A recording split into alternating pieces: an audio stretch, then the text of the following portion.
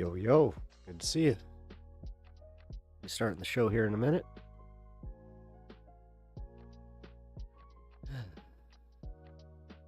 Alright, technical issues are resolved. Let's go.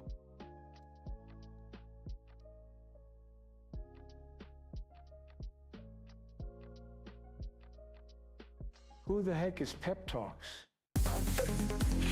I'm not gay, but I fantasize about Marco Rubio. Pep talks. Pep talks. Pep talks. Let's eradicate the Kung Flu. I'm literally coming. Pep talks. Pep talks.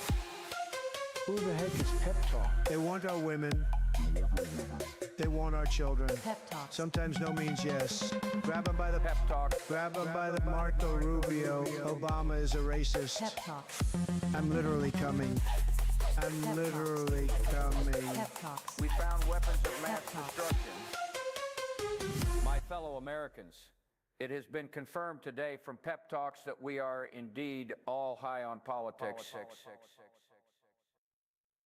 Good afternoon. Welcome, welcome. Welcome to the week. How's everybody doing? Welcome to High on Politics. I'm your host, Pep.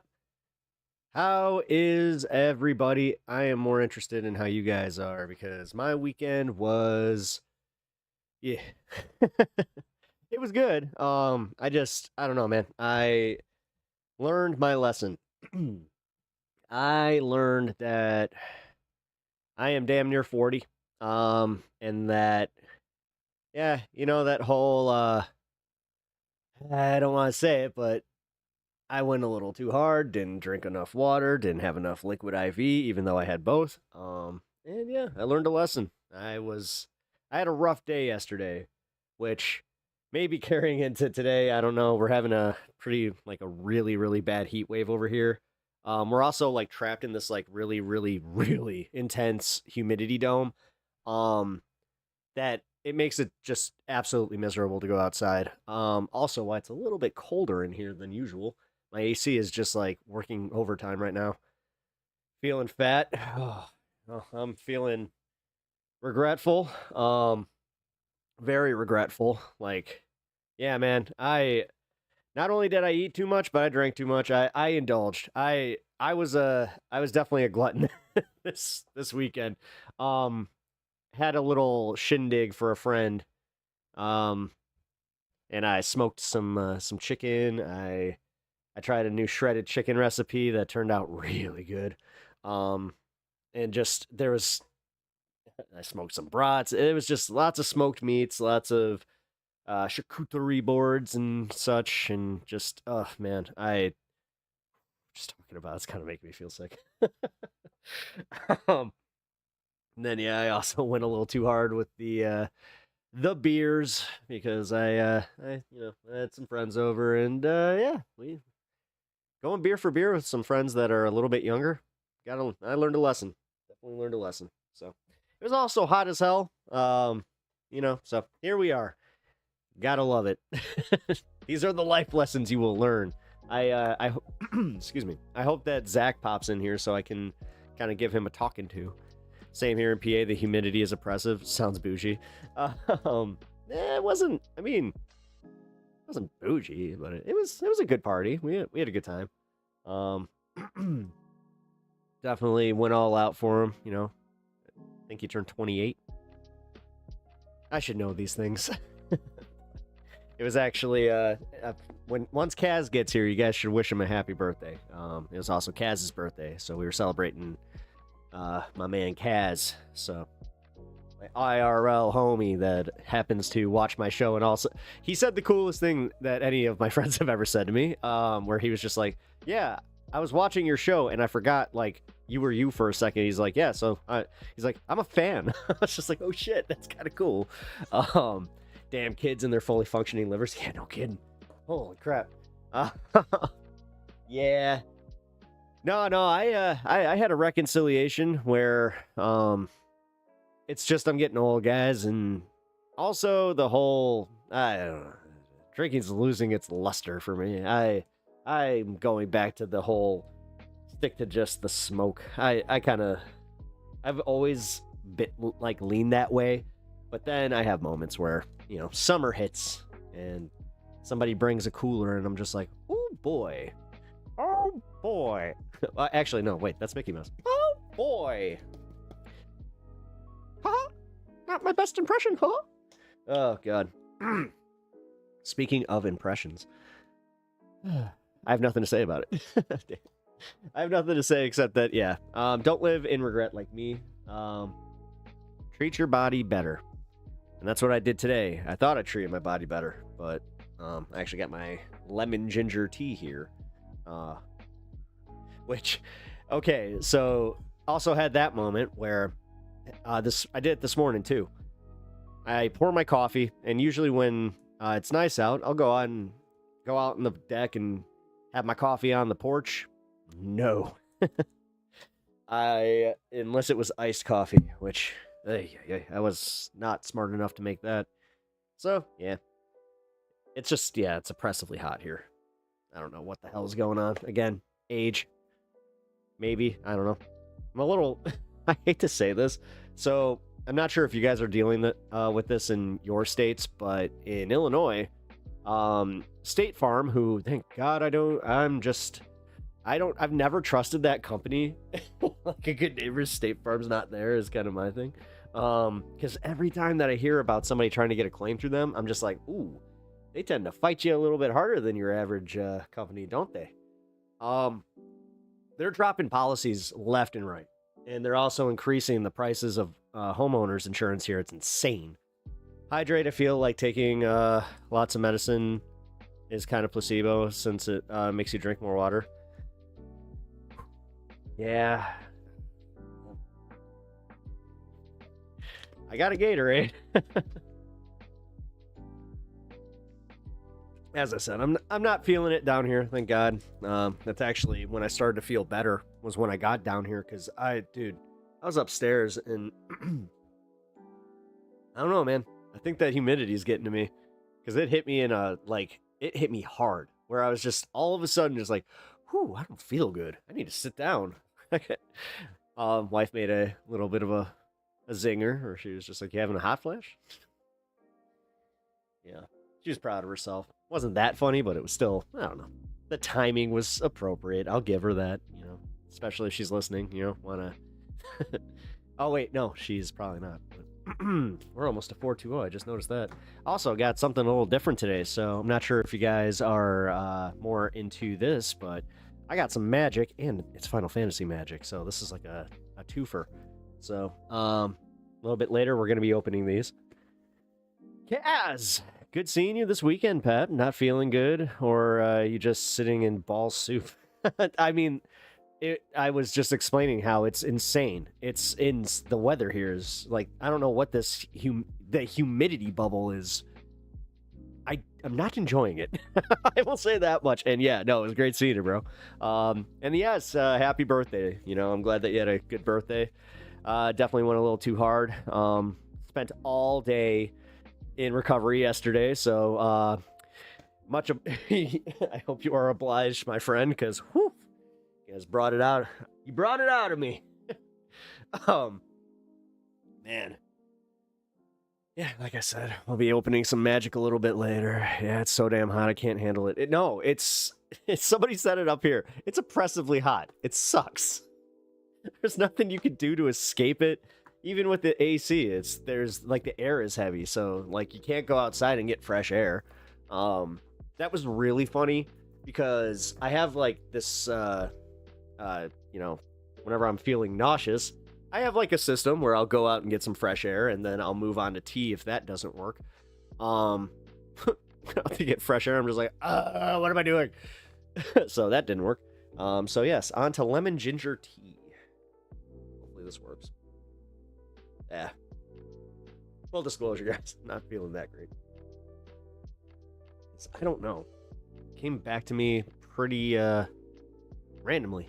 Like I thought I felt better, so hoping that it's nothing else. Kaz is just sitting there like, oh no.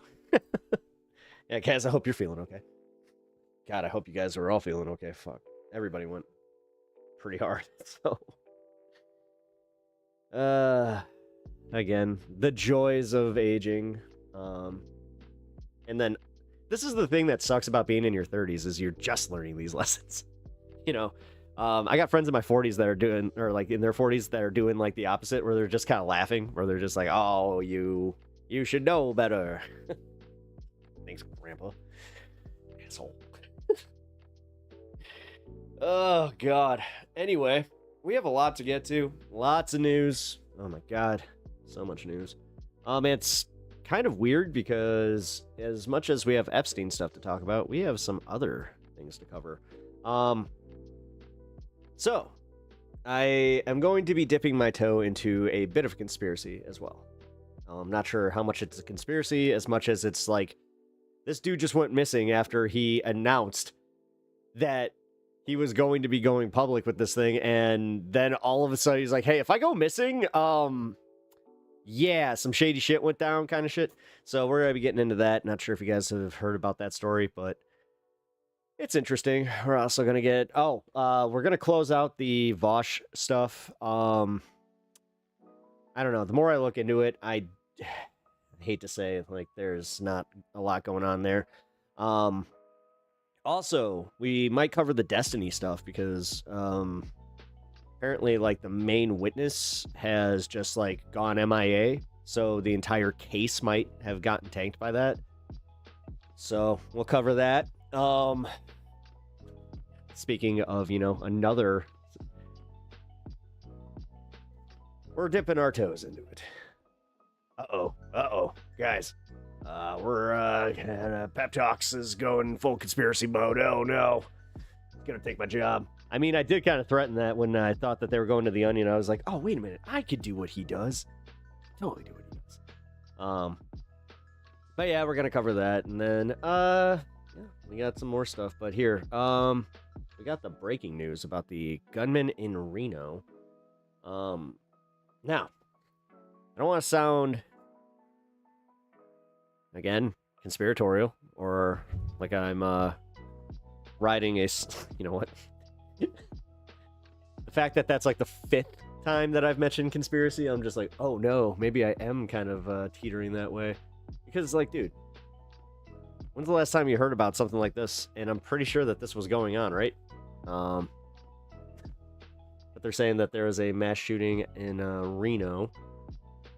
Let's see. Is he in custody? Yeah, he killed 2 before being taken into custody. Wait, so again, like,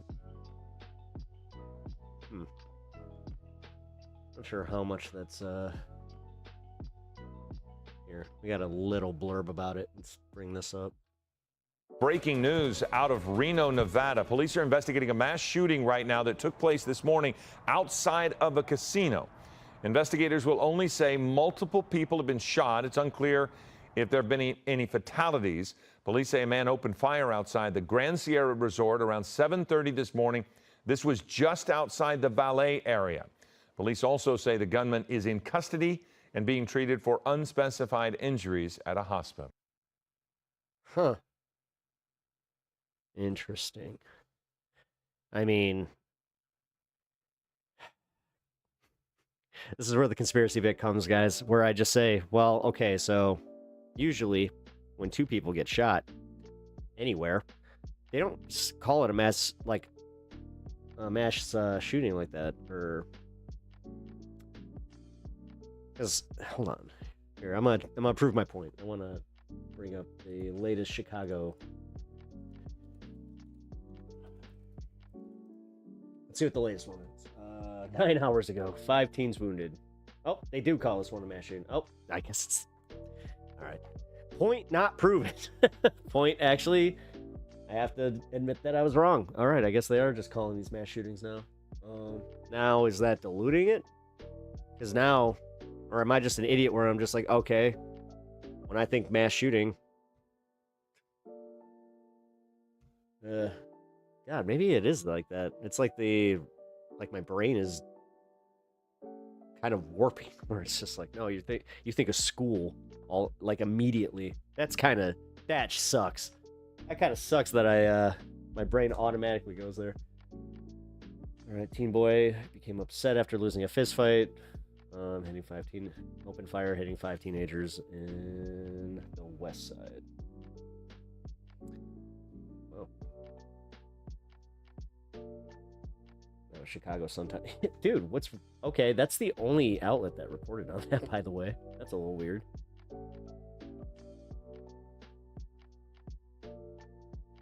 Yeah. Holy crap. That's the only one. But you'd think, how come that didn't get the same amount of news coverage as this? I rode too close to the sun. With all this Epstein stuff, it's starting to make me do the thing where, because like I've also noticed that my algorithm is pushing some of this stuff where it's like, oh, what happened to this guy? And like, isn't it suspicious? Because again, here, I'll just go into this. Julian Brown. I'm not sure if you guys know about this. This is wild. And I don't know. I'm grain assaulting it, but it really does seem kind of sus. Like, majorly sus.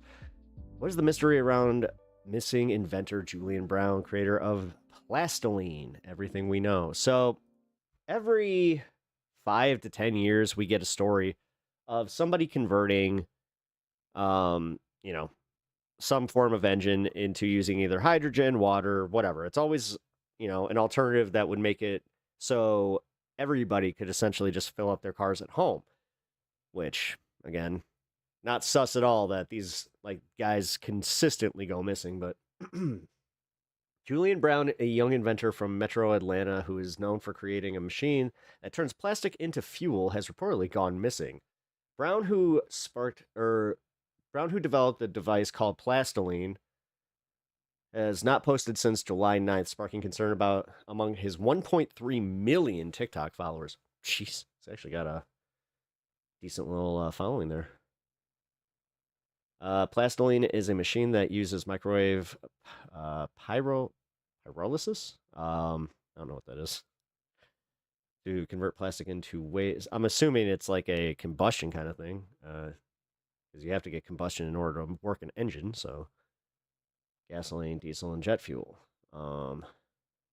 as per Economic Times. Which again, that would also make it so it's like, oh hey, like we can finally get rid of some of this. Like, this would be a boon to the recycling industry, I think. Wouldn't no. I don't know. Brown began working on the machine in high school and spent 5 years developing it. In March 2025, in a March 2025 interview with The Bold Journey, he said that he wanted to help solve the global plastic crisis. Before going silent, Brown posted cryptic messages on his social media suggesting he was being followed and felt unsafe. In one of his final Instagram videos, he said, "They have been following me. I don't know how long I have to live," and further added that black helicopters were circling his home. He ended the video by saying he was certainly under attack, but still working and building. Since then, social media users have been sharing posts about his disappearance. I thought he wasn't popping up on my timeline, but he's been missing for 2 weeks. 12 to 10 days. Brown has launched a GoFundMe campaign to raise $1 million to expand the project. So far, it's reached 18,000. There have been no official police updates or public confirmation about his disappearance. See, it's also not clear who reported him missing or what steps have been taken. Now, this is the Times Now world, and they have a pretty low faculty when run through my little ground news fact checker. So I've also, like, what brought this to my attention was like the insane algorithm that's going on right now.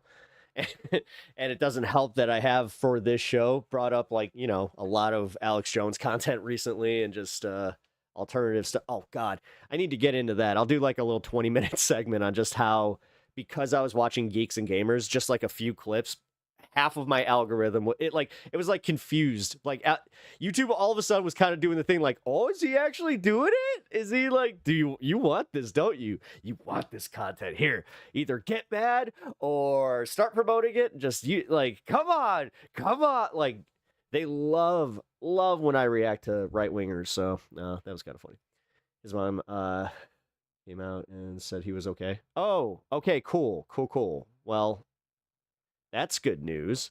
Here, let's see. Updates on Julian Brown.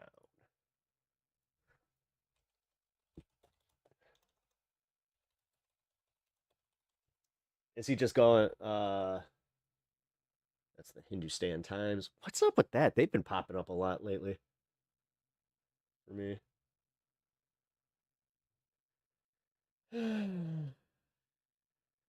Mother has provided an update on her 21-year-old son. The mother of Julian Brown has provided more information.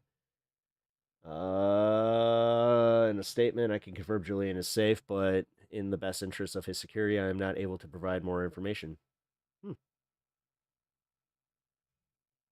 Still a little sus, not gonna lie. Oh no. I don't know. What do you guys think? Do you think that she like was threatened or something? Because I mean, I'm only asking questions here. Nah, this one was weird. As I said though, it was brought to me by the grand old algorithm. Because here is actually the original video that put this on my radar. As I said, we're gonna cover this just real quick. A young inventor with a big idea, and now he's missing. Julian Brown, the mind behind turning plastic waste into fuel, hasn't been seen in over 2 weeks. I really do feel like I'm just like, oh, I'm slipping down that rabbit hole. What happened to him? Julian Brown, also known online as Jab, is a 776... Little did they know that I had like a Batman-style grappling hook, and I'm just like, nope. Foundation Climate Fellow and the founder of 2 green companies, Nature Sorry, Jab guys, didn't and want to give your hopes up. I'm not going full conspiracy theory or conspiracy theorist. At just 12th grade level education, he's already built tech that could change the world. A microwave pyrolysis system that turns plastic into gasoline. He's been featured on platforms like the Weather Channel and praised for live demos. Why is it always the Weather Channel that features these guys? Exactly how his process... That happened with the hydrogen engine guy, and I'm pretty sure the water engine guy from like 2017. This works. But now, he's missing. According to multiple social this has been revised. Media posts, Julian hasn't been heard from since July 3rd, 2025. We'll see if they mention the mother. It's been over 2 weeks. Friends, followers, I don't remember they did. And fellow activists are worried, especially after he previously posted about safety concerns. Wait, is this AI? Activist Nikki the God said Julian had rejected help from grassroots organizations, and now a white podcaster is allegedly speaking about him in the past tense, as if something terrible has already happened. I'm sorry, that seems a little... What's up with like the way that these look? Yeah, that music, everything, I don't know, this don't look right. Like, look at this. You see the waves here? Like, now that I'm looking at, look at this. Whoa. Yeah, no, this has got to be AI. How come it's not listed as such? Copyright disclaimer under fair use. Oh, there it is. Altered synthetic content. There it is. There it is. There it is. Well, ah ha ha. No wonder it. The funniest part is, I'm pretty sure I watched this when I was a little tipsy. So now that I'm looking at it, I'm just like, oh, I just thought that was my vision. You know what? Don't judge me. So, are these tweets even real? Are these tweets even real? It's AIAF. No, it really is. Mark Miller. Yeah. This whole thing. There we go. Well, we're done. We're done. Actually, we're not. We're going to find out if this guy's even missing. Let's see. I want the facts. I want the facts. Julian Brown facts. Let's get the facts. Who is Julian Brown? Oh, I can leave it to fucking TMZ. The sad part is I can't even bring their stuff up because even if I read this like on screen, for some reason, they get mad at me. Why suddenly Julian Brown suddenly vanished from social media? His name on social. Yeah, oh, dude. Okay, so that's the main reason here is because he had a huge following. Okay, everyone take a shot of plastoline. Yo, what up, Bryant? Well, I mean, So theoretically, with all the microplastics floating around in our systems, you would think that we would just be able to fuel our cars with our blood. You know? Would be kind of fucked up, where it's just like, there's like a meter or something that it's like you can use that as the, it's like, it tells how much plastics are in there and it actually burns the car. So you just like take a pint of your blood and put it in the motor and it runs. Scary part is if it runs like a beast, then you're just like, no. Let's see. However, he became the subject of concern after he shared his last video on July 9th, 2025, in which he claimed he was under attack. Again, this is weird as fuck. Because he mentioned the black... I do know this, because I was like, all right, I want to see this video. And he seemed like he was, like, pretty frantic about it, where he's just like, dude, people are following me. There's a black helicopter. I don't know how long I have to live. When he said he doesn't know how long he has to live, it wasn't... He's like, if I go missing, do X. He literally said, like, I don't know how long I'm going to be alive kind of stuff. So that's kind of crazy. Making some chicken biscuits. Ooh. Sounds a little jealous. All right, let's see. He made concerning claims about his safety. Brown set off alarms with his 1.7 million Instagram followers. In July 2025, he shared a video. Yeah, July 9th, 2025 was his last one. He didn't specify who or what had been coming after him. Or what. Claimed he'd been experiencing very, very odd stuff in recent weeks. He then asked his fans to keep him in their prayers, as well as to screen record the video for future reference. Oh. Smart recruit. Like, that's actually pretty smart. That's the one thing that, like, the FBI and pretty much everybody in the federal government's just really mad about. It's just like, damn it! Why does everybody have the ability to screen record? We need to take that away. Don't give them any ideas. Don't give them any ideas.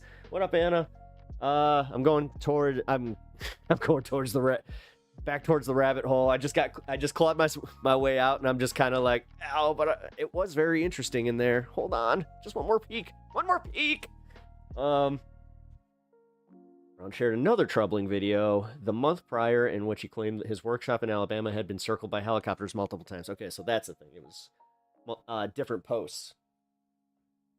Brown's mother claimed he was safe, but didn't say anything else. And it literally ends right there. Best interest of his security. And this was last updated today at 10 a.m.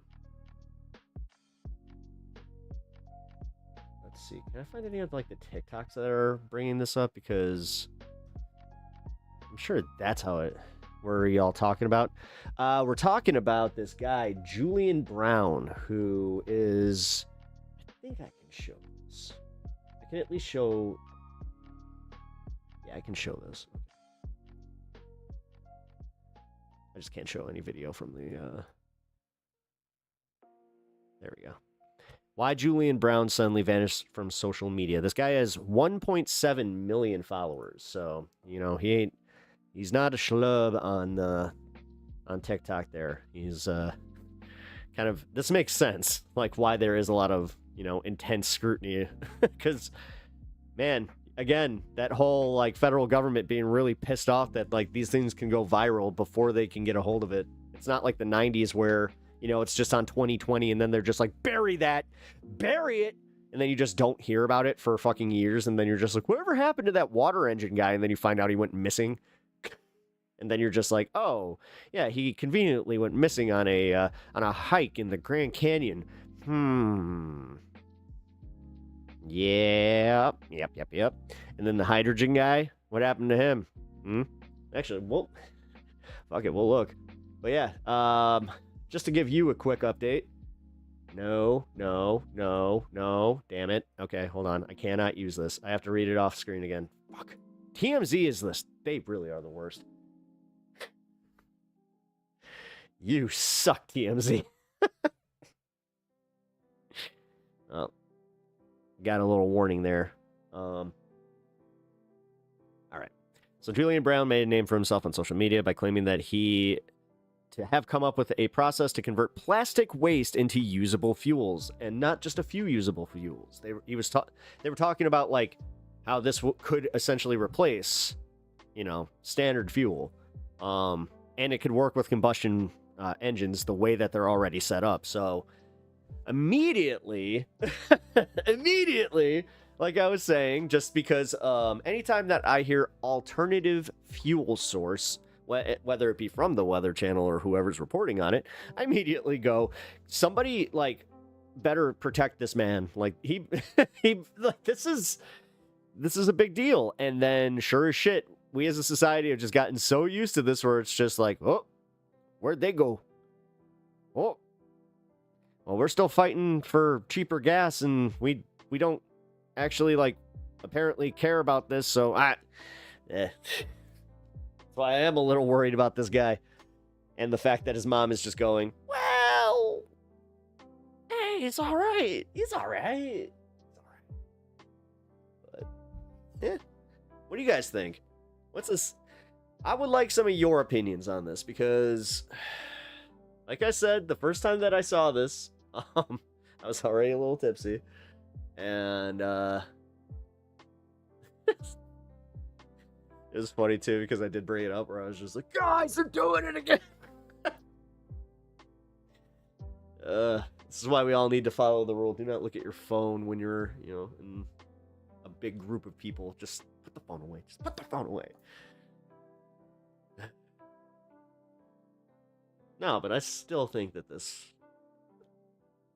I think this is us. His mom coming out and like, that's it. Just stop asking questions. He's okay. He's totally okay. Just stop asking questions. We don't want to put him in further danger, which I understand that. Like if it is actually like, there's that part of me too. I'm like, okay, I get that, but I don't know. What do I want out of that though? Like, what am I? Because like, what kind of proof of life would you want that, you know, wouldn't immediately be used by the government? Oh. Set up the paranoia mode. I don't know. Either way, I'm gonna keep this one on my radar. I actually did the thing where I screen recorded it. Record-breaking heat today. Yeah, you guys got 100 degrees. You have over 100 degrees in Florida. That, to my knowledge, that's never happened because you guys get so humid there that it's unheard of.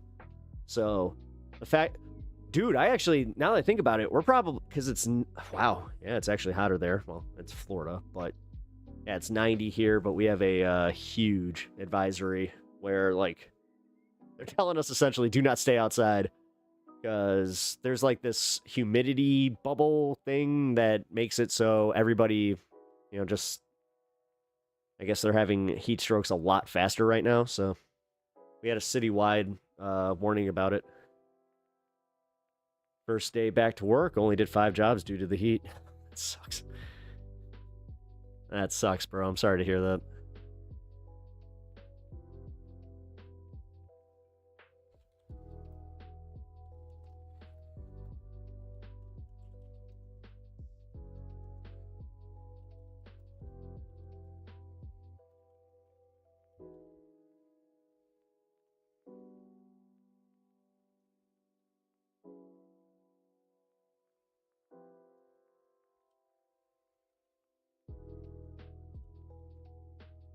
Give me 1 second.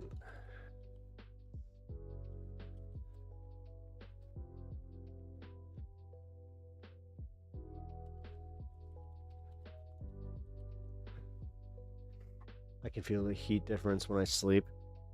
That, again, I have the AC. Yeah, no, I have the AC on.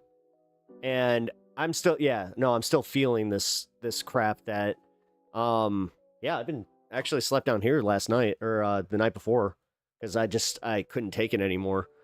No,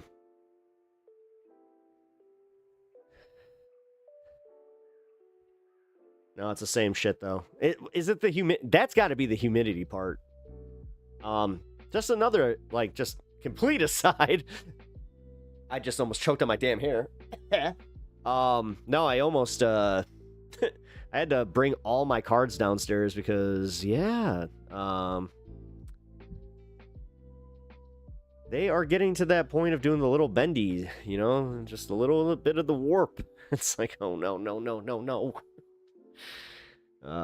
It's the worst. Also, yeah, I actually do have my dehumidifier running right now, which it's always humid here though. I can't stand humidity. This is why I've never been a fan of like Florida's climate. I have to be completely real. It's always been one of the harder ones to get through. When I went to Vegas, it wasn't that bad because I remember like it was like 104 there, but it was dry heat, so it didn't feel that bad. Although here, yeah, again, whatever this is, and the fact that we got the lake, it fucking sucks. It just sucks. There's no, you can't do anything about it either. Ugh. And we also had an air thing. Our air is just like stagnating. So they're telling us like, yeah, do not stay outside if you have like sensitivities. Which I might actually be getting air sensitivities because God, last few times that we get these warnings, I really do have that moment where I'm just like, dude, I can't fucking breathe. War expert here, SIPRI, has confirmed what I said about the India-Pakistan war. India did target nuclear installations in Pakistan. I thought they didn't have nuclear installations. I thought that was the whole thing. I thought they were faking it. I thought they were lying. At least, was that you? Because I occasionally do get you mixed up with somebody else. Although the guy that I get you mixed up with, he was here last week. I don't know, you guys are still on the India-Pakistan thing, so.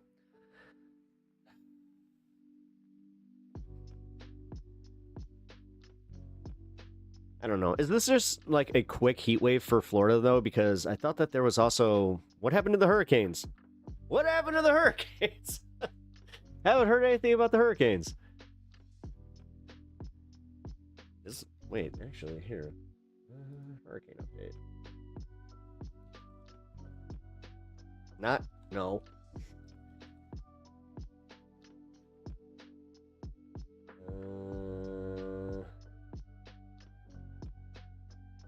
No development expected over the next 7 days. Derecho, though. Oh, wait a minute. Is this why we're getting slammed up here in like the north? Because man, we have been getting just completely hammered. It just happened again today. We had a microburst that was insane. First, it brought like what I could only describe as like some of the craziest wind, but then it went dead, completely dead, and then just nothing but just pouring rain. But it was still like it wasn't cold or anything. Like there was no, like it was all hot rain. It was weird, man. Gotta say, like it was one of the weirder ones. Because I did have that moment where I'm like, oh, you know what? I'm gonna go cool off. What the hell? But enough about the weather talk. Even though I am legitimately just like, what is going on? And you do love it. Like, occasionally, like, days like today, I will get reminded where I'm just like, oh, yeah, that's right. We're defunding all of, like, the weather reporting systems. We're essentially going back to, like, nah, you know, man-made fossil, or, like, the fossil fuels aren't contributing. Nah, climate change, what? Yeah. Meanwhile, we're literally feeling it. And I started all of this off by talking about how State Farm just announced, specifically in Chicago, how they're not going to be covering a bunch of shit anymore that is almost guaranteed to happen. Like flood coverage, you have to go and get separate coverage now, which that's insane. Like, wind. Like, they're not including wind in it anymore, which, again, we're called the Windy City. I don't know. Color me confused, but I would think that would be something that you might want to cover. And yes, I know, yes, we named it because of the fucking politics, but realistically, we also have a lot of strong wind conditions from the lake. So, you know, it's just one of those happenstances. But either way, it sucks. Because I see this snowballing, everybody's, my neighbors actually were just talking about this, where they were just like, well, you know, that's not really going to affect a lot of people around these areas unless you have State Farm. I'm just like, yeah, but do you know how many people do? Especially in Chicago? Like, I think it would, here, I'm pretty sure that they're the #1 holder of insurance claims.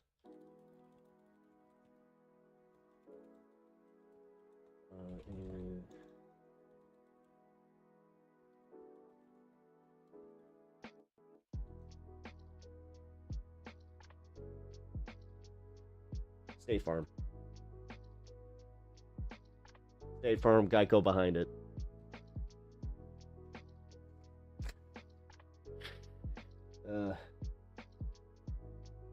Well, and that's the thing. Like, I think I talked about this, like, what, last week or 2 weeks ago? We had just, like, not even a block away. It was weird. We had flooding, like, straight up flooding. And then over by us, nothing. So, like, it's also been doing the, I know they're called microbursts when, like, you have a bunch of, like, violent weather behind it, but I'm not sure if that's what technically that is. I think that's what the derecho is, isn't it? Let's learn some weather stuff. What is a derecho? HO. Definition. Yep. Intense, widespread, fast. Oh, wait, no, that's the thunderstorm. I have that backwards. So, wait. Which one? Let's sell pours water down in flood conditions.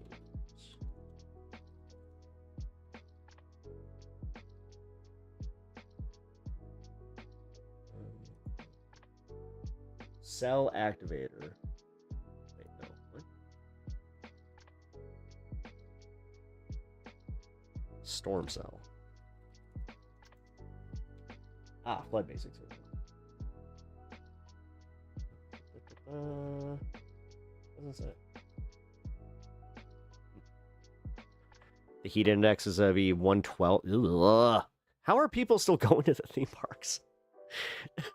I always wonder that. Like, God. I did the Ren Fair like that one year, where it was insane how fucking hot it was, and it's the only time that I've ever left early from something like that, where I was just like, I can't do this.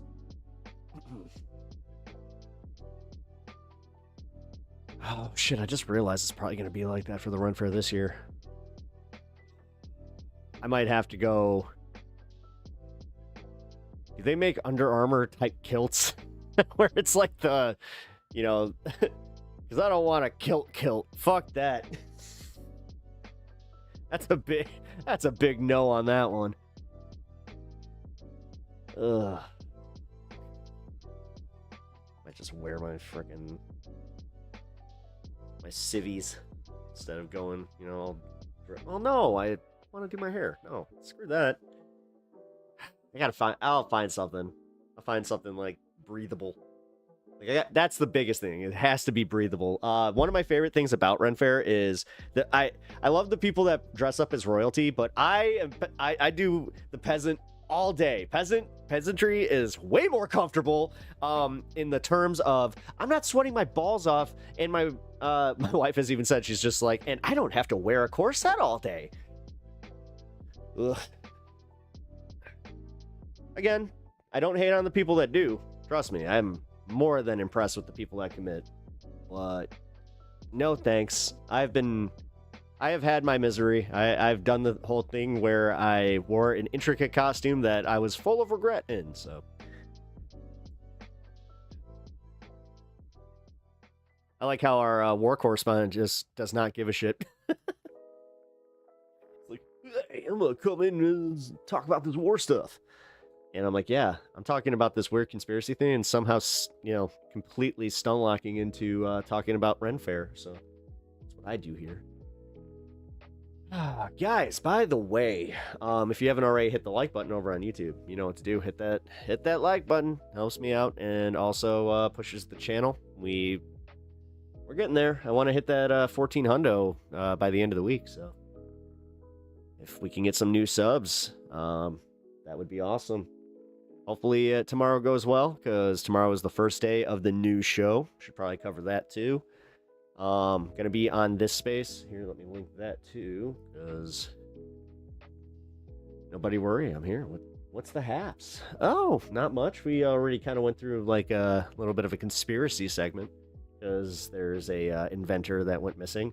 Also talking about why nobody's talking about the weather and how crazy it is, and just overall the climate change stuff, where it's like, I really do kind of feel like we're already past the whole flooding thing in Texas, and just how we keep moving on from the next one to the next one to the next one, and that's why the news cycle is almost like, that's why Trump can rely on the news cycle to eventually push all this shit just out, and just, I don't know, man. We'll see. Because the Ghislaine Maxwell stuff, we're going to talk about that for like almost an entire like hour or two, so just chill. I'm sure that there's people that are just like, yeah, I really want to talk about the Epstein stuff. And I'm sure that there's a lot of people that don't. I'm sure that there's a lot of people in this audience right now that are just fucking sick of it, because I'm getting sick of it, which I think that's what, honestly, that's part of it. That's like what he kind of wants to happen. He kind of wants us to just like, wait, you guys, like he meant it. Like, you guys are still talking about this? Boring. Come on. Yeah, a dude from Kansas told me the other day that the state was melting. Well, I mean, our power grids are not set to handle this stuff. Like, we've had some power like issues, specifically from heat related stuff. God, not sure if you guys got that, but we had that on Saturday, where we had a well, not a citywide, it was kind of like portions of the city where they were just telling us, hey, by the way, you're going to most likely experience a blackout. The thing is, I didn't know that we experienced said blackout in the middle of the night, and it turned one of my refrigerators off. So, yeah, I lost a 7-year-old block of fucking cheddar that I was going to put in the smoker literally this weekend. Still mad about that. Oh, and also, yeah, that smelled wonderful. Wonderful. I opened that fucking fridge and almost died. That sucked. Ugh. Yeah, because the condenser on that fridge didn't turn back on. It must have fried it or something. Yeah, that's fun. We have heard of pickled peppers, but have you heard of pepped your pickle? Jesus Christ. No, that's actually the first time I've gotten that one, Sean. So you know what? Congratulations. That's pretty fucking funny. If I ever pepped my pickle. In GPPD news, I trained my feral cat to use the litter box. Oh shit! Hell yeah! Wait, what's that? The GPPD or good news? Good news. Did you mean good news? Oh shit! No kidding. I was like, what? Is this like a new organization for cats? Happy the pickle is for after stream. Yes, Matthew. Exactly. Fuck. Hey, man.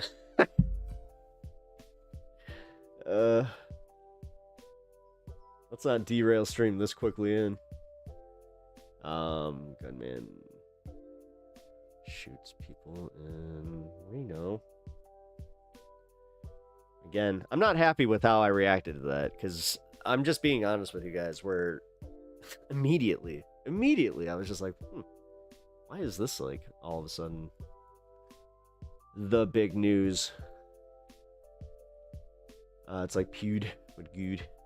Well, I mean, that's awesome that you got your feral cat to use the litter box. Like, I don't know, man. I had a feral cat that became a house cat, so I always see that there's hope there. I just know that it's a little bit harder if you have house cats already. So that's why, like, the one that I had was successful. I was at a perfect time where I didn't have any other animals to really fuck with them. So,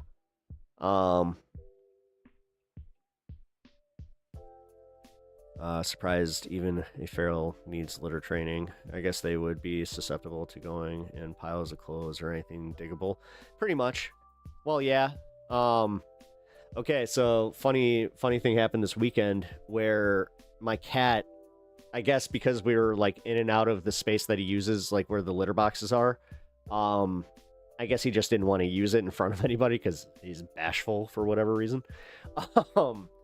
So away from the party, he went upstairs into one of the bathtubs and just did his business there, which that was wonderful. Again, another situation of me just walking in and just like, what the? Okay, like, who didn't flush? And then I'm like, well, there's no, oh, come on. And there he is, by the way. This was one of those, I loved it because it's almost like he knew and he was just like, yeah. And he's just staring at me, just like, you gotta clean that up. I love cats, but I also sometimes, occasionally you just go, oh, you asshole. But yeah, welcome to the stream, guys. If you guys are new here, I'm Pep. I have not been introducing myself enough here, so I gotta. Caps are made from septic tanks. I don't. Are you calling them poop demons? Wait a minute. No, I am. I'm Pep. Nice to meet you. We talk a little politics here, but this is. I consider this like the stoner circle of the internet. So, it's all about kind of having fun, good vibes, and even if you do not agree with me politically, I am more than willing to have a conversation. So, like I said, welcome to the channel, and if you guys have not already, hit that like button. It really helps me out. As a smaller streamer, could use every little bit. So, speaking of, I should probably also say that I got memberships, and get yourself a membership if you want to be part of the fun members only content. This weekend, I just released a video of Lakeshore Drive that... You're kidding me. They made that public? Oh, I gotta go back and figure out why that happened, because I had that set to go public in 2 weeks. Huh. I don't know what the hell's going on here. That happened with my last one, too. Because Robin said that she couldn't find my video, and then all of a sudden, I was just like, well, hold on. I gotta go and mark. Let's see if this works. Oh, the same thing.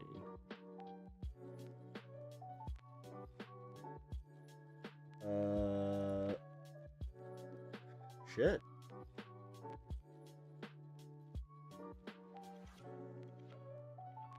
All right, that should work. Freebies. Yeah, you guys got a freebie there. So, shit. Well, I'm not going to go back and just subsequently bury that. So, well, I guess if you guys didn't check out the short this weekend. Damn it. I was all excited, too, because I thought the numbers came from my members. I was like, oh, damn. Shows my naivete. Oh boy. No, I'm actually I really enjoyed that video because my wife, God, still doing the Borat joke. That's how you know I'm like teetering that edge of Zennial. Ugh, I hate that term, but it is kind of true. But yeah, she was involved. She wanted to take share the vids. Yeah, here. Share the vids, comrade.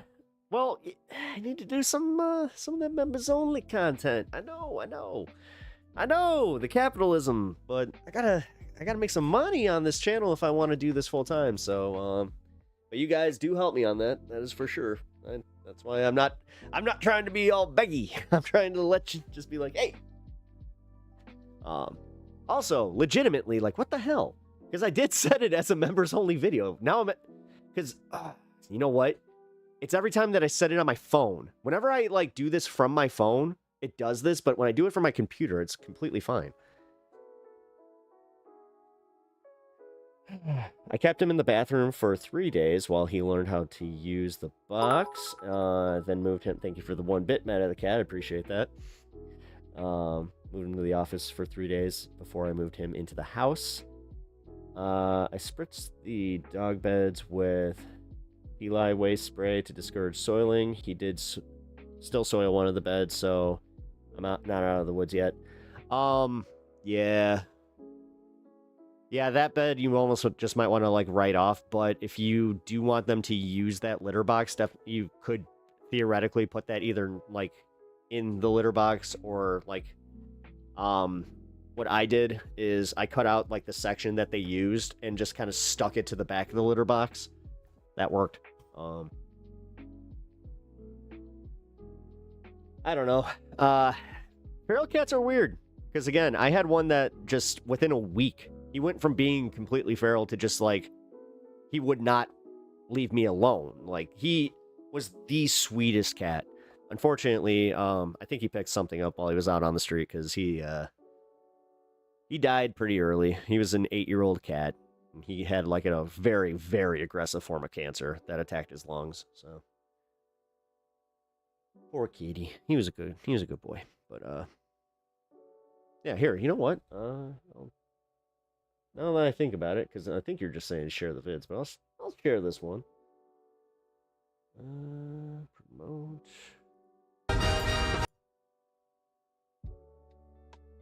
Share? Why is this not letting me share my damn video? Oh, here we go. I was like, what the fuck? Hey! Triplug and Jiden $2. Cat, here's your cleaning fee, sir. Thank you. Well, I like how he's the one who gets the benefit from this. Oh, here, let's get that stand cam back up. Alright, 1, 2. You missed. Ah, and you drooled all over the floor. That's wonderful. He totally missed. He missed both of them. Alright, he's on point today.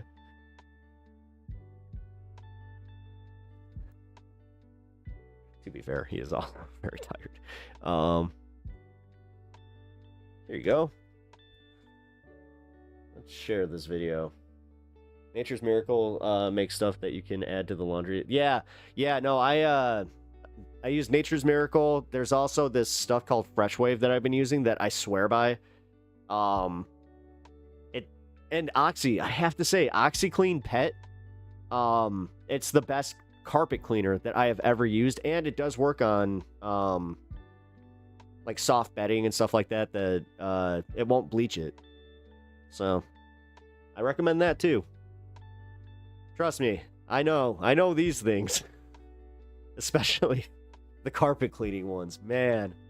Because I got an older dog upstairs, unfortunately. I think that I've brought this up. I'm trying not to because it is a major downer for me. She's 15 and a half, and I'm more than likely going to have to put her down in like the next few weeks, and it really sucks. Like, I'm not ready for it. I really wish you guys can meet her. I'm going to make like a little video compilation of her for you guys to kind of meet her. I think, wait, no. I did make a video. Some of you guys saw a short where I was like, I was in my comfy hoodie, which again, you guys can also donate to the stream and get me in the the full body hoodie is what I will call it. It's not a Snuggie. It's a full body hoodie. There we go. That could be the new quote for Pep Talks too. It's not a Snuggie. It's a full body hoodie. Just me standing there disappointed in everybody. Looking cozy as fuck.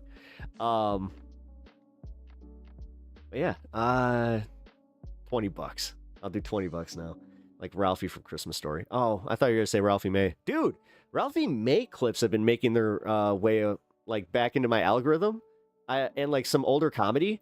Have to say, was really kind of nice to see, you know? There's some comedy, like there's comedians that have passed that legit, like Mitch Hedberg, God, those guys, they're some of the greats. Patrice O'Neal, seeing all those guys, like they still, those clips hold up so well.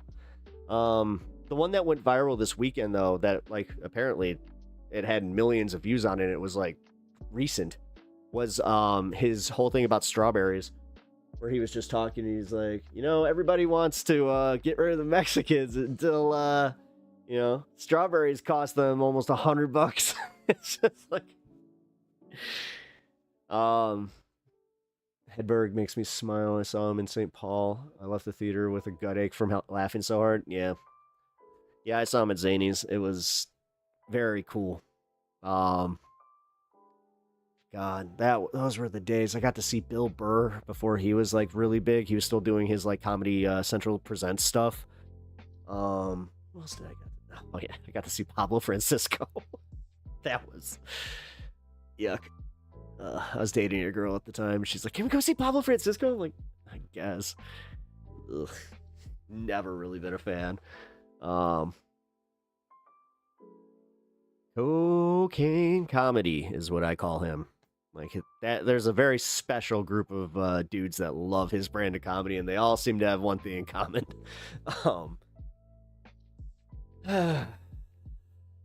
He's another impression guy that I respect, though.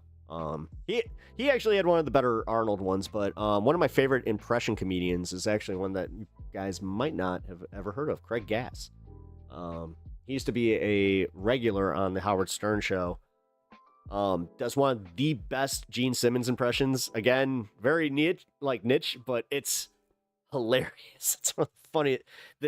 Specifically the episode where he comes into Howard Stern, like he crashes Howard Stern's interview with Gene Simmons, in full Gene Simmons garb and does the impression to Gene Simmons's face as Gene. It's one of the funniest fucking bits in radio history. I think that we'll do a react to that either on Discord or on I could do that on Twitch. Because I could. You know what? I could do like a little hour-long comedy watch-along. And that would fit. You know what? Let's do that. Here, I'll put this one. Save. Hold on, I'm gonna save this to a file. Dude, I saw him in St. Paul too. Nice. Yeah, gas is a gas. There.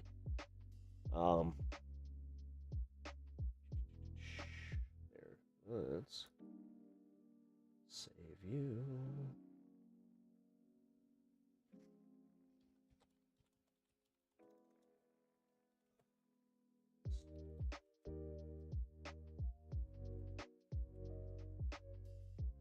There it is. Who's the real Gene Simmons?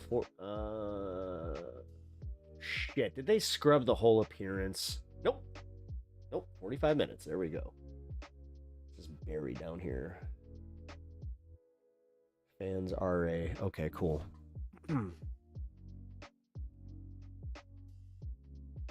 Scott Hansen open for him. Nice. Scott's pretty funny. Too bad he never. I wish he would have gotten bigger. There's a few guys that are doing really well that I respect. Cliff Cash. Cliff Cash has always been like a solid dude. Really good. Like his comedy has always been good. I'm glad that he had like a recent special really take off, and I've been seeing him like pop up all over TikTok. Old school Minnesota comic. His comedy wouldn't go over today though. Yeah, I look back on Patrice's bits like Elephant in the Room. Although I gotta say, with the new comedy climate, it might though, because I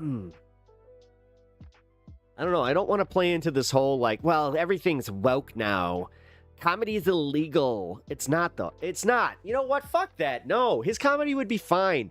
He could go on Kill Tony and he would do just fine. Nah. Dude, I'm of the opinion that the guys that were working like super dirty or like the cringe comics of like 03 to let's be fair here, like 09.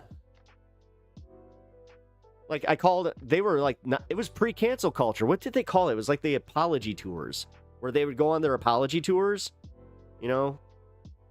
Like Opie and Anthony even had a bit about it where they would just be like, all right, who's apologizing today?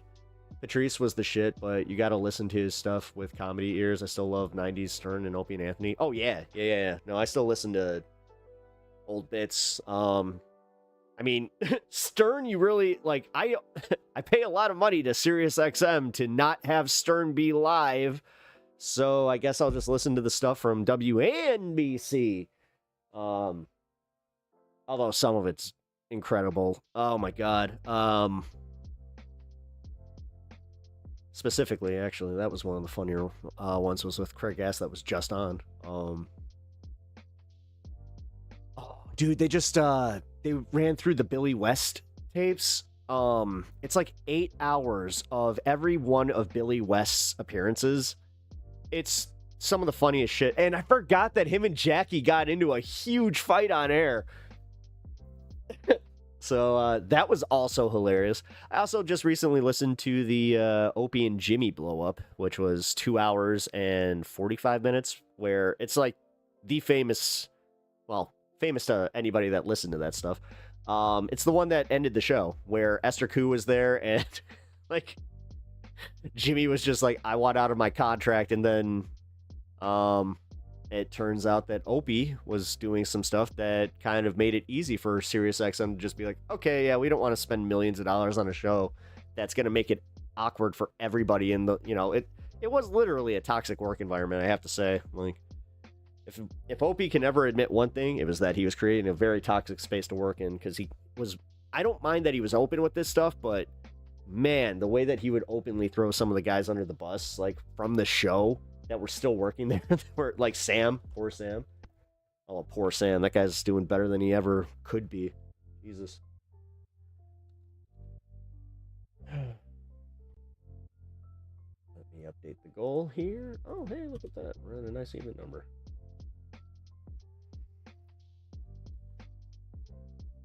Yeah, that era of comedy, though, like Joe Rogan that's when he really made a name for himself, because he was kind of like the king of the cringe comic, where everybody, like, he wanted to be the anti, you know, everybody going on Twitter and digging up things you said 10 years ago to cancel you, because that's what they were focusing on. They were just like, yeah, this is ridiculous. Like, they're going back and finding bits from the, you know, early 90s, and then they're canceling me for it. Like, that kind of shit, which you have to admit, unpopular opinion here, but it was true. It was a major thing that was happening. Because if you don't acknowledge the fact that it's like, yeah, there was pushback specifically, because there were some ridiculous instances of them just being like, you're gonna apologize for this? It's like, guys, that was actually kind of harmless. It's like, no, it wasn't. No, it wasn't. Canceled. And then sure as shit, 2025, these are some of the biggest names. Andrew Schultz is one of them. Fuck. I remember the night Greg Giraldo. Yeah, that was a rough one. In Colorado bummed me out. Dude he had a bunch of kids. Yeah. No, that one sucked. He was one of my favorites too. Like, I saw him live a few times. Fuck. I'm trying to think, where was I? I feel like I was out of town because I heard about it on Opie and Anthony. Because I remember when they when they found out about it, somebody made a joke. They're like, no, he didn't. And they're like, no, he's like dead. Tracy Morgan was the first guy to do an apology tour. That's when there was a bunch of shifting political comic climate. He made fun. Yeah, he made fun of his gay kid, or like if his kid was gay. He literally, yeah. I actually remember where I was for that. I was in Kentucky. Wow, it's kind of crazy how you remember that kind of stuff. Where it's just like, yeah, I remember where I was for the Don Imus stuff. I was on the Pennsylvania Turnpike. That's. Oh, I'm sorry I did that. I'm sorry I said that.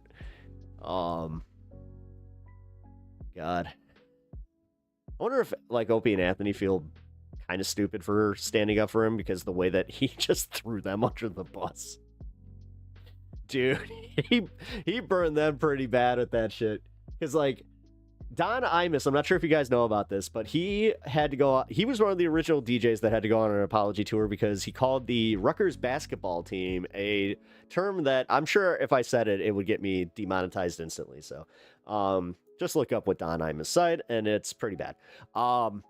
Now, instead of apologizing immediately, Don Imus did this thing where any old man where he's just like, it wasn't that bad.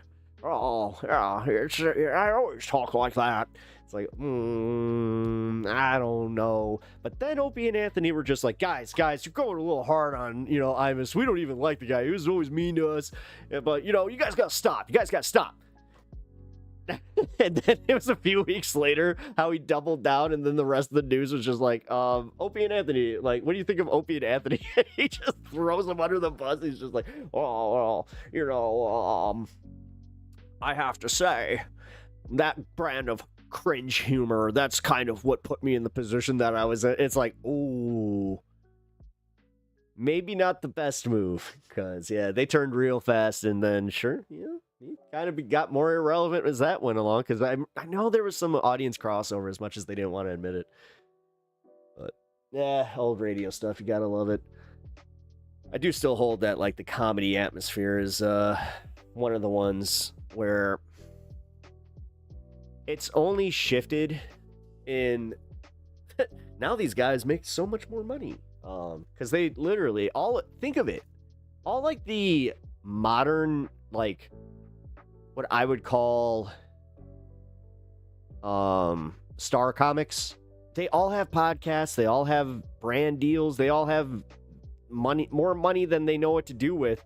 So outside of like maybe a few of them, there's a, like, honestly, like, God, I can't even listen to Bert Kreischer and Tom Segura. Like, I can't relate to them anymore. I don't care. And there's this thing where I'm like, oh, it actually makes me like kind of feel uncomfortable, because like now they talk about like us, you know, like your normies in your middle class. Oh my God.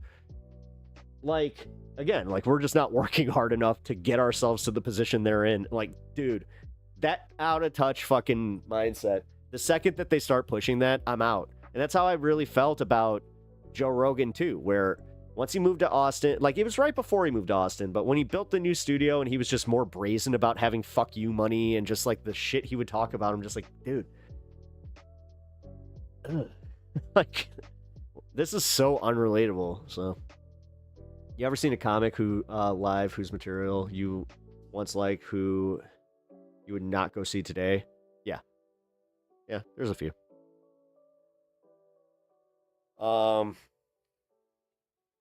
Bobby Kelly's one of those. Although I might see him today just to see how he does. DiPaolo. Yeah, Nick DiPaolo was one of those. Oh, Jim Brewer. That's the biggest one. Jim Brewer. I used to be a huge Brewer fan. God, his Opie and Anthony appearance where he was talking about the pizza guy, it's legendary. It's literally a legendary segment of like, hey guys, give us an update on this crazy pizza guy. It was hilarious. But then he just, oh my, you want to talk about just beyond disappointing. Like, dude, I can't even listen to him anymore. His voice irritates the shit out of me. So, vaguely describing real horrors. Underhill. Yeah, I mean, it kind of is. It really is.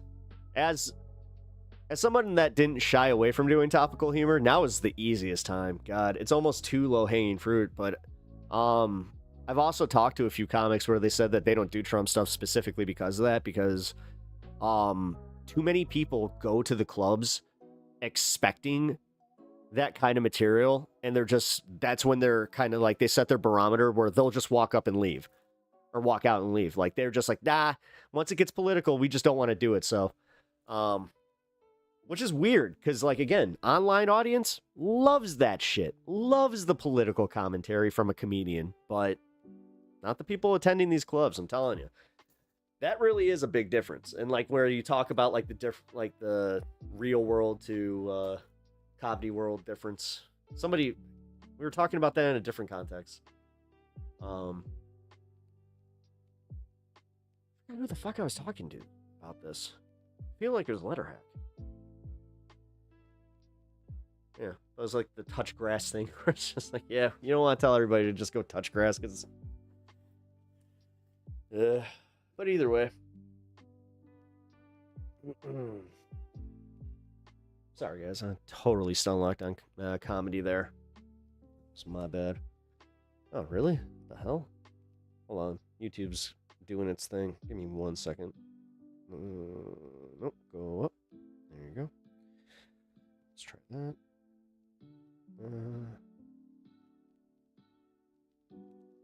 I have not watched Happy Gilmore 2 yet, but I did watch the new Predator movie that was the animated movie. Highly recommend it.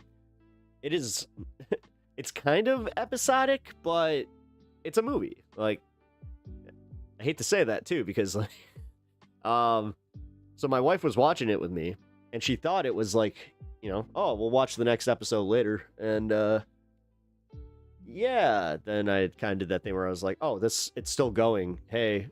Then I had to wait like a half hour. It's just like, there's more. And she was just like, what? Oh, shit. Gotta say, though, for somebody that it takes a lot to get her into something or like to get her to like sit down and actually watch a movie. She watched the entire thing and was just like, this is really, really good. The animation style is awesome. Just overall, it's a lot of fun. Also, if you love Predator, or like if you even just passively like Predator, it's a great fucking movie. We also watched Prey last night again for like the 5th time. It's a damn good movie. Probably related to South Park, which has more or less always been that, but now like all comedy is. Well, and that's, dude, we were talking about like the South Park thing and how people related to that. Wait, what the fuck? It's saying that I have 0? Again? What? No. Hold on, guys. Because it's different. My, everything just, like, cleared off over on YouTube. Like, everything did. Oh. It's just YouTube Studio. Give me a second. Reset. There we go. Probably, yep. I didn't see the Predator movie Prey. Oh, dude, it's good. It's the best one. I'll check out Animated Predator. No, definitely see Prey. Watch Prey first and then watch the new Predator thing. It kind of ties in. That's why I'm like, there's some stuff in there that you won't get as excited about unless you watch Prey. I want to go back and watch the original Predator. We're doing that. Well, that's one of my movies that I like rewatch a few times a year. Because it's so easy to watch. It's an hour and a half. It's fast paced, and like before you know it, you're done. Actually, Happy Gilmore. I just watched Happy Gilmore 1, and I couldn't believe how short that movie felt. Where I was just like, did I like remember a lot more to this movie? Because I always felt like this was a longer movie. If you came because you like Aliens, all the Predator movies are pretty good. Again, even if you like Aliens, yes. Well, that's the funniest part about this. My wife does not like the Aliens movies. She hates like she doesn't get she loves horror movies. She has a pretty high threshold, but facehuggers legitimately freak her out. I remember we saw one of like these moving facehugger puppets at Comic-Con, and she flipped. Get me the fuck out of me! So funny. Again, watching somebody who does not do that to like anything, that was definitely up there. Aliens Romulus I liked it. Covenant's good. Covenant, I actually like Covenant. I like how they ended it. I kind of like it more now that they got the ending that was, I guess, supposed to happen. Not sure if you heard that, but that's what the whole thing at the back end of Romulus was, where they were just like, okay, we kind of need to wrap up this whole thing with David, so... Because it was kind of a big, like, oh, that's a big plot hole. They didn't even do a comic book about it. Which I read all that stuff. There's a really good one in the new line called Alien Paradiso that if they just made a movie about it, I would watch the crap out of it, because it's about what if a greedy conglomeration sent like they were going to do a deal with the bioweapon over like on a casino planet, and you can guess what happens. It's very, very good.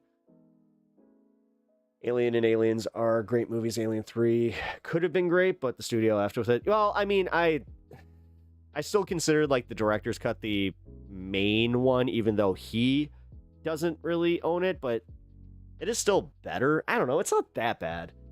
It really isn't. I've gone back and rewatched it a few times. Even like the main like theatrical version, like that. The biggest sin with that one is when you realize the scenes that they cut out, you're like, dude, that was a major plot point that you were just like, nah, don't need to explain that at all. And it's the main one where everybody's just like, what? Alien 3 doesn't exist. I have the Alien 3 original script comic where it's all about Hicks. It's actually really cool, where Hicks and Newt end up living. And it's kind of like the opposite thing, where I guess Ripley was not originally slated for the movie, so they weren't sure if they were going to have Sigourney Weaver because she wasn't contracted. So they did a whole thing where it was essentially Hicks and Newt on the prison planet. But there's also it's not just like a prison planet thing. Like it turns out that underneath there's like a whole lab, and that's the reason that they're doing this. Whatever. I mean, an ox. Yeah, the ox would have been cool. And it's interesting in the director's cut that it's birthed from a bull, not a dog. Yeah. No, I just didn't like the creature work as much either, because, yeah, they took a risk and they went back to using the practical claymation effects that just did not look right. I don't know. It could have been. I don't understand how they squandered a budget that was as large as it was after Aliens. Like, they had how many active aliens on that screen in how many scenes? Like, there was nothing, it made no sense. You had a crush on Newt when you were a little boy? They mostly come out at night. Mostly. God, Cartman ruined that entire, scene for me. Because when she says it, I'm just like, damn it.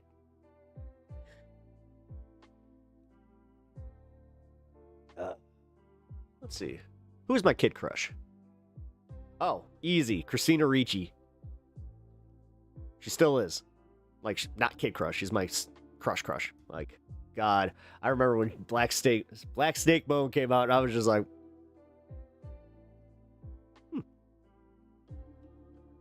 cool. That was the actress. Let's see. I remember I liked the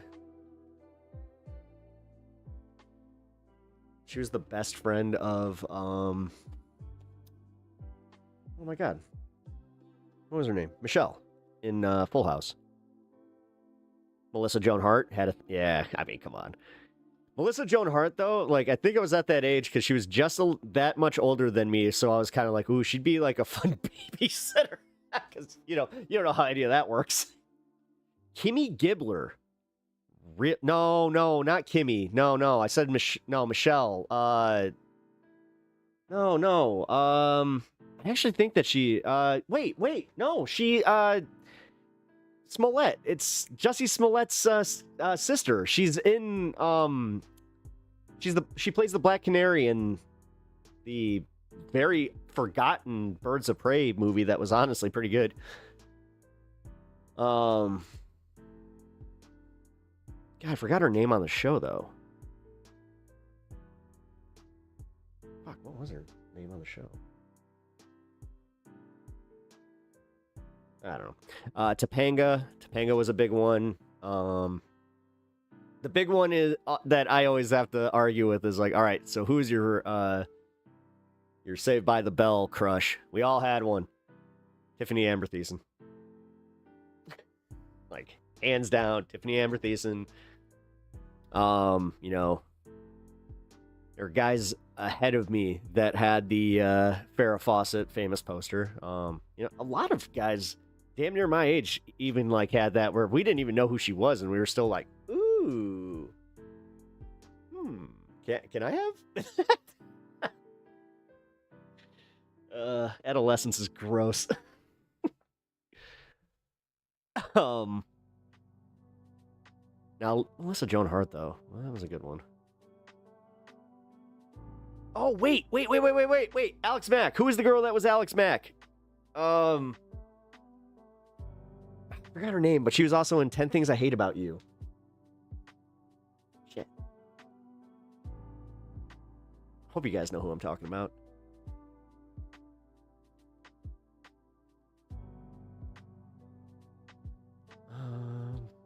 Yeah, that's pretty much all I can really think of. Kids crushes are fun though. Like, oh wait, I did. I'm not sure if it's because of the movie Blank Check, which again problematic as f. Let's be real. there was especially the ending where she's kind of like, oh yeah, hit me up. It's like, meh, meh, meh. But yeah, whoever the girl was in that movie, Sonya Blade from Mortal Kombat. That was also, and she was also in Billy Madison. You know, Bridget something. I forgot her name.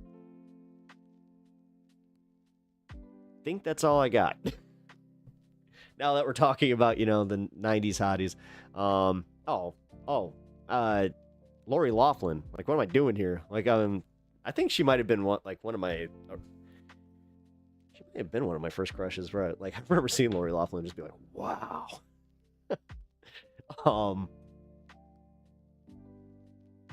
Let's see. Yeah, I think that's it.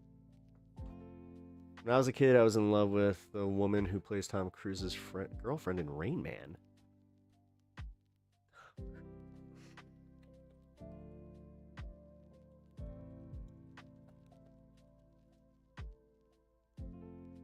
Oh, good call. Her name's Charlie Babbitt. She played Susanna. Oh, wait. Wait. Oh, no, that was her name in the movie, Charlie. Wait. Oh, no, that was Tom Cruise's name in the movie. His name was Charlie in the movie? Oh, shit. Huh. Valeria Golino. She is an Italian actress. What else was she in? She looks very familiar. Maria Golino.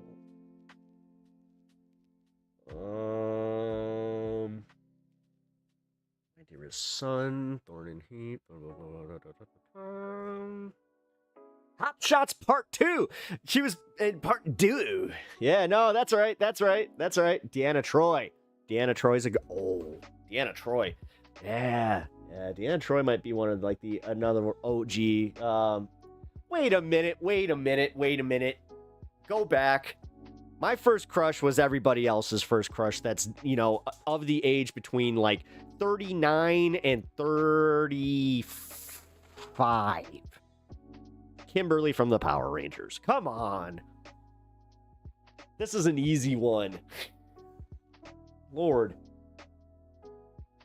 Like, I don't know how I was that, like, how, the main one. She was at Comic-Con recently, and it was funny because I was debating. Because I don't really, like, do the celebrity meet and greets. I do not care. But that was one that almost got me. I was, like, this close. I was just like, oh. It's weird. But, man, she still looks great. Great. Just gotta say.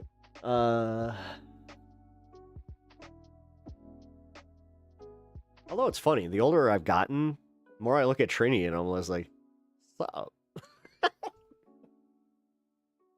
It's like something kind of happened there. I was like, oh, you know what?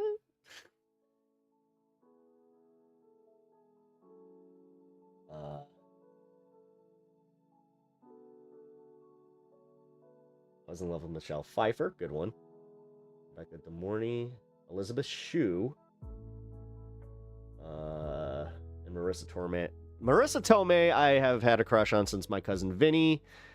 But yes, that one's been consistent. Like everything she's in, man. The Wrestler was a good movie.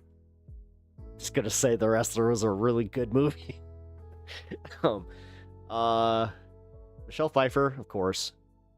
Yeah, what young kid didn't have a crush on Catwoman like that? Yeah.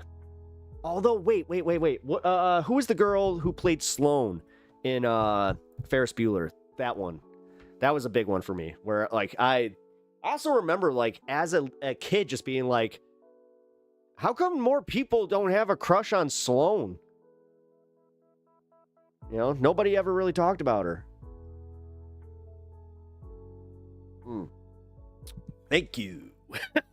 Thank you. Again, that was the one where I was just like, okay. Started kind of formulating like, I think that I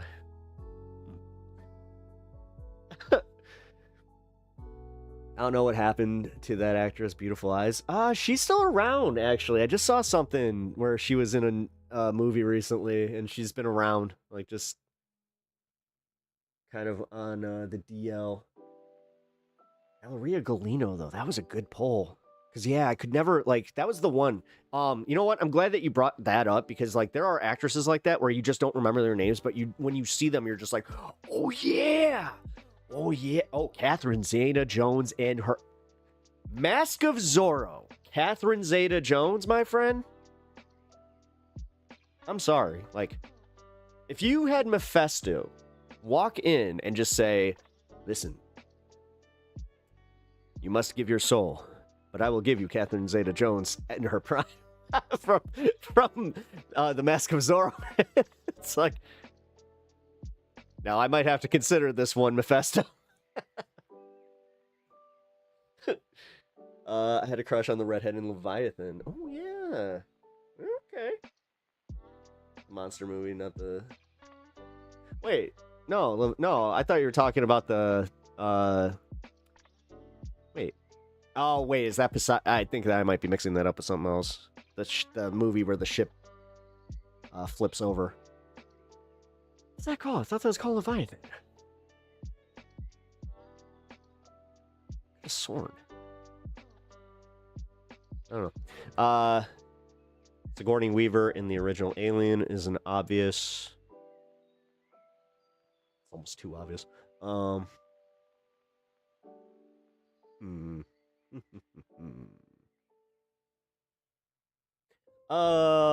wait a minute. Phoebe Cates. Wait a minute. There's also Phoebe Cates. Yeah, you have to remember that Fast Times was one of those movies where I discovered Fast Times at Blockbuster like years after it had already come out, and that was kind of like the ones where, as I was like growing up, they're just like, rent Fast Times, trust me, rent Fast Times. And then I kind of started understanding why everybody called me Spicoli. Typecast much? Kind of did it to myself. What you gonna do? No, Fast Times it's legit a good movie though. It still holds up. There's some problematic scenes in it. Not as much as I covered this one last week, but American Pie is borderline unwatchable. Where you're just like, dude, I'm uncomfortable. I'm very uncomfortable with this. But shows growth. God, the fact that was like that was at the peak of like, you know, adolescent male dominated fucking comedy movies. Van Wilder, you guys remember when that was like one of the bigger ones? That movie was also funny-ish. I'm not sure. Does it hold up? Did you know? And I'm sure that Tragic already knows this, but did you know that Van Wilder was apparently, and this I use apparently, but it's allegedly based on Bert Kreischer's experience going to college. Jessica Alba. That is a good poll. Very good poll. Oh, God, Honey. There's Honey, and then there is... Oh, actually, wait. What was the one with Dane Cook? She was in a movie with Dane Cook, but I remember, like, seeing a scene in that specifically where I was just like, damn. I actually didn't know that about Van Wilder. You didn't? Yeah, it was actually... You can... trust me, I've done many Google searches on this, and it has been correlated or with other people where they just said, yeah, no, he was there for damn near, 9 years. I did, used to like Tara Reid. Yes, Tara Reid was okay until she wasn't, I don't know. She, like, you want to talk about someone who talked themselves out of being attractive? That was one of them. Jessica Simpson. I was never big into her. Like, even in the Dukes of Hazzard, yes, she looked great in those Daisy Dukes. Fine. But I was never, I don't know. I never did anything for me. Now, if we go by, like, female wrestlers, Trish, I can never say her fucking name. Trish Stratus. It's always been a hard one. But yeah, you want to talk about, oh boy, she still looks good. Like your Dane Cook who gets laid in movies because he is Dane Cook. Yeah. Yeah. Jessica Simpson was in a Dane. Oh, was she? Oh, there's a degree of separation and connectivity here. I see how it goes. Yeah, Tara should not have done that one reality show. She came off as a drunk, really gross. Yeah. That's what. Oh yeah, that's what did it. Because I was kind of trying to figure that out. I was like, when did she do that? Brandy. Ooh. If you're talking like, yeah, Brandy, Monica. Oh yeah. I may have had fun during that rivalry.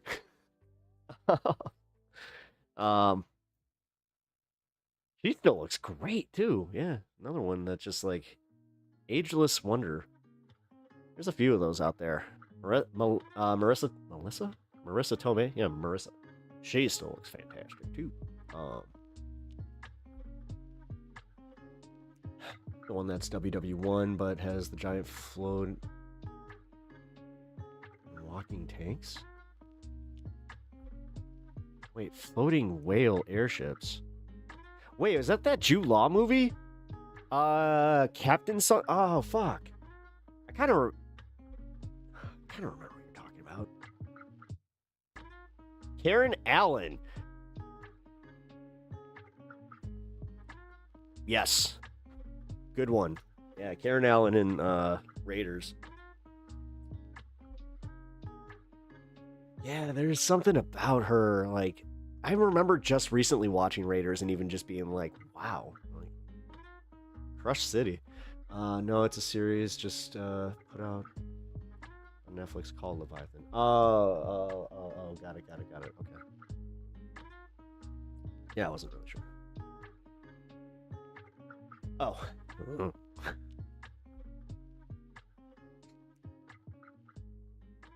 Uh-oh, it's starting to happen. I'm not caught up with, like, the books and stuff. Sounds cool, I dig it. I mean, it sounds cool, yeah. Walking tanks. I mean, whale airships. Yeah, airships have always been cool. That's why I always liked the Bruce Timm version of Gotham, because they never got rid of the, like, the blimps. The Zeppelins.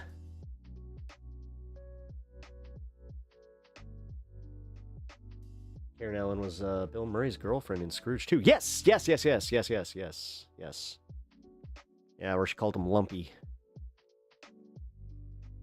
It's another movie I watch yearly. Actually, my Christmas. That's one of my. It's one of the Christmas movies that my dad always insists on watching. He wants to watch Scrooged, and then he wants to watch Home Alone. I like Bill Murray movies, but I imagine he's an asshole. So, like, there was a really funny moment where my dad called him an asshole because he met him at an airport and he was an asshole to my dad. And then he was kind of an asshole to my friend, but then I look back on it and he really wasn't, because he wasn't out of pocket. Like, my buddy was at Panda Express and he kept saying, he's like, dude, I think that's Bill Murray. And it was. So he just walks up and he's just like, hi, can I get a picture? He's just like, and I guess Mr. Murray stopped him and said, is this how you introduce yourself to people? He's like, hi, I'm Bill. Nice to meet you. And then, like my friend said, he was just like, I felt called out. I'm like, well, I mean, you think about it. You were kind of rude. Like, if that was anybody else, just think about that. He's just like, well, I guess. I'm like, yeah. You gotta be real. It's the way that, like, I have a buddy that's a buddy. Actually, okay, so it's a friend of a friend situation on this one, where I have gone to cons, and this guy just happens to be like part of the group that I'm part of because he knows somebody else. But this guy does the most annoying thing where he stalks celebrities at airports, and it's like his job. Like, he made it a thing where, like, he'll stalk them and get them to sign so much crap that he'll hawk it, and that's, like, how he goes on vacations and shit. Yeah, Bill was in the right in that situation. Yeah, no. And that's why it's funny, because as, like, having a friend that was just, like, you know, explaining that, I was just like, that's a shitty job. It's gross. Oh, yeah, and it's not a job. He does this, like, willingly. So, because O'Hare is technically what's considered like an open access airport as far as its terminals, media and fans and stuff like that, they use that as like the place to go access all of like their favorite people. So whenever there's a big Comic-Con, whenever there's like a WrestleMania or like something like that, he's always at the airport. And like the sad part is he'll still be at the con trying to get other people's signatures, where I'm just like, oh, gross. And the way he'll talk about it too, where he's just like, oh, look, I got this person. I have seen multiple videos where he is in them where they are telling him to get out of their face, or they're telling him to get out of their face. And it's like, meanwhile, you're shoving this cardboard stack that has like a Funko flattened box on it, just like, because he'll have, that's how he does it. Is he'll have like a giant cardboard like box that has a bunch of Funko, like flattened Funko boxes on like kind of painter's tape to it, so he can just mass get the signature, which smart, but also like if you're doing it with consent from the other people, but like the way that I hate it. I absolutely hate it. And it's so gross. It's so gross. When they say no, he gets belligerent. It's disgusting. The way that he'll talk about these people is disgusting. Like, the big one that I saw was when Soraya, or Paige, the wrestler, wouldn't give him an autograph. You're a fucking bitch anyway. Everybody saw your prawns, or your prawn pictures, but like he was being just a certifiable POS. That's why anytime that I do see him, I try my best to not be anywhere near him. He's just a horrible person. Yeah, but that's the mentality, guys. Just remember, anytime that we're talking about saving people and like the people that are out there, yeah, there's people like that. Guy sounds like a dick. Yeah, no, he's certifiable. He really is. And the thing is, the way that he like talks to celebrities too. Trying to get like chummy with them, and you can tell that they're just like, my favorite is when they recognize him, and I've seen this twice, where they'll just be like, no, I already dealt with you. My favorite one was when he got one of like the con handlers, like to get him out of the line, and he almost got kicked out of the con because he was getting belligerent. And I'm just like, whatever, man. My buddy, he starts getting a little bit involved. He's just like, come on, man. He's just trying to get some signatures. I'm like, dude. He's trying to do a little more than that. Come on, man. Oh, hey. I totally missed 420 and 520. I've been yucking it up with you folks and having a good time. We should probably get to politics, because I mean, I love just shooting the shit, talking about some, you know, who's your old 90s crush, or your like the big ones, who's your mid 2000s crush. Nicole Kidman was one of them, because like her and Moulin Rouge was just very, yeah. That was a good one. Damn, can't really think. We've all been wrapped up in our childhood crushes, forgot to smoke. Yeah, that's where I was kind of like, yeah, we were all talking about our childhood crushes. I mean, you met Michael Dorn for 8 seconds, and I saw Barbra Streisand driving in San Diego. That's the only celeb I have ever... Yeah, see, I've had quite a few. My favorite one was meeting Brian Urlacher, and It's embarrassing to admit, but I thought he was Kane. And I remember looking at my dad. I'm just like, why is Kane here? He's like, fuck is Kane? I'm like, oh. it's Kane. It's like, no, that is the new rookie linebacker for the Bears. I'm like,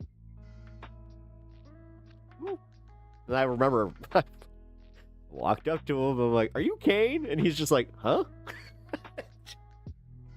Just I was mortified. That was the first time I've ever been embarrassed in front of a celebrity, too. Get it? Embarrassed? Embarrassed in front of a bear. The bear. Da bear. Ugh. Oh, dude, it's funny because now you just, like, he has, like, 80 different, like, billboards for the hair plugs around here called Restore. Ugh. Yeah, he was, that was just too funny because his exact quote to me was, "You're a trip, kid." I was just like, oh, thanks. And everybody around me was just like, you didn't get his autograph? I'm like, no, because he's just a football player. They're like,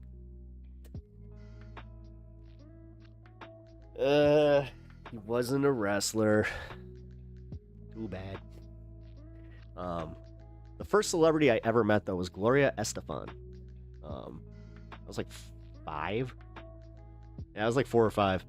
I have that. I have that somewhere. I should just put that up. I never framed it either, so it's probably in horrible condition. But she personalized it to me. She's very nice. Actually, childhood crush. There you go. Gloria Estefan. You know, a little rhythm of the night.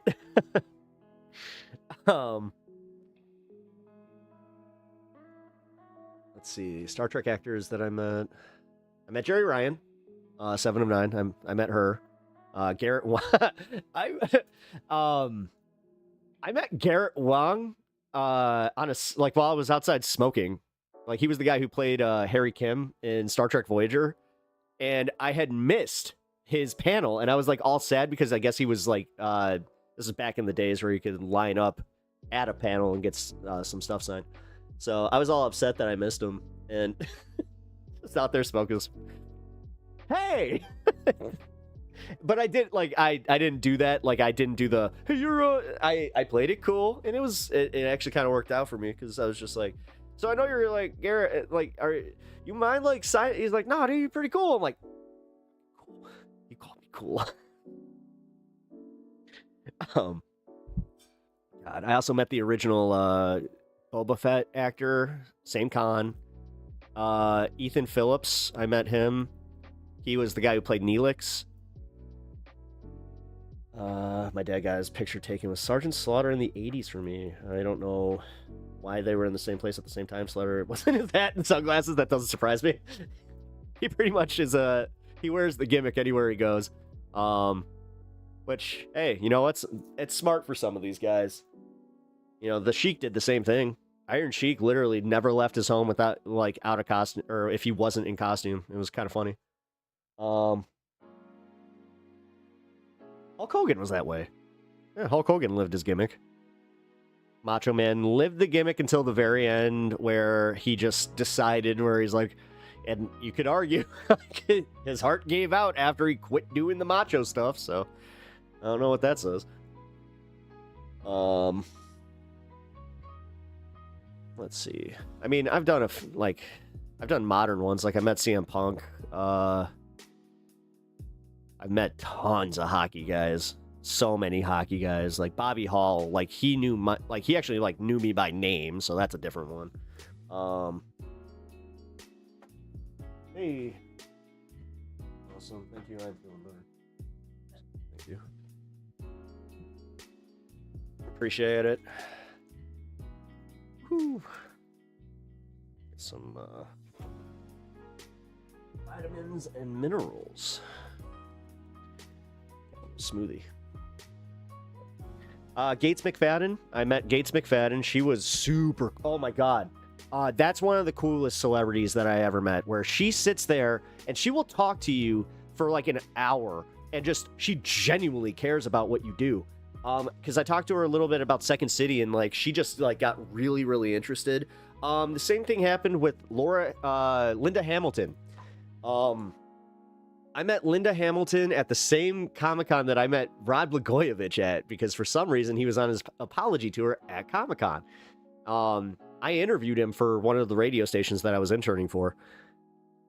And then yeah, since I had passes, I took that opportunity. I met Linda Hamilton and Michael Biehn. Both of them are just shining like examples of like humans. They were so fucking cool. Chris Claremont's like that. I know you guys may not know who he is, but he's one of like the main writers of X-Men. Like he wrote pretty much for any like X-Men arc that you know about that is like huge and famous, he did. So, he was also one of those guys where I had to tell him that I had to go because I had an anxiety thing where the people in line were looking at me with just daggers. And he kept talking. And I'm like, I don't want to interrupt him. Ah! Like, but they're getting really mad at me, man. Michael Rooker. I met Michael Rooker right before he did, like, he got really, really famous with Walking Dead. He was there. He still had the Mallrats thing where he was Principal Strickland or Mr. Strickland. Or wait, Mr. Strickland. No, that was Back to the Future. No, what was his name in well, no, it was Strickland. Either way, I got to do the pretzel joke, and it was at the time where not too many people had used that, I guess. Dang active shooter at NYC. See, what's up with this? What's up with this? All of a sudden, they're reporting on shootings. What's up with this? I brought this up at the beginning of the show. We had a bunch of shootings in Chicago that you didn't hear about, and now everything is starting to happen. Like, Strickland is king of the hill. Gotta distract. Yeah, that's what I'm saying, man. Like, and they're gonna do this for the crime. They're gonna say that there's a new crime wave and that this is part of it, and it's a bunch of homeless people causing the crime wave. No, trust me, dude. With the new executive order, guys, Pep Talks apparently is just going conspiratorial because, for real, how the fuck am I supposed to just not go that way and look at that way when it's like, it's kind of fucking obvious? You sign an executive order to criminalize homelessness, and then all of a sudden, which is also weird because then he's simultaneously admitting that America is getting more dangerous under Trump. Interesting. It's like there's no causation correlation there's no connective tissue there. There's nothing there, man. And honestly, I know this is another thing. I'm actually getting a little worried that the Jeffrey Epstein thing now has so many people going like, well, if that's a conspiracy, well, no, it's not a conspiracy. Therefore, nothing's a conspiracy. And I wasted my life. Like, the thing is, I'm not saying that. I'm being completely fucking hyperbolic there. Like, you have so many people that are just like, the JFK, the MLK, the Democrats, Biden. We'll mix it now. Just, Biden. Biden. Wait, you mean Joe Biden? No, Biden. It's the amalgamation of Obama and Joe Biden. They did a fusion, and now they're Biden. It would make things a lot easier for his spin, so he could just be like, it's the Biden hoax. Guys, the Jeffrey Epstein thing is nothing but the Biden hoax. Come on, guys, give me a fucking break already. You love it when I swear. There you go. I gave you a little F word for free. Sorry. I don't mean to slap after that, but it does, like, it makes me kind of angry. I'm like, okay, funny, but really not, because we're kind of living through this shit. And he's kind of doing just that. But whatever. Apparently we're the ones that are freaking out, and we should just ignore everything. By the way, Epstein accomplice Ghislaine Maxwell urges Supreme Court to overturn her conviction. We're going to get into that. I have one more news story that I wanted to kind of cover. I'll just... All right, blurb time. U.S. Judge blocks Trump-backed Medicaid cuts to Planned Parenthood. good news. We'll see how long this actually goes, because this pushes it into the Supreme Court. But right now, it's technically good news, so we will take it. As I said, quick blurb. Alrighty. Well, man, now I just kind of want to smoke before I go into the Epstein stuff, because we're going to be here for like the next hour.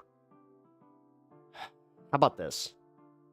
Here, we'll do another story leading up to that, because we got 20 minutes until I want to do the West Coast smoke time with y'all. Also, why is this taking so long to update? Whoa. Have a little smoke steam? Yeah. A smoke steam. I'm laughing because honestly, it's that lame where I'm like, appreciate it. It's the effort that I really, really appreciate there. Larry Charles has been giving some interesting interviews lately. He wrote a memoir. Wait, is he the one that did the one that the Netflix documentary is based on? Because I did kind of, like, I watched parts of it. Yeah, I heard Mallrats chocolate pretzel. God,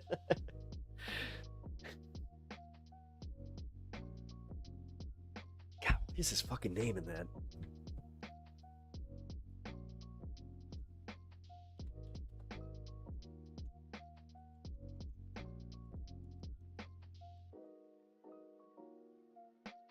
Svenning!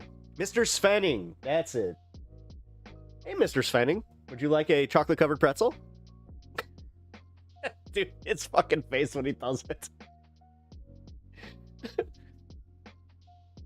That's another character in a movie that, I don't know. That was one that almost felt a little too personal sometimes. You ever get that where, like, you have that character in a movie that, like, it speaks to you and your personality, but there's a few times where you're just like, it's the uncomfortable bits of you, where you're just like, oh. Yeah, his whole comic book rule thing, and then the way that he applies it to his girlfriend when he's playing Sega. I just remember looking at that, I'm like, all right, don't become him. I always forget the Walking Dead dude is in that movie. Yeah, the Walking Dead dude. Yes, Michael Rooker. That was like his original. Actually, no, I think he played a serial killer in a movie before that, and then he was also a henchman in, I think it was Johnny Dangerously, I want to say. It's almost like we can solve this with Michael Rooker in his discography.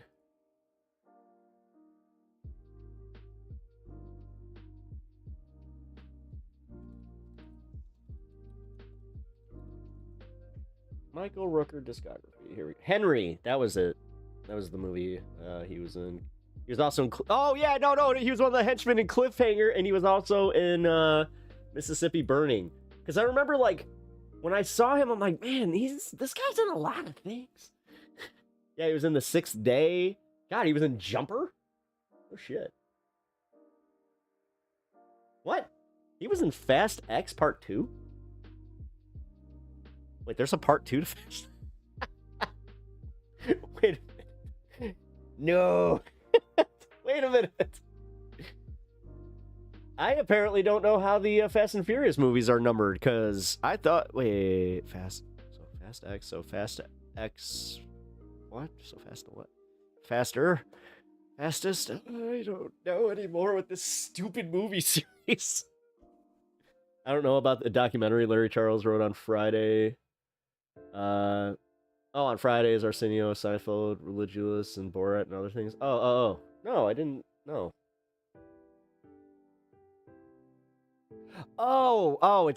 It's not tying into the Epstein thing. Okay, sorry, my bad. You were just talking about Larry Charles, like, as a person. Got it. Okay, got it.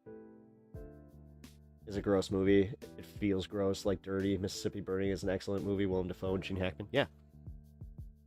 Mississippi Burning is a really good movie.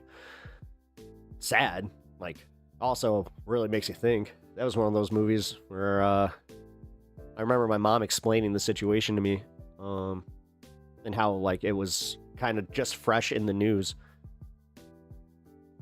No, sorry. I think we had a disconnect with the Larry Charles Epstein thing. No, and that's where like I got confused because I was talking about how there was a memoir about Epstein that they based a documentary on that I just watched some of. I should probably just watch the whole thing so we can discuss it a little bit further. Maybe we'll do it on Twitch. No, I can't do that. That's right. Netflix, it will flag. I remember. All right, well, we're going to get into the Epstein stuff because... Oh, wait, no, we're not.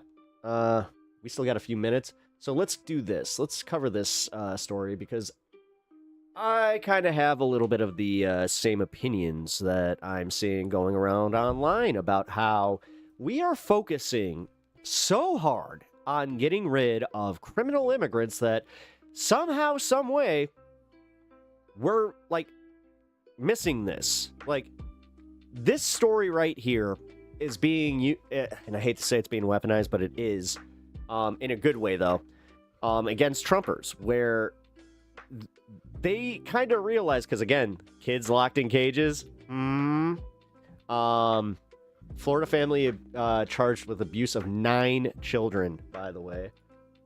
Oh, shit. I just back out of that. Give me 1 second. USA Today. No. Oh, wow. So anytime that you click on the story, it backs out of the story. That's insane. That's insane. What the fuck, USA Today? Well, you know what? Here, I'll just read this blurb. I'll read this as a blurb, too, because I can't even click on it. 4 family members were arrested in Florida. Yeah, because I can't even get my screen over this. Were arrested in Florida over accusations they abused 9 children by caging them under with plywood under a bunk bed, spraying them in the face with vinegar, and giving them non-prescribed medications. Brian and Jill Griffith, 47 and 41, along with 21-year-old Dallin Griffith and 19-year-old Liberty Griffith, were charged on July 22nd with aggravated child abuse of 5 biological and 4 adopted children between the ages of 7 and 16 at their home in Fort White. The interview conducted as part of the investigation. The children were told officials that Brian Griffith had beaten them with a cane and locked them in their bedrooms. Allegedly, Jill Griffith placed a sheet of plywood on top of their bodies and pressed down. The children also said 4 adults sprayed them in the face with vinegar, gave them medications not prescribed, and did not provide adequate schooling to read or write. The Public Defender's Office, which represents Liberty Griffith, declined to comment. The office did not respond.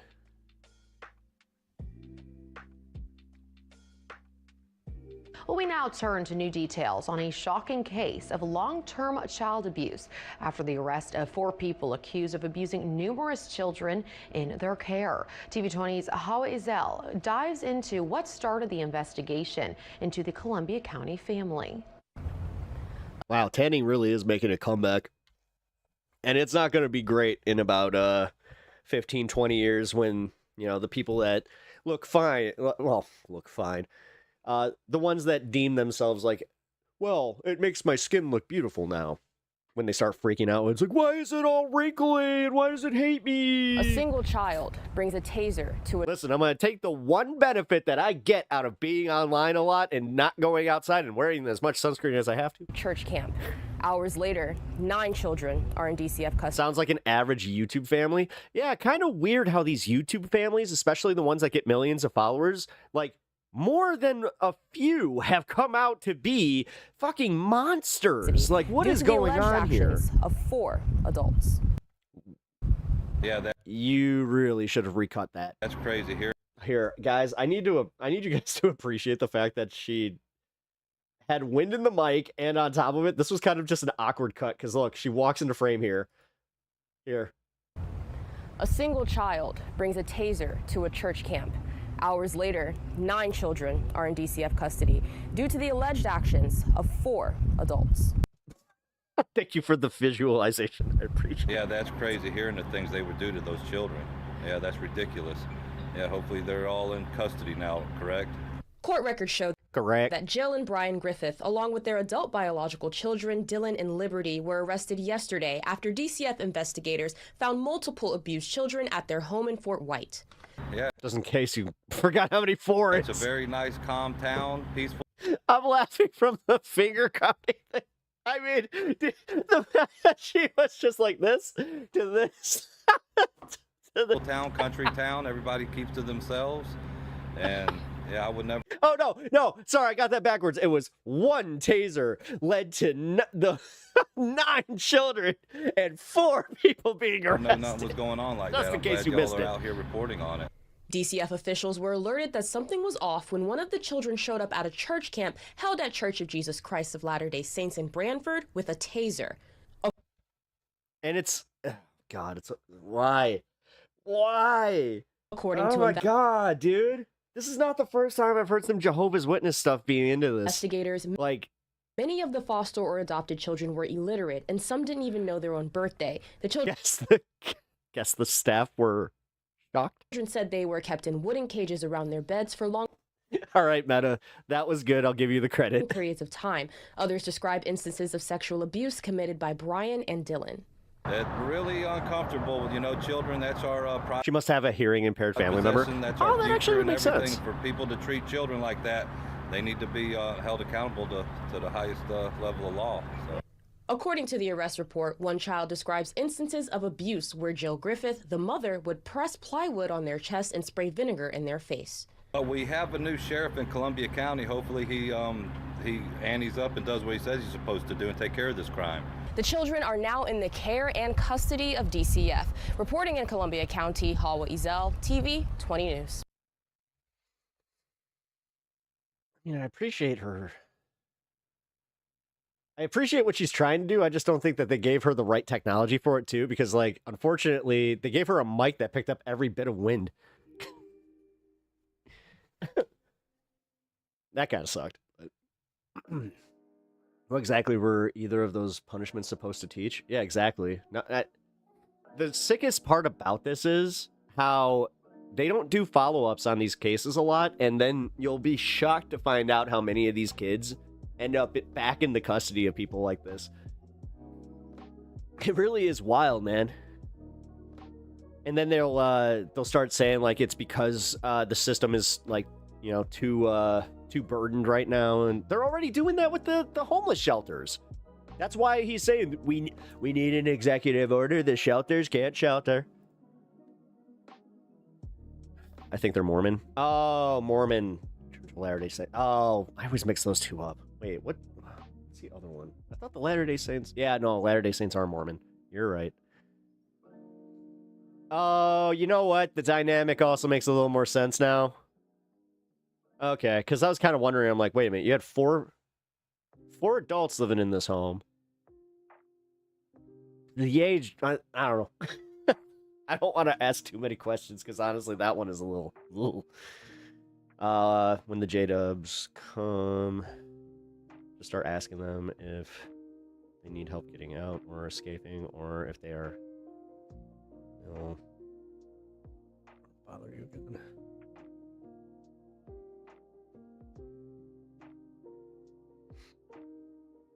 Oh yeah.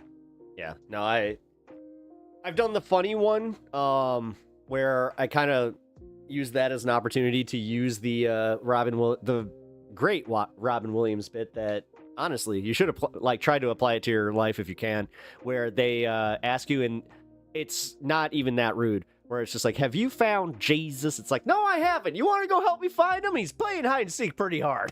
Hide and seek champion, 2025. No, and then you got the people that just, the uncreative one where they open the door naked, which, yeah, you do know that you could actually get in trouble for that. At least in the state of Illinois. For the Mormons, I just start telling them their real church history until they leave. I have kind of like a no soliciting thing, like on my door, so they, for the most part, kind of leave me alone. take back the Deuteronomy thing then. I saw a different story about a couple who did similar stuff to their kids and claimed the Bible instructed them to do so. Yeah. Have you found Jesus, bro? I don't work for ICE. All right. See, this is why I love my audience. You guys are legit funny motherfuckers. Most streamers, like, dude, I was talking to this one guy. Nah, won't name names. He's a funny streamer, funny guy. But he said something to me where he's just like, yeah, sometimes I get bothered if some of my chatters have like funnier stuff than, you know, what I'm doing. I'm just like, why? Like, embrace it. Have fun with that. Like, I don't know. Comedy's not a competition. I've always been so weirded out by people that are just like, oh, I gotta be funnier. I gotta get better. Like, god damn, can we just have fun with this? Can't flash. What happened to my country?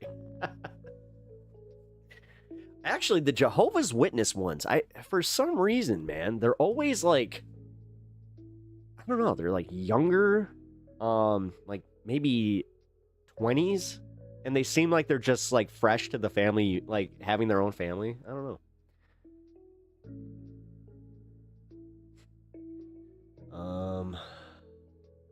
Okay, we're 3 minutes out. Let's pack up, get ready, and then I can finally get to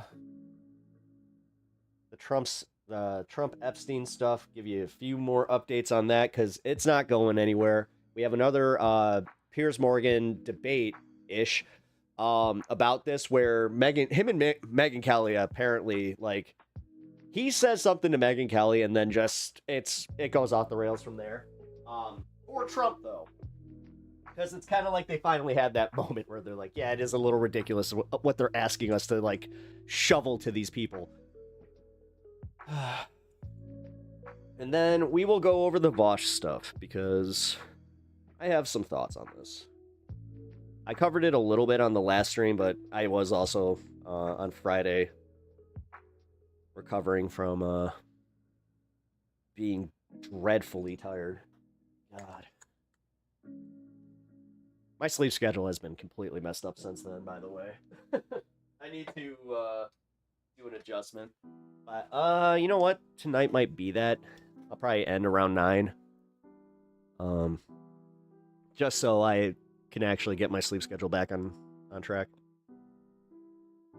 Coffee time. Comedy should be shared. Dude, my favorite time in comedy was when Opie and Anthony would have multiple comedians on, and it was just like, you know, a hangout. They weren't trying to outdo each other. Those were the types of shows that I hated.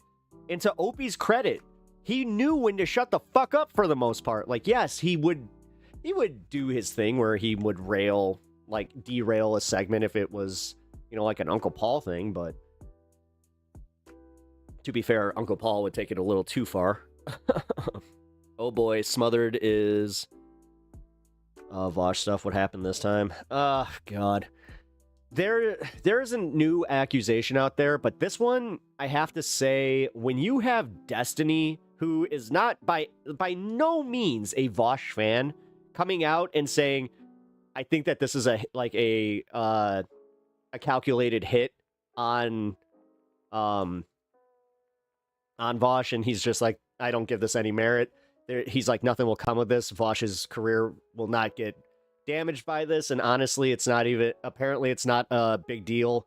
But I don't know the context of it. I only know the context of one video that I watched of Destiny reacting to this, so I don't know. I don't want to give a hot take on something that I'm not entirely up on. I do, from what I can remember of the tweet, a lot of it was vague, and I also do remember that it was like it was somebody doing it for somebody else, but also hiding who it was. I don't know, but that's a complicated thing. That's a very complicated thing. I'm not gonna argue that it's like, oh, their names aren't out there, they can't be real. That shit's no. And I've seen that. I have seen people literally saying that in Destiny's chat where they were just like, oh, so you're telling me another, person that totally exists. I'm like, I wouldn't go that fucking far. Jesus. Being the straight man is harder than being the guy with the jokes. It depends. You need to know when to, like, react and when, like, I have a hard time being a straight man, obviously. I'm just waiting for Bill Brett to pop in and be like, I fucking knew it! No, I have the opposite problem where if I make myself laugh, I can't hide it, and unfortunately, I'm not sure if this is a good or bad thing, but sometimes I enjoy my comedy. Hey, by the way, Pep Talks 421. At least I did that.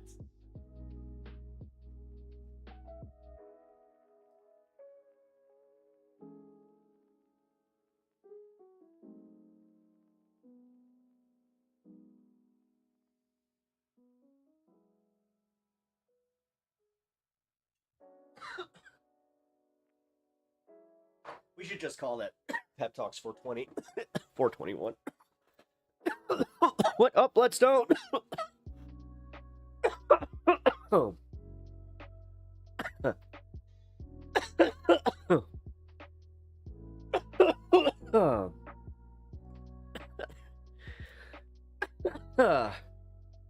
Try plugging it in. Yep. Every time I see that, now, like, is it weird to feel like you own an emote? Because that's my emote that you are using right there. Try plugging it in.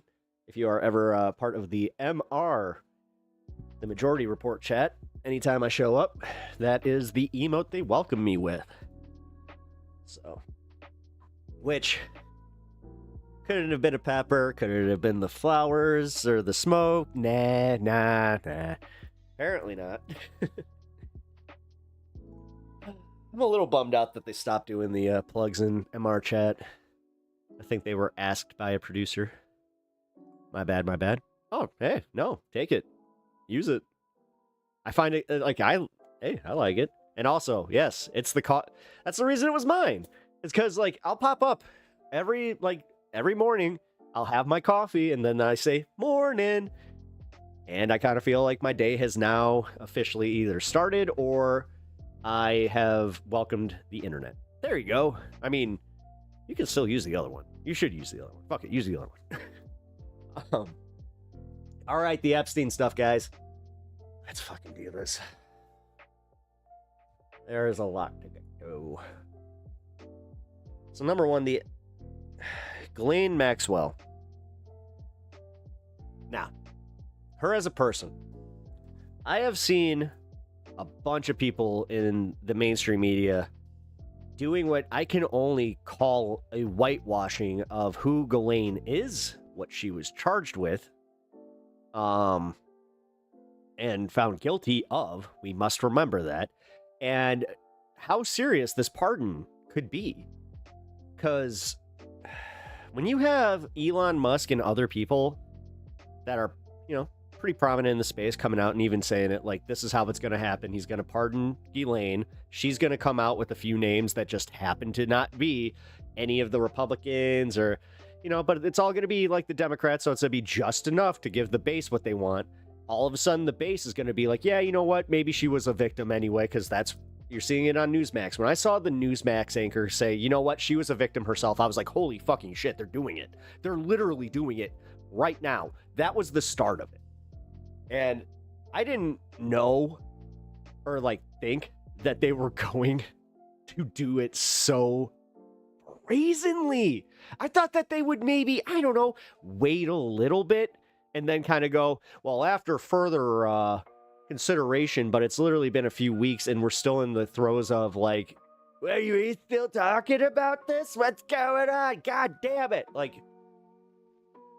have to say, if anybody starts in by now saying how she's not problematic and then starts in with new conspiracy theories about how she shouldn't even be in jail, I gotta say, man, I have a new write-off technique where those people are now literally on a different they have to go to a different planet at this fucking point. I don't know what the fuck is going on. When you have these people that are out here publicly talking about how their entire existence is fighting against a global cabal of, sexual offenders and pedophiles, then capitulate to then do the mental gymnastics to make Ghislaine Maxwell one of the worst ones to ever fucking exist, at least known, to all of a sudden, nah, we might have been too harsh with her. What the fuck, man? God. At some point, just an aside, man, at some point, it would be nice if MAGA would, like, just one day kind of be like, hey, can you guys stop gaslighting us? This is really fucked up. Like, you guys, you're not good at it. But then you have too many people that are just like, yeah, that makes sense. Geeks and gamers, anybody? We will see if they start naming names that S-Pact will be active. It's like Cartman. All right, fine. But if this doesn't happen by this time next Tuesday, I'm taking us both out. Dude, that's so funny. One of the funniest underrated jokes in that episode was when Butters is sitting there playing with his trucks. Honey, Cartman's here. He says that it's Tuesday and you guys have plans. Dude, I fucking lost my shit. He's like, no! Oh, good thing we have an electric car. We'll see if they start naming, oh shit, that just popped up again. There we go. Update chat. I think part of making her a victim is we love wealthy people too much. I mean, it's the fact that even, like, Trump was already toying with, like, pardoning her in his in the first term. Like, what? What? What the fuck? Like, it makes no sense. It makes no sense that the people that support this dude are the same ones that perpetuated this entire thing, got it to this point. You know, like, and this is the part where I have to kind of feel like an asshole. I do. Because now we are kind of the ones going, huh. You know, I didn't really put a lot of stock into this, and I didn't think there was a lot of there because you guys are a little bit nutso, but Awesome-O was one of my favorite yeah, dude. Yeah, Awesome-O. Awesome-O is so fucking funny.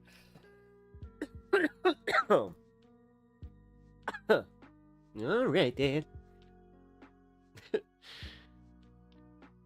Oh God, no! One of the best South Park episodes is when they're on the field trip and he loses Butters.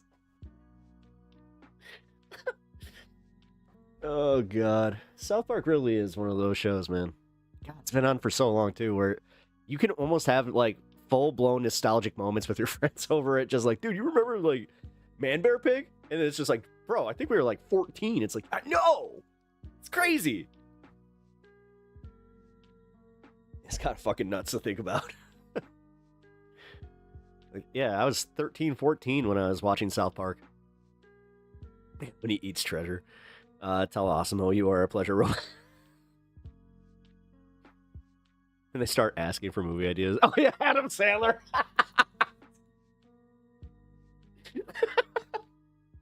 What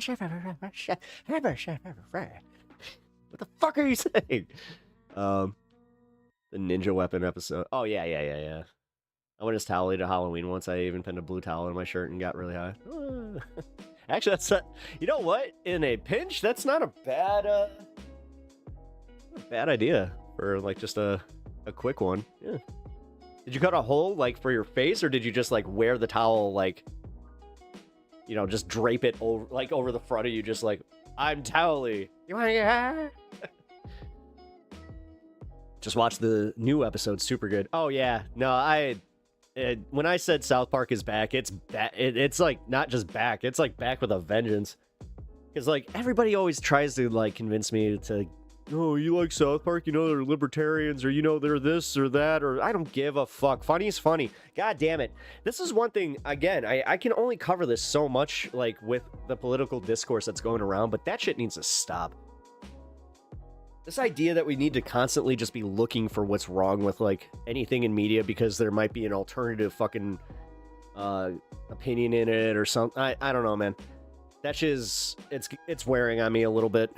The last, like, wave of boycotts, I gotta say, like, that one kind of, like, weighed on me a little bit where I was just like, God damn. Because it's a lot of, like the way Hassan reacted to the girl telling him not to drink his Diet Coke. That's how a lot of people react to that shit, and I'm glad that that happened to Hassan, because that needed to happen. Because his audience was the one perpetuating that, so he finally kind of ran some defense there where he's like, yo, dude, all right, I didn't know that, you know, when I let that genie out, that it was gonna, you know, just keep going. Hello, Underhill.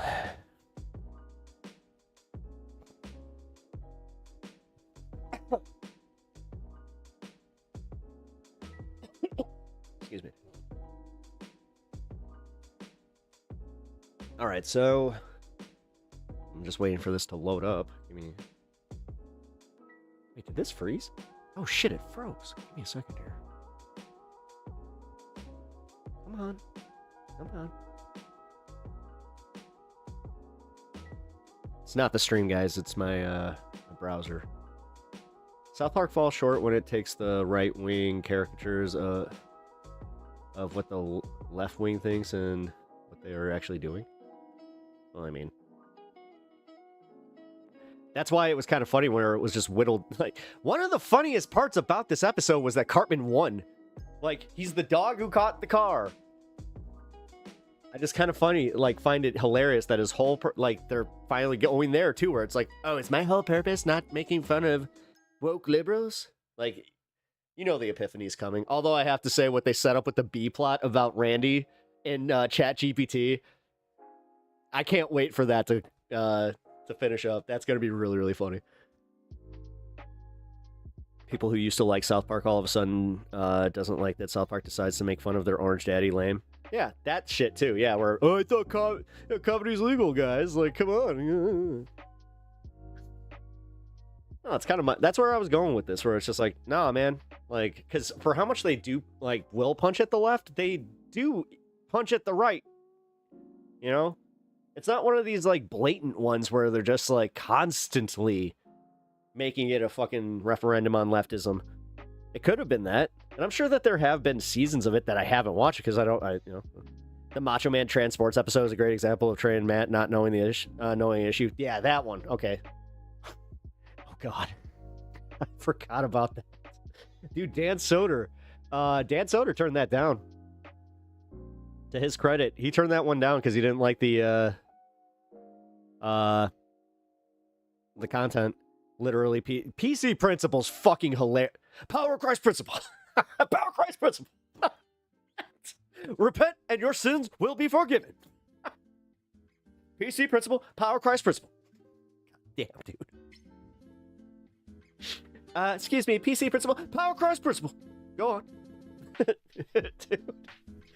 You will accept Jesus Christ. I will accept Jesus Christ into my heart, and into my heart, and at my lunch table. Ah! And at my lunch table. Dude. And Jesus is just sitting there like, ah.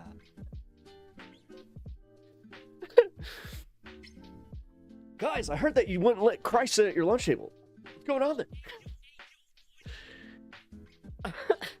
Dude, I don't know. Okay, I'll say this much. After watching this one was the first time that I kind of got brought back to when I, you know, first started watching. Like, again, when I was like about 14, 15. And I started thinking about that where I'm like, oh, God. Because, like, if this is the intro to politics for, like, the new wave of, you know, adolescent kids, that's not the worst thing. Because, like, they can... Part of it, and part of successfully creating a wave of truly radicalized people is making them realize how ridiculous everything is and how much it really is just a bunch of lies and how it's a power structure that's just here to fucking hold us down. The thing is, the right wing is, they make it sound like it's a conspiracy and it's wackadoo conspiracy land where it's like literally fantastical. And then you have the other side, which it's not necessarily conspiracy laden or anything like that, but we try to sell them on Revolution a little bit too hard sometimes because not everybody is like totally geared towards accepting that mindset. So it's like we skip a few steps, and I gotta say that's our biggest sin, which is not that can be corrected, and that's why honestly I am kind of like, oh, this isn't like just a lost cause the way that so many people try to talk about it, because that does suck. I've been seeing that a little bit more where people are just like lost causing this fucking like everything. I had somebody try to like point that like the leftist content space is going to start shrinking, and I'm like, well, are you saying that because they don't want to be part of it anymore, or is it like like are they targeting us? Because I would say the latter is very, dude, it's very, very possible. Is because like the way that Google and the Google CEOs were at the Trump inauguration still weighs heavy on my mind, because just one day, dude, just one day, those guys and Dan Clancy can just decide, nah, and then what? Like, I'll go to kick and I'll like try to maintain everything here, but you know, I'm not deluding myself. My boy Butter's playing Hello Kitty Island Adventure like the goat. I need to go play Hello Kitty Adventure. My wife plays that game, and she loves that game. She actually said, like, she almost got controversial, where she was like, this is almost more fun than Animal Crossing. She's like, Animal Crossing has a little bit more customizable stuff. That's the only thing that keeps it there. Also, if they announce the new Animal Crossing in the next few weeks, then that's going to be just game over, guys. Well, game over and game begin. Well, for her. I never actually really got into it, which is weird because it's not like I have anything against those games. I played Harvest Moon, so like, I don't know.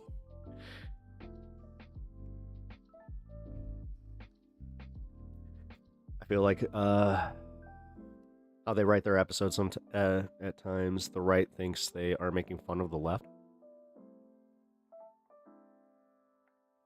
Well, sometimes the left gets made fun of from the center at the same, like, kind of from the same point, so you can almost feel like it's coming from the right wing, you know? I've had that happen in my life, like, literally. Some of the most, like, center people will all of a sudden start, like, coming at me with, like, a purely right-wing narrative. I'm just like, what? Hold on. We need to pick this apart. I just did this weekend. Somebody brought a story to me, and, again, they know what I do. So they wanted my take on it. And immediately, I'm just like, where'd you find this? And they're like, Reddit. I'm like, okay. And then I look at the source. It's like this, you know, super sus, you know, right wing, not even rag, dude. It was like, I think it was just a blog. But I just pointed out, like, how inherently ridiculous it is. But then they showed me how viral it went. And I was just like, oh, shit. This is why combating misinfo is so fucking hard now. Got shit like that going out. Because it was legitimately about, like, how Obama had been pictured with Epstein, which it was really funny because that one, I've seen it been going around as a meme now, but even I had a moment where I couldn't figure out that was Anthony Bourdain. I was like, oh shit, they actually kind of do look like each other. Ooh. Which is really funny because, yes, that's one of my mother-in-law's, like, main crushes. Like, anytime that you bring up celebrity crush, she'll, like, scream it out and just be like, Anthony Bourdain! It's just like, oh, whoa, whoa. Oh, no.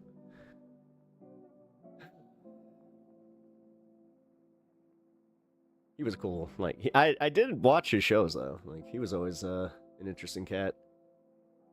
He was one of those guys that would, like, make you want to travel somewhere just to eat. Which, hey, that's pretty cool. Alright, so... Did this reload yet? Nope. Fuck. Here, give me a second. Oh, did they take the video down? That's what's going on. Give me one sec, guys. Yeah, it's gone. That's what it was. I just thought the link was... Okay. Let's go here then. All right, we'll start from ground news since they're always a good starting point. Wanted to do this anyway. Epstein accomplice Ghislaine Maxwell urges Supreme Court to overturn her conviction. On Monday, the Supreme Court, Ghislaine Maxwell filed an appeal to overturn her S-trafficking conviction, claiming the government broke its own immunity deal. According to a tweet by Benny Johnson, Maxwell's counsel grounded their appeal in a 2008 non-prosecution deal in Florida, recalling Acosta's 2007 state plea agreement. I thought that's why it didn't matter, though. It was still federal charges, and that was the whole thing. It was part of a state deal. On Friday, David Oscar Marcus had said that Maxwell answered questions about nearly 100 individuals connected to Epstein. There it is. And her attorneys argued the NPA terms were unqualified. On the 14th, Justice Department asked the Supreme Court to reject Maxwell's appeal, while Deputy Attorney Todd Blanche agreed to meet with Maxwell last week. The lawyers urged the Supreme Court. Okay. Attorneys for Ghislaine Maxwell made a final pitch to the Supreme Court. They're asking justices to overturn her 2021 conviction for conspiring with Jeffrey Epstein to sexually abuse young girls, saying which is really weird that it took this long for them to do all this, because I think it was 2 days after Trump said there's no list, that immediately every lawyer was like, okay, so if there's no list, then what did Ghislaine get prosecuted with? And then her lawyers were just like, yeah, what did she get prosecuted with? Interesting. It violates an agreement that Epstein made back in 2008 that shielded any co-conspirators from prosecution. The Justice Department wants the High Court to reject her appeal, but Maxwell's attorney said this in a statement, quote, "We're appealing not only to the Supreme Court, but to the president himself to recognize how profound." Why do they keep using the pictures that are more flattering? It is to scapegoat Ghislaine Maxwell. Except for that, dude. For Epstein. I keep pointing out that her sideburns were always just fucking ridiculous. Crimes, especially when the government promised she would not be. She's so effing creepy. No, you see dead, literally, her and Epstein have the dead eyes. Now that you know what you know about these people, it is kind of why do we keep doing this? Where we will go in retrospect and just go, they always had death in their eyes. It's and we just ignored your instincts because reasons? Meantime, a source tells CNN that Maxwell received limited immunity to talk with Deputy Attorney General Todd Blanche about the Epstein files last week. Those discussions were not mentioned in today's filing. Now, this morning, President Trump said that he is not ruling out a pardon for Maxwell, saying that he just hasn't been approached. Here's more from the president. Well, I'm allowed to give her a pardon, but nobody's approached me with it. Nobody's asked me about it. Okay, so if they do, then you're just gonna do it? It's in the news. Man, I hope that that his cronies or whatever the fuck that are still that are panicking about this understand how bad this is. Or is this the moment that they actually do just go, you know what, fuck it, I'm tired, I don't want to fight against it. Yeah, sure, she's whatever. News about dude, that aspect. She is proven to have done this. They have all the evidence. This woman was convicted of holding passports for and trafficking underage girls and taking them from their families to this island and then threatening them. What the actual fuck is the GOP thinking right here? Listen, I have nothing at stake here. I got literally nothing at stake here. I'm not part of the Trump land. I'm not a fucking right-winger. But I do just as a person, fuck my left-wing politics on this. What are you doing? What the fuck are you people doing? Holy shit. And how do you think that this is going to work? But right now, it would be inappropriate to talk about it. Let's get some perspective on all these developments. Ugh. And he's just such a, oh my God. And on top of it, it would just be inappropriate to talk about it. Yeah, you know. With retired New York Supreme Court Judge Diane Kiesel. Judge, thanks so much for being with us. So Maxwell asking the Supreme Court to review her conviction. Are you anticipating that justices will take up this appeal? hard to say. It's really a very simple issue. Ghislaine Maxwell says that the government has promised that future co-conspirators would not be prosecuted. Depends on your definition of government, actually, because there are 93 United States attorneys in this country. Only one, Mr. Acosta in the Southern District of Florida, signed off on this agreement. And the question becomes whether that binds the United States attorney in the Southern District. The Justice Department for years has said it does not. The Second Circuit, which is the Are we still acting like Acosta didn't have anything shady going on in his life? circuit in which Ms. Oh, fuck. Maxwell was tried, says it does not, as does the circuit, which is the Midwest. In the brief to the Supreme Court, Maxwell's lawyers indicate, well, there is some split in the circuits, and certainly the Supreme Court can elect to adjudicate when there is a split in the circuit. The question becomes, is this enough of one? Is this a big enough case that they would want to do that? So there are two avenues that her attorneys are pursuing. It's not just this filing before the Supreme Court. It's also, in their statement, this direct appeal to President Trump for what they view as justice. Her attorney is suggesting that she should receive a pardon, perhaps, with Trump Bloodstone, yeah, you're going to love Hello Kitty Island. saying that he has the power to do so, but I think Unimoogle give you her friend code. he hasn't been approached about it. I wonder, what, if I'm sure she anything, will. in your eyes, might justify a pardon for her? Yeah, this woman just looks dead inside. Absolutely, like, but not like, you know, I'm just trying to make my way through life dead inside. Like, she's on the other end of that, where she could never get anything satiate. Like, no impulse could ever be satiated. That's why Jeffrey Epstein was also so fucked up. Is like, when you go through it all, apparently, like, dude, trust me, I wouldn't be. You want to talk about the adrenochrome like suckers? I wouldn't. You know, they project a lot in that entire group. I would not be surprised. Well, you know, let's She also does look a little vampire-ish. remember what she was convicted of. She was not convicted of assisting, As I said, it's Conspiracy Corner with Pep Talks today. Jeffrey Epstein in Turn your phone off. procuring, if you will, women. These were children. These Just were reminded me girls. to do this that. is the sex trafficking of children. Yes, Donald Trump is correct. Legally, he can give her a pardon if he wants. I think it's playing with dynamite, particularly since it's his base that ignited this latest firestorm about Have fun. a lack of disclosure in the whole Have fun. Epstein I would debacle. love to see the Geeks and Gamers episode where all of a sudden he has to like do the entire, like, he has to go from the very beginning and start from the gymnastics, like, you know, novice, and go all the way to the Olympics. Right? That'll be So fun. I think it would be a difficult move for him to make. Doesn't mean he wouldn't make it. Also quite That's how that goes, right? interesting is the fact that while he may be considering a pardon, his Department of Justice has filed a response to Ghislaine Maxwell's lawyers saying that her prosecution was perfectly justifiable under the law. Very interesting. Yeah, and on Friday, we should also note that she was given limited immunity to talk to the deputy AG. A source described that immunity as standard. Why would she need immunity at this point to take part in that interview? Well, because she's still, she's got an appeal pending, right?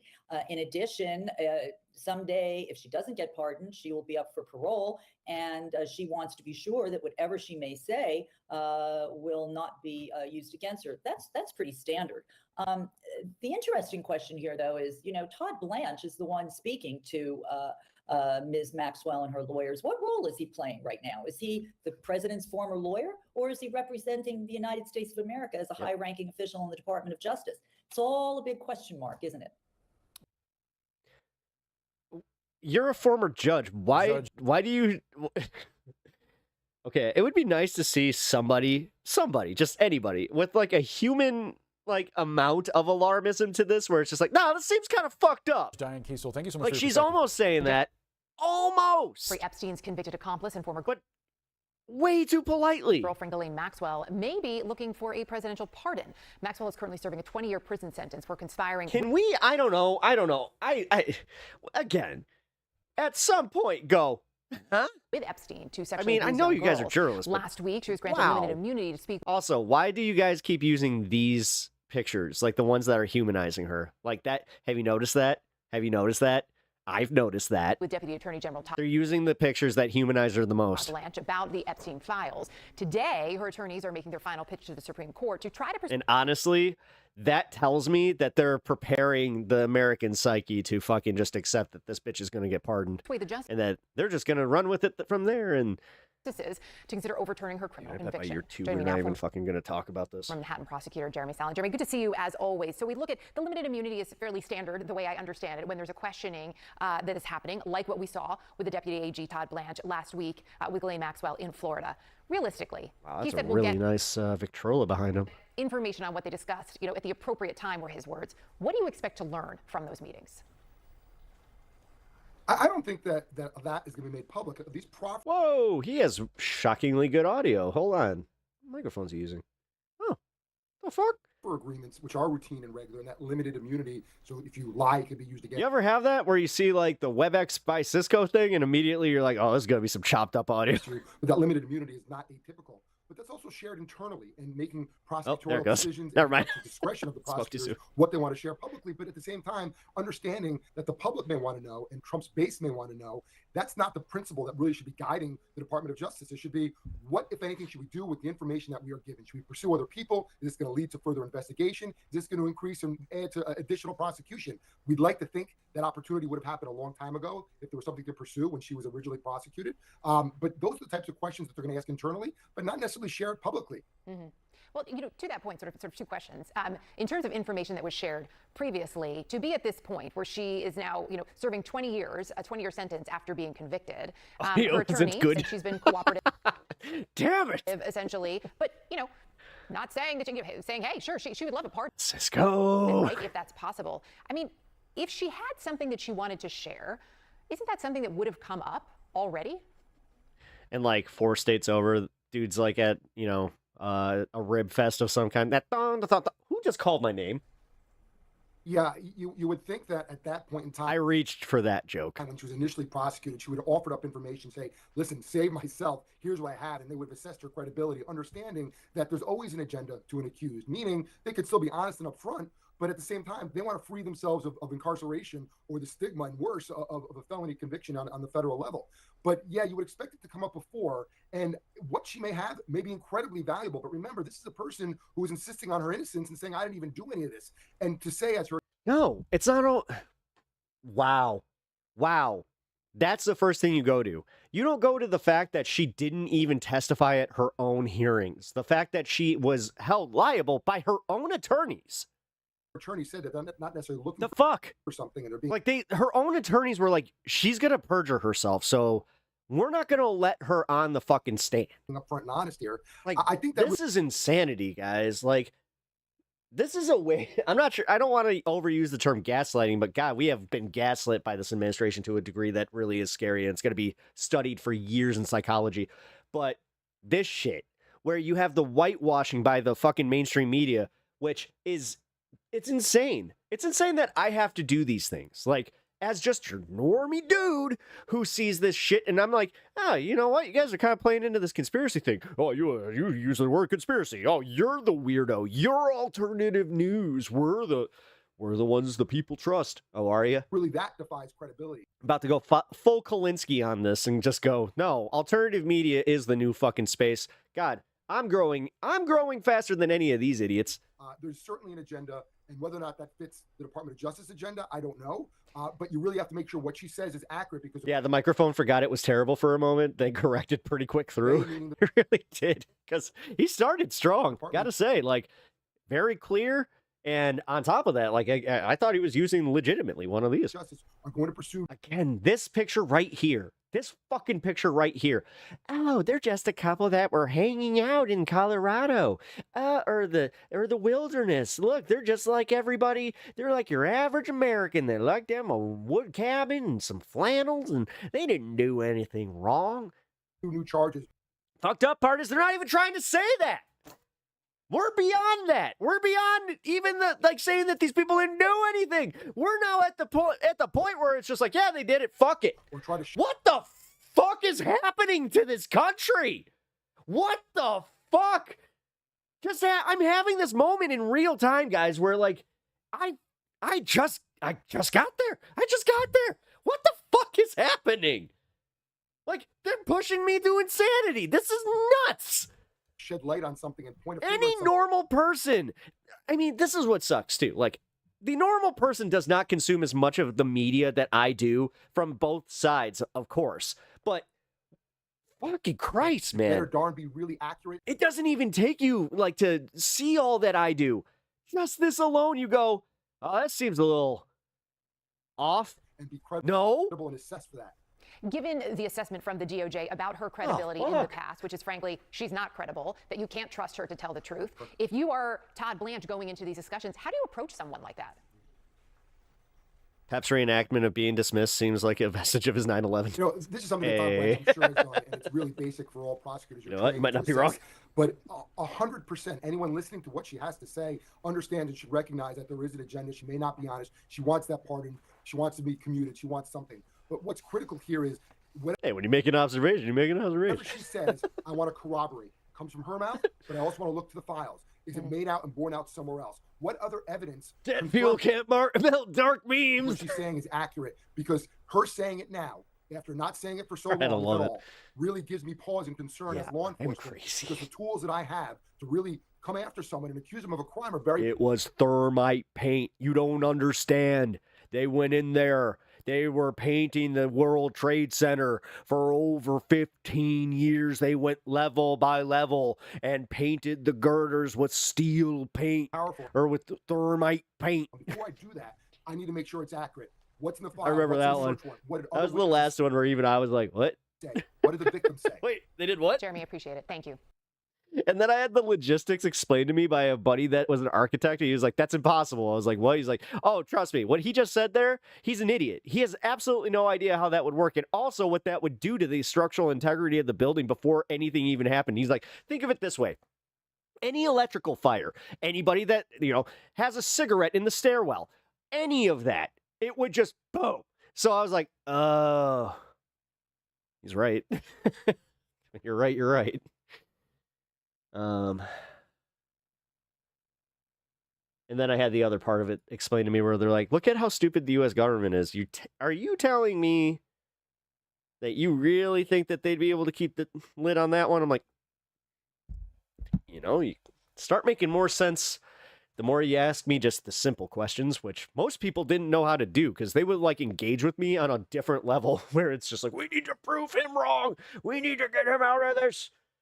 Which, I mean, it was probably like a little bit of the don't.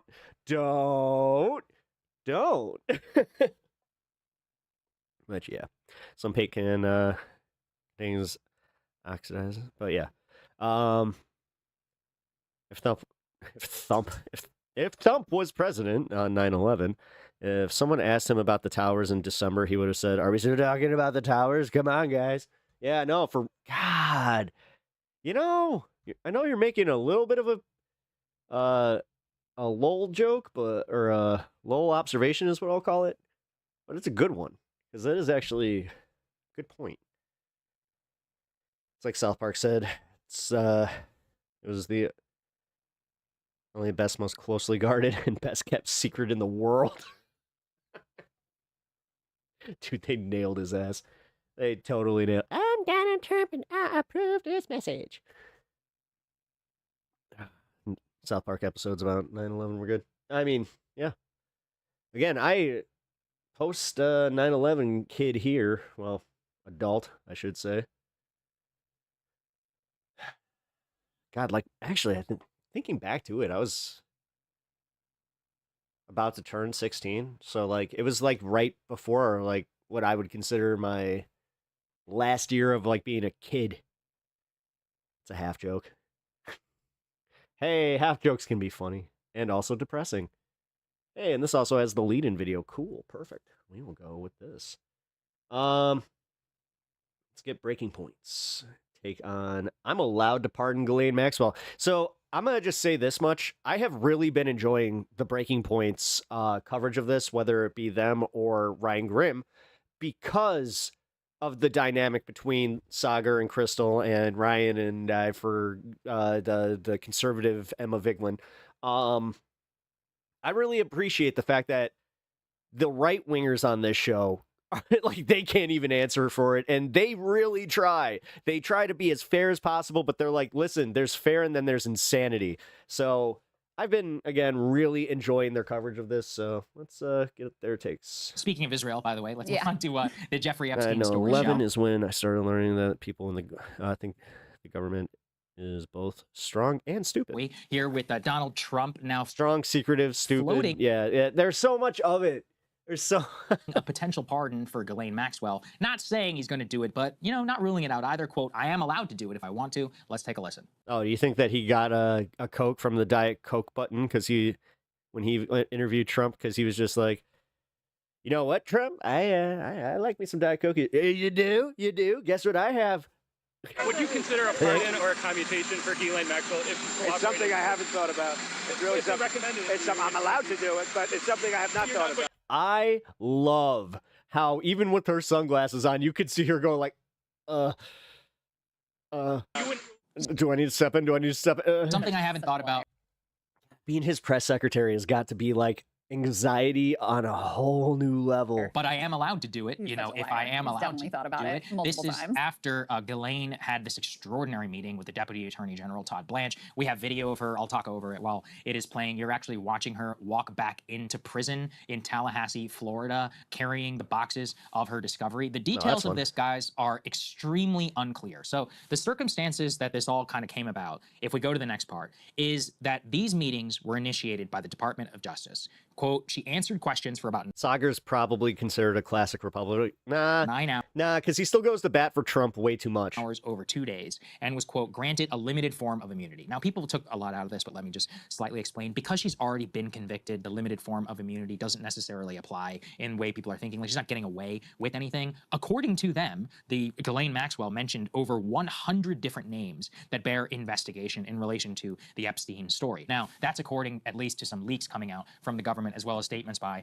the Deputy Attorney General. But the entire thing stinks to high heaven, and this kind of gets to the pardon question, because all of this is coming about as these Wall Street Journal story drops about Trump and Jeffrey Epstein and the letter that he wrote to him, as well as all of these other powerful people, all of whom, by the way, have verified connections to Epstein. We have the photo of the book now dropped by the New York Times where Trump signed it to Jeffrey Epstein in 1997. Photos of the two of them being released. Who was it with James Brown, the singer? Just to show, photos at his second wedding, right, of Epstein, who is attending there. Ghislaine Maxwell, obviously. These photos have all been out there for a long time. Not Trump and Epstein, but, Ghislaine at the Clinton wedding, right? So obviously to the way that they were enmeshed in this like high society is Anthony, I was not able to see it yet. I'm going to go see it this week. Part of the entire story. The question is why? I've heard nothing but great things about it, and I'm happy. Why now? Because what we especially considering, like, yeah, I had some expectations because it's Marvel getting their first family back. I mean, the thing is, it's kind of like when they got Spider-Man back, you're like, okay, once they're in Marvel's hands, that they know how to use their characters. Seen previously. It was not going to be fan four-stick. That was is for sure. The DOJ said that at no time was Ghislaine ever asked Sagar was crazy, and I was tricked when he went on TMBS. Yeah, to kind of portray that he was normal. He's done that, though. He's done that, because like he did that with Dave Smith, too, where he like portrayed himself as like I'm a more libertarian guy, but then he goes classic conservative. Then like, oh my God, I just kind of realized that he is like a right-wing grifter in the way that like he'll shift his opinion to whoever he needs to get the interview and also be liked by them. The individual. Oh, that's interesting. Who may or may not have been in Met. He is kind of a little, like, he's a little snot. Like, I've always known that Sagar was just kind of like a brown noser, but like, he really is just a little shit.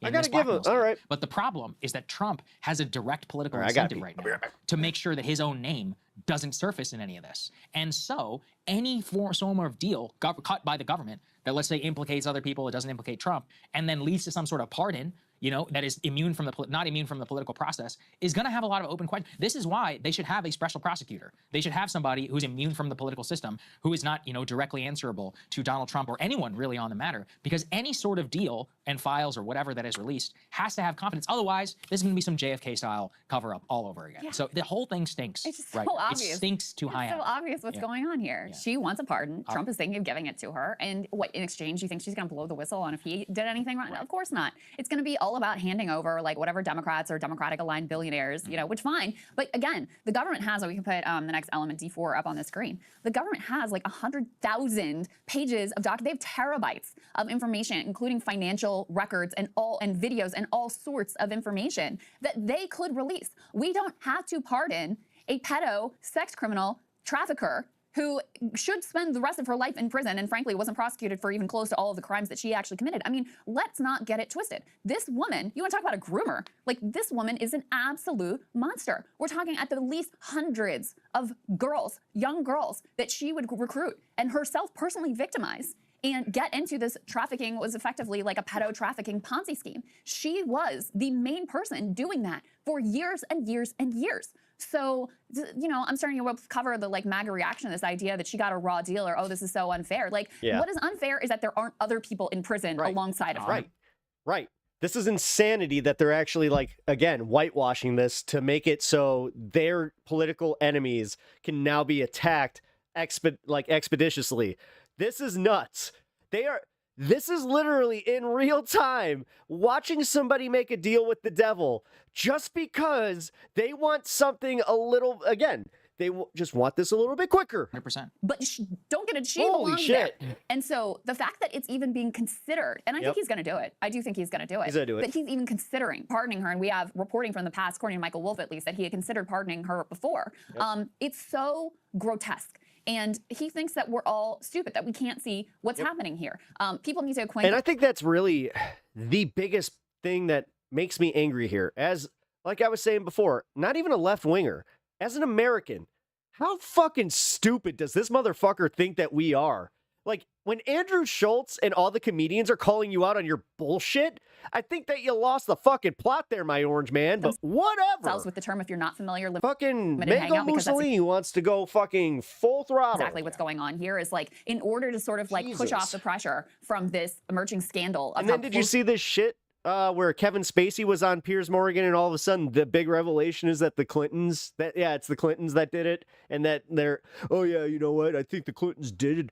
We're the ones who covered it up. Kevin Spacey, Mr. fucking relevant, you know. Affiliated Donald Trump was with Epstein and how he clearly is acting guilty as hell. Again, what is it about these guys siding with pedos and people and convicted sex offenders consistently? Like he's got all kinds of things to cover up. Shit.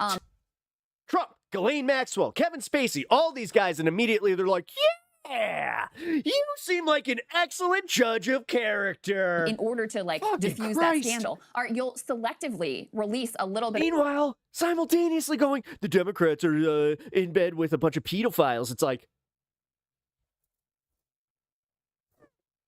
of information to try to convince people that you're blowing the lid off of this scandal. But obviously you're carefully concealing anything that would implicate Trump, anything that would implicate anyone really on the Republican side of the aisle, but him in particular. And at this point in time, what is the most important information that we get? Yes, I would. Yeah, AG was like, the FBI will grant immunity to Trump so he can testify against other people. Yeah, exactly.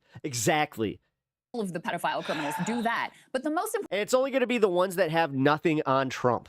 Like, piece of information. Honestly, I hope that, you know what?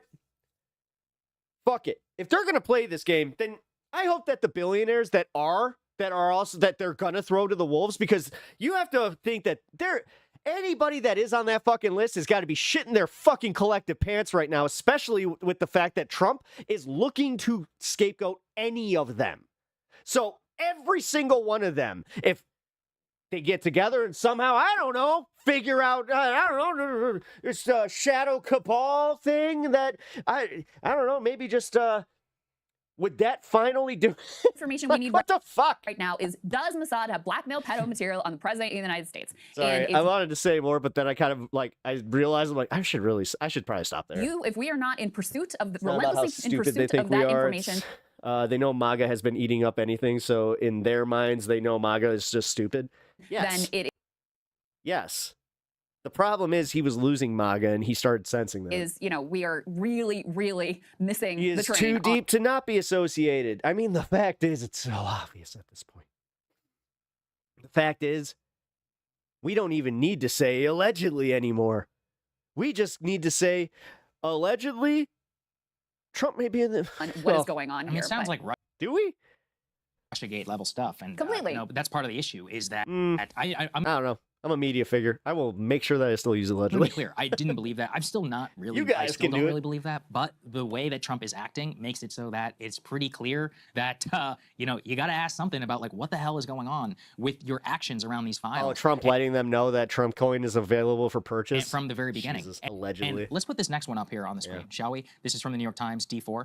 Because what you see here is, quote, how a frantic scouring of the Epstein files consumed the Justice Department. And in the story, they talk specifically, by the way, I don't fully believe this is all kind of like a, it's kind of, you know, the FBI line in terms of how they didn't end up discovering some sort of grand conspiracy. But they're saying they compiled more than 100,000 pages of materials related to Epstein. So if there's no grand conspiracy, then even by their own admission, then Ghislaine is the only one that's still 100% guilty.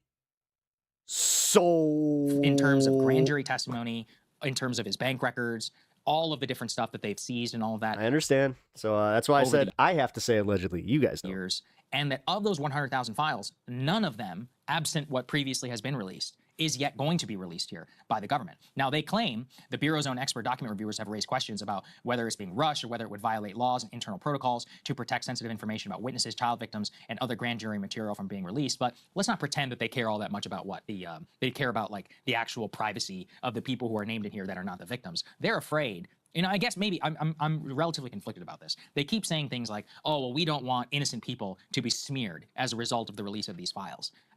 And everyone says like, oh, just appearing in the file doesn't implicate any sorts of wrongdoing.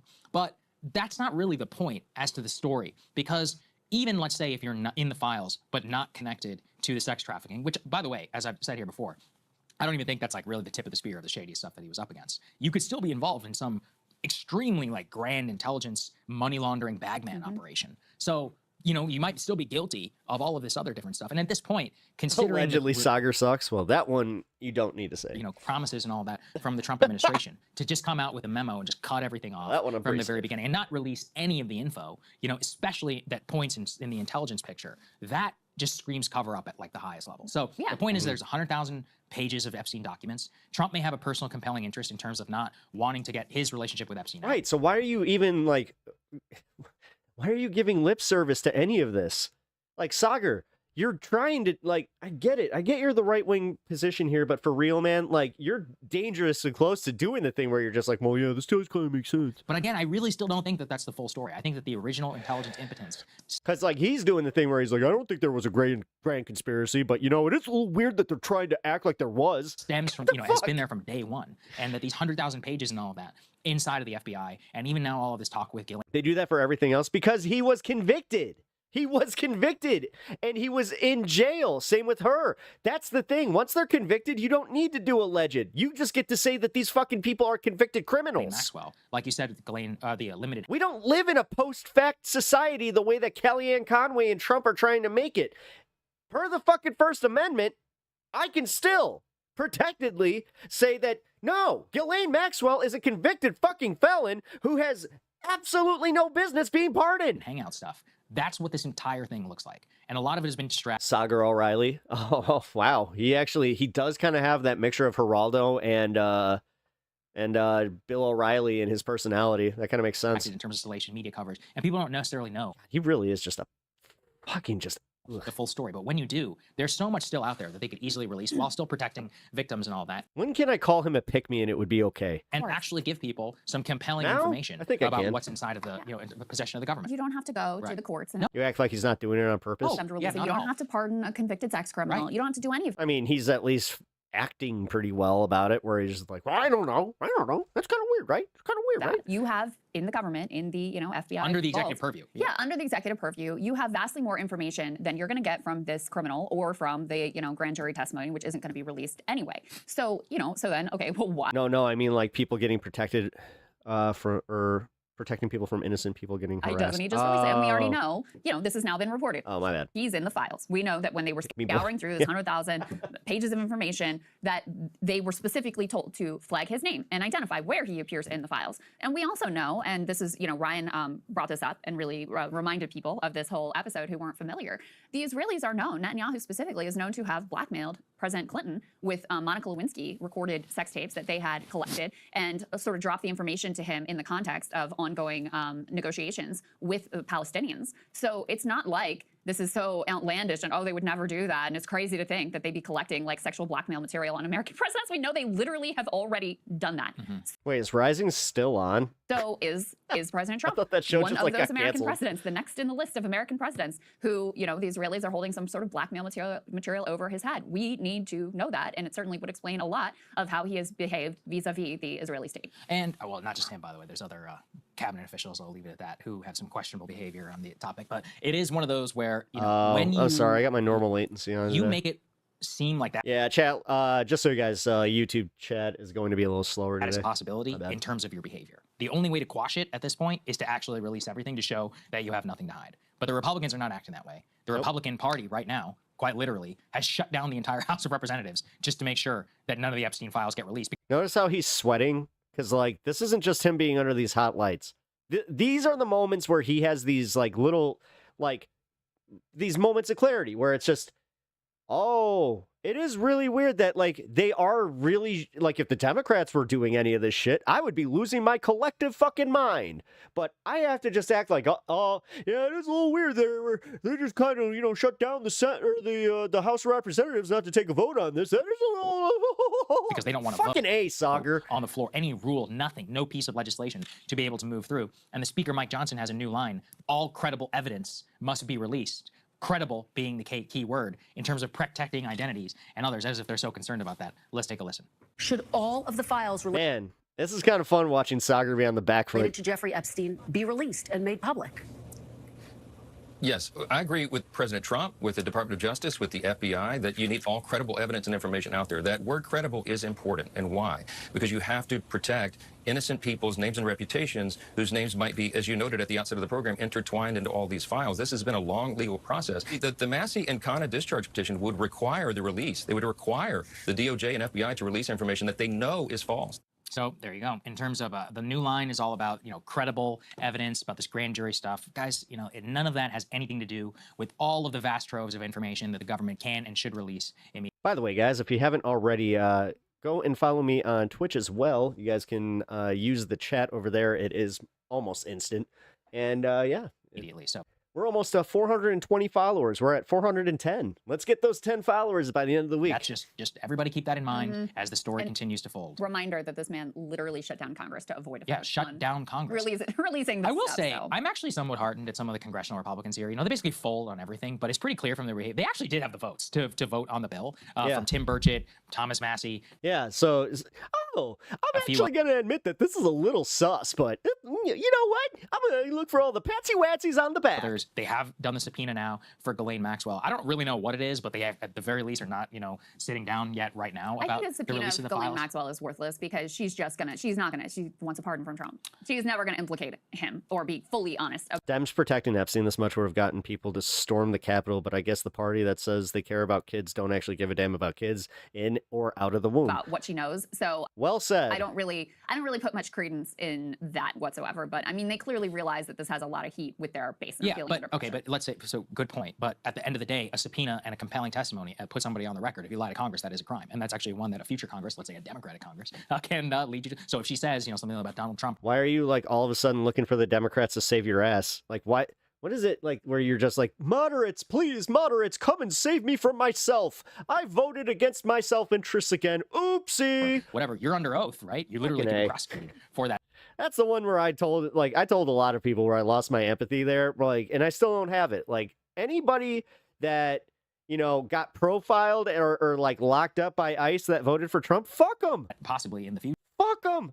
I have sympathy for people that are actually, you know, being hurt by these policies that didn't vote for this, that never wanted this shit. So I wouldn't say it's as worthless. So forgive me if my sympathies run dry where it get like right up to that point where they're just like, I knew that this was gonna happen, but I didn't think it was gonna happen to my pals. As you might say, because also it's important for those transcripts and all that to exist in a place outside of the Department of Justice. Save me before I admit I was wrong to vote for a PDF. Yeah, exactly. It really is where he's just like, look, you know, and to have it in. I'm just trying to find the fairness in this, but realistically, the other side of this is I'm protecting a fucking PDF file. Open testimony. What the or hell, at least have man? some screened or whatever by intelligence. Sagar, you have to understand that, like, they put you in a very precarious position here as the right winger on the show, who not only is Republican classic, you are a fucking MAGA head at this point. You do represent that side of the base. It's the same with fucking discount Emma Vigeland. That honestly, I don't think she's like, can she smile? Not entirely sure. And then release. The point is about getting other bodies of the U.S. government actually something involved against in the telling women investigation, to which smile, always but is holy important because shit. that's part. Honestly, that's really She where just a looks lot like of the she's never information, if actually you look done back it. on the Warren Commission, 9/11 Commission. That's or Snowden and so much. A lot of the info that we learned never came from the executive branch. So Right. getting Congress And it's involved not here going is to. important. No, I mean, at this point, I don't think. There's no way. Like, even if Trump today, oh, I'm going There's to release the resting file. bitch face, and then there's resting face. Like, you couldn't trust that he's actually like releasing everything. There's no way you could trust what's coming. Looks from like she them. was always asked a really tough so, question. Yeah, it's going to have to come from like either congressional action, whistleblowers, journalism. Like that's the only way that you're going to get. The funny thing, my last word here is it's pretty clear that all of this is coming from in the FBI, in my opinion. Yeah. The Trump letter and the book and everything. Patel? The reason What? the Journal hasn't released the book, guys, they don't have the book. It's from the pages. And they actually even say in the story, the book is part of scans that were included in the It doesn't take a genius to figure out where this is all coming from. Same with that scan that the New York Times released of that book. They have the scan because it was part of the scan that's in the FBI. So obviously, Trump what he's doing is setting up the incentive mechanism where all these other people in the files, their names aren't getting leaked, but he's allowing, obviously disgruntled or people or whatever in the FBI to continue to leak to the New York Times, the Wall Street Journal. Yeah, Mirror Universe Emma. Or any of these other people, all of the specific mentions, which he forced them to flag in the files to the national media, making him look even more guilty. The only way. Trust me, the more you see like her, the more that you will not be able to unsee it. Here, I don't usually go like back to back here. What I will do though, screw it. This one's probably more interesting. Which brings us to our next part here on Ghislaine Maxwell, where the MAGA kind of media has now embraced a position where maybe Ghislaine is the victim and she needs. Okay, yeah, no, I need to hear this because, like, again, Sagar being the mouthpiece for this side, like, look at Crystal kind of figuring out that it's like, all right, Sagar, what you gonna say? The pardon. So let's take a listen. She just might be a victim. She just might be. There was a rush to judgment. There was a lot of chaos there for a while. Jesus all right, fucking Christ. Just to hear it actually put into words by some schmuck on a right-wing television show is Greg Kelly's this guy. Wow. She hung out with Jeffrey Epstein. Greg. And I know that's apparently not good. She may be a victim. Apparently, that's not good. So, you may wonder, who is this guy? This is Greg Kelly over at Newsmax. And then you may ask, like, what is Newsmax? Newsmax, obviously, like the pro-Trump channel that really exploded after 2020. And then you may want to take a look at their board of directors. And on that board of directors is a guy whose name is Alex Acosta. Does anybody remember who that is? Oh, right. He's the prosecutor who gave the sweetheart deal to one Jeffrey Epstein, Ghislaine Maxwell, and to Jeffrey Epstein. In fact, Alex Acosta's sweetheart deal, the non-prosecution agreement, is the very reason that Ghislaine is trying to protest her innocence all the way up to the U.S. Supreme Court. Because for her, yeah, because her it's like they're trying to get out on a technicality too, which is kind of funny. Definition of why she's been unjustly prosecuted is she's like, look, this isn't about the trafficking. You promised me I can't be prosecuted back in 2007. So what, am I just guilty of taking a notice here as to who exactly has been on the board of directors and is now saying that Epstein got his, or that Ghislaine is actually maybe the victim of prosecution? Incredible. The whole thing is crazy. I'm not going to let off the Biden people here either, because the original 2019, the Trump people. Yeah. the sheer acknowledgement of we never asked her if she had any other info. Does anyone realize how insane that is? Yes. Is we prosecuted her. Yes. Yeah, because I'm a normal fucking person that knows enough about this case to be like, yeah, no, I kind of remember that. For crimes that are only narrowly tailored to implicate Ghislaine and Epstein. And we were never like, hey, do you have any information on anybody else? No, and then it was pretty much accepted that it was like she didn't want to self-incriminate, so she shut the fuck up. But now you're all of a sudden going like, she didn't really get her time to talk. Yeah. Go, what? How can you say that? What the fuck is... Because this This is one of the things that, people say, oh, there's really no larger conspiracy here. they always This is Michael Tracy points to this, right? And he'll say, well, okay, well, don't you think if she had all this information on powerful people that she would have sung and, lessened her sentence, made some sort of a deal? And it's like, what makes you think that the government wanted that information? Like, what makes you think that this prosecution wasn't just about, okay, let's get this one person in prison where we can control her and make sure that it basically stops there. I mean, that's effectively the way they went about that case. Right. They called it, remember we covered it, Well, yeah, because they didn't want to make it so fucking obvious after, they just kind of put the other guy into case or something like that, where it was like, we're just going to make it the big old jail cell in the sky as narrow as possible on things that we're 100% sure we can get her on. And I don't think there's any indication that they were curious. No, I know. That's what he was trying to say. Like, oh, maybe she was one of the original trafficked girls and she was in a really, really bad position where she couldn't get out because, she was under the thumb of the evil Epstein. About whatever else. Holy fucking shit, dude. The cognitive dissonance that is required to just get to this point. I can't interact with it.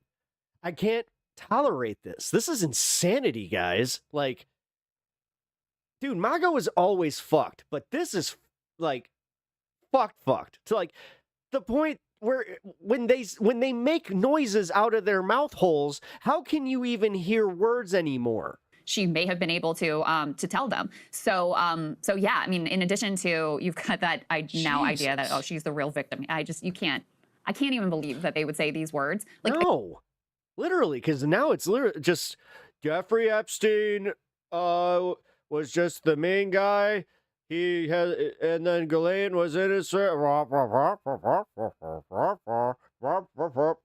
Ghislaine Maxwell,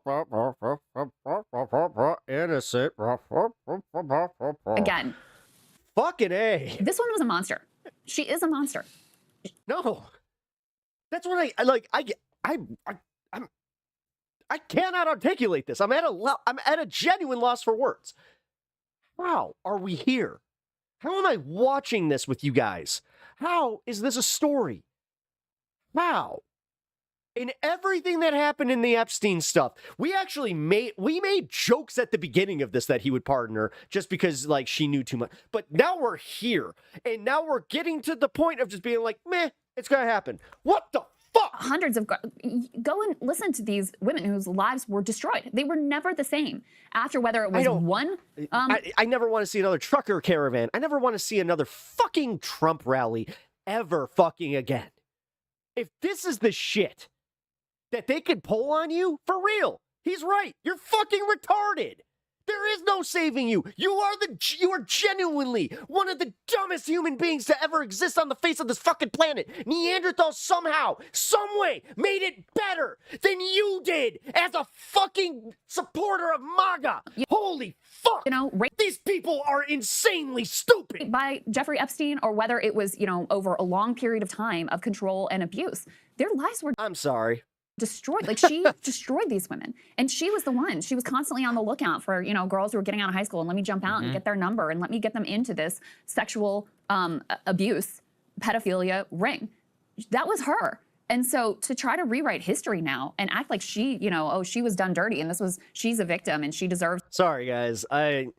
Some sort of. I know that people don't like it when I bust out the R word because they're just like, yeah, that was one that shouldn't have made its way back. Here, or that she's a hero for blowing the whistle on whoever she's talking about now to the Trump administration. It truly is disgusting. And we didn't pull the clip, but Alex Jones said something similar. He's like, he didn't call her a victim, but he said, Trump has opened the floodgates. The Democrats' worst nightmare is about to come true because Ghislaine Maxwell sang like a canary and answered questions about 100 different people associated with Jeffrey Epstein. So they're trying to get back. That, again, she didn't do while she was, I don't know, in prison under, but using their fucking really stupid logic.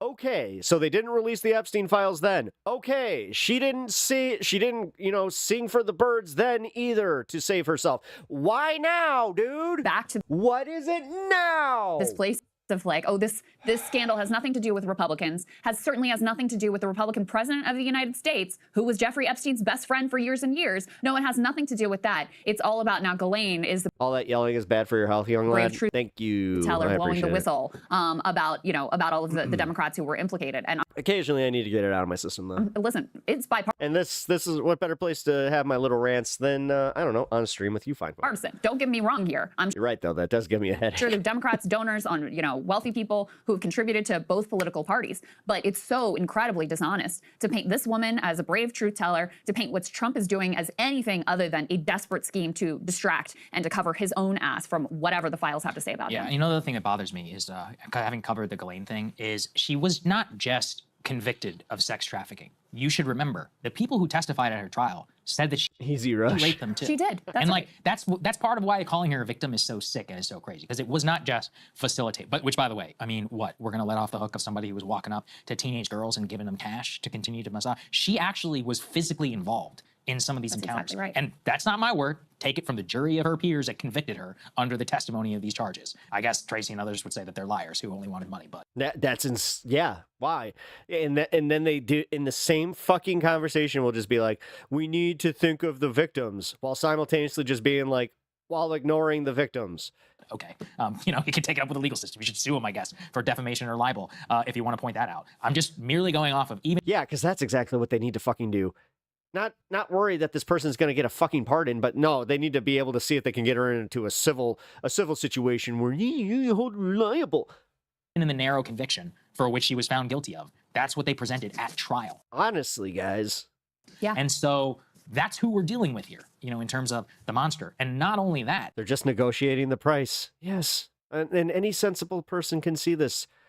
One thing I'm not going to do here is, at least on my show, I'm not going to feign surprise when this actually happens. You can see from the evidence. At least Crystal's there too. What I will do is be outraged at the fact that this has become fucking normal. Of why she's so dangerous, not just to Trump. And honestly, actually, to your point there, Mr. Freethinker, as much as I do appreciate you looking out for me, not being this angry is actually kind of what's making this just okay. Like, dude, the fact that people are just like lethargically going through life and are just like, yeah, okay, yeah.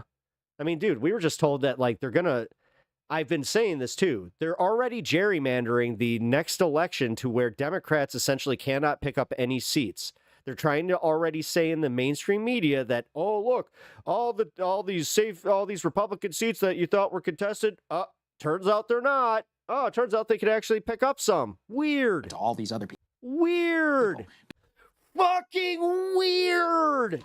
Don't question anything. Don't even ask questions, guys. Why should we anymore? What do we learn from the Trump, the birthday book, compiled by Ghislaine, over 6,000 names, reaching out to the biggest, most powerful people in the world, Bill Clinton, Leon Dude, Black. You don't think her walking in with that box automatically was just a, hey, guys. Dershowitz, Vera Wang. I'm like looking at these people like Vera Wang, like fashion designers. Stephanopoulos was over at it. Like, she was his social secretary for like 2 decades, just flitting about and basically organizing things. Yeah, you got people literally saying, oh, are you mad that like the liberals in Hollywood are going to get taken down? I'm like, I don't give a shit. No, I'm consistent, dude. If they did this shit, they should be locked up. The thing that you're not is consistent. The thing is, you're perfectly fine with him whitewashing himself out of this just to make sure that you can own us, which is so profoundly fucked up. That's the only thing they care about, is these little fucking psychological wins that they can't even really do anything with because they're so fucking mentally weak. They don't know how to hold on to any of this shit. Again, it's all emotional with them. And once the facts actually catch up with these assholes, then they're just like, what do you mean? Oh, you were telling me the left was telling me about these things? On his behalf. And so that's why the narrowly tailored charges against her are so obvious in terms of their ploy. Yeah. It gets to our point previously. But also, you can see how people who are not familiar with the case are now talking basically. It's relevant, but it's also just, I get it. About some sort of deal. At this point, when the auto mod catches something, I'm getting to the point of just letting it catch it, and then it can just be corrected through, censorship of the word. I know, complain about it more. Ghislaine, which again cannot be trusted. So here was Charlie Kirk and others talking about it. Let's take a listen. Maxwell is currently sentenced to 20 years in Sorry, it's been a consistent thing where people are just like, this fucking auto mod, dude. Federal prison. It's like, I know. For sex trafficking, but is pursuing a claim that her trial was unfair, since she is still contesting her own case that may impact what she is ready to tell prosecutors. But maybe some kind of a deal could be reached for information. We will. Todd Blanche, the Deputy Attorney General, has met with Ghislaine Maxwell over the last 2 days. They would still say, but Biden. She has sung like a canary. Sorry, Tragic. That wasn't a call. It's getting ready to turn state evidence against I could see where it could be contrived as such. Clinton, Bill Gates, or perceived as the such. head of Harvard, and a bunch of other globalist financiers who literally were going to Epstein Island, sometimes living at Epstein's lair in New York, and so much. Because also, real quick, on the automod thing, when it says to permit it, if I do it enough times, then it just permits it, and then people abuse that thing. Okay, so can you guys just fucking work with me here? So the Democrats pushing Trump on I'm a little this tired of addressing and it. trying to connect him to all of this has massively backfired. And I've been saying for 20 plus days since this all broke, Trump needs to lean into this and order everything released, and that's all starting. Democrat judges all over the country, Florida, New York, are trying to block the release of the Epstein files now. So Trump has called their bluff. I've done deep research on this. Never seen any real connections, anything illegal with Trump and Epstein. Everybody's been calling for more transparency. This is what transparency looks like. And whether you like it or not, Ghislaine Maxwell coming forward and then testifying on behalf of what she knows is what we have been calling for on this channel. Oh my God. So we'll see what real transparency looks like. look. It's just amazing how they buy it all like hook, line, and sinker. It's just incredible. Yeah, it is. It's absolutely incredible. But then it's also funny how Sagar's just like, yeah, hey, you know what? They got a point. Well, what they need. Yuck, they got a point. They sure do have a point. Yuck, we're going to hear what she has to say finally. Yuck. Point out is, yeah, look, it is great to ask Elaine. But again, you need Is it? to look at the motivations of the government now in this particular case. And you also Oh, that incy wincy bit of objectivity coming out here to make sure that anything that is Crap. said from this point forward is actually done, you know, in a setting and in circumstances which can be trusted, because the way that this has all been handled is absolutely insane. So seriously, the Diet Coke, the orange tie, is he just doing this so like Trump watches him and it's like, I like this guy Sagar. Sagar, he's got the same tie that looks like the color of my skin and gives me he's got a Diet Coke. It's almost like he's using subliminal advertisement. Oh my God, it's working. Anyway, that's just, look, we'll see where things go. I am already feeling how many points can a fart like make? The Epstein mania, you know. I don't know, man. The more I listen to some of these guys, it really does just turn into that. To the extent, again, quote another South Park, where people on the right were felt betrayed and all of that is dissipating. They see it in this perverse way. The journal thing is the best thing that ever happened to Trump, because when they saw that Trump himself was directly under attack, a lot of the energy came out of the room and they were like, oh no, this is an attack vector. So left-wing, you just noticed the Diet Cokes. What the fuck? YouTubers, it's on you guys now. You know, it's again, I love the Sagar guy. It's almost like we're two peas in a pod. It's up to the Midas touches and all of those people of the world to get people whipped up on this, because otherwise it's gonna. Oh, is it? There's, I don't know. There isn't anybody on the right that can look at things objectively and go, hey, this isn't it, guys. Maybe, just maybe, I should bring up the fact that this is kind of fucked up. But no, the onus is on the left. You see how they keep doing that? They keep doing this thing where it's like, Democrats save us, liberals save us. It's going to fizzle out like this. They'll just stop covering it. Yeah, and I mean, and the mainstream press to continue to, you know, dig and release and whatever whistleblowers in the FBI. And us. I hope so.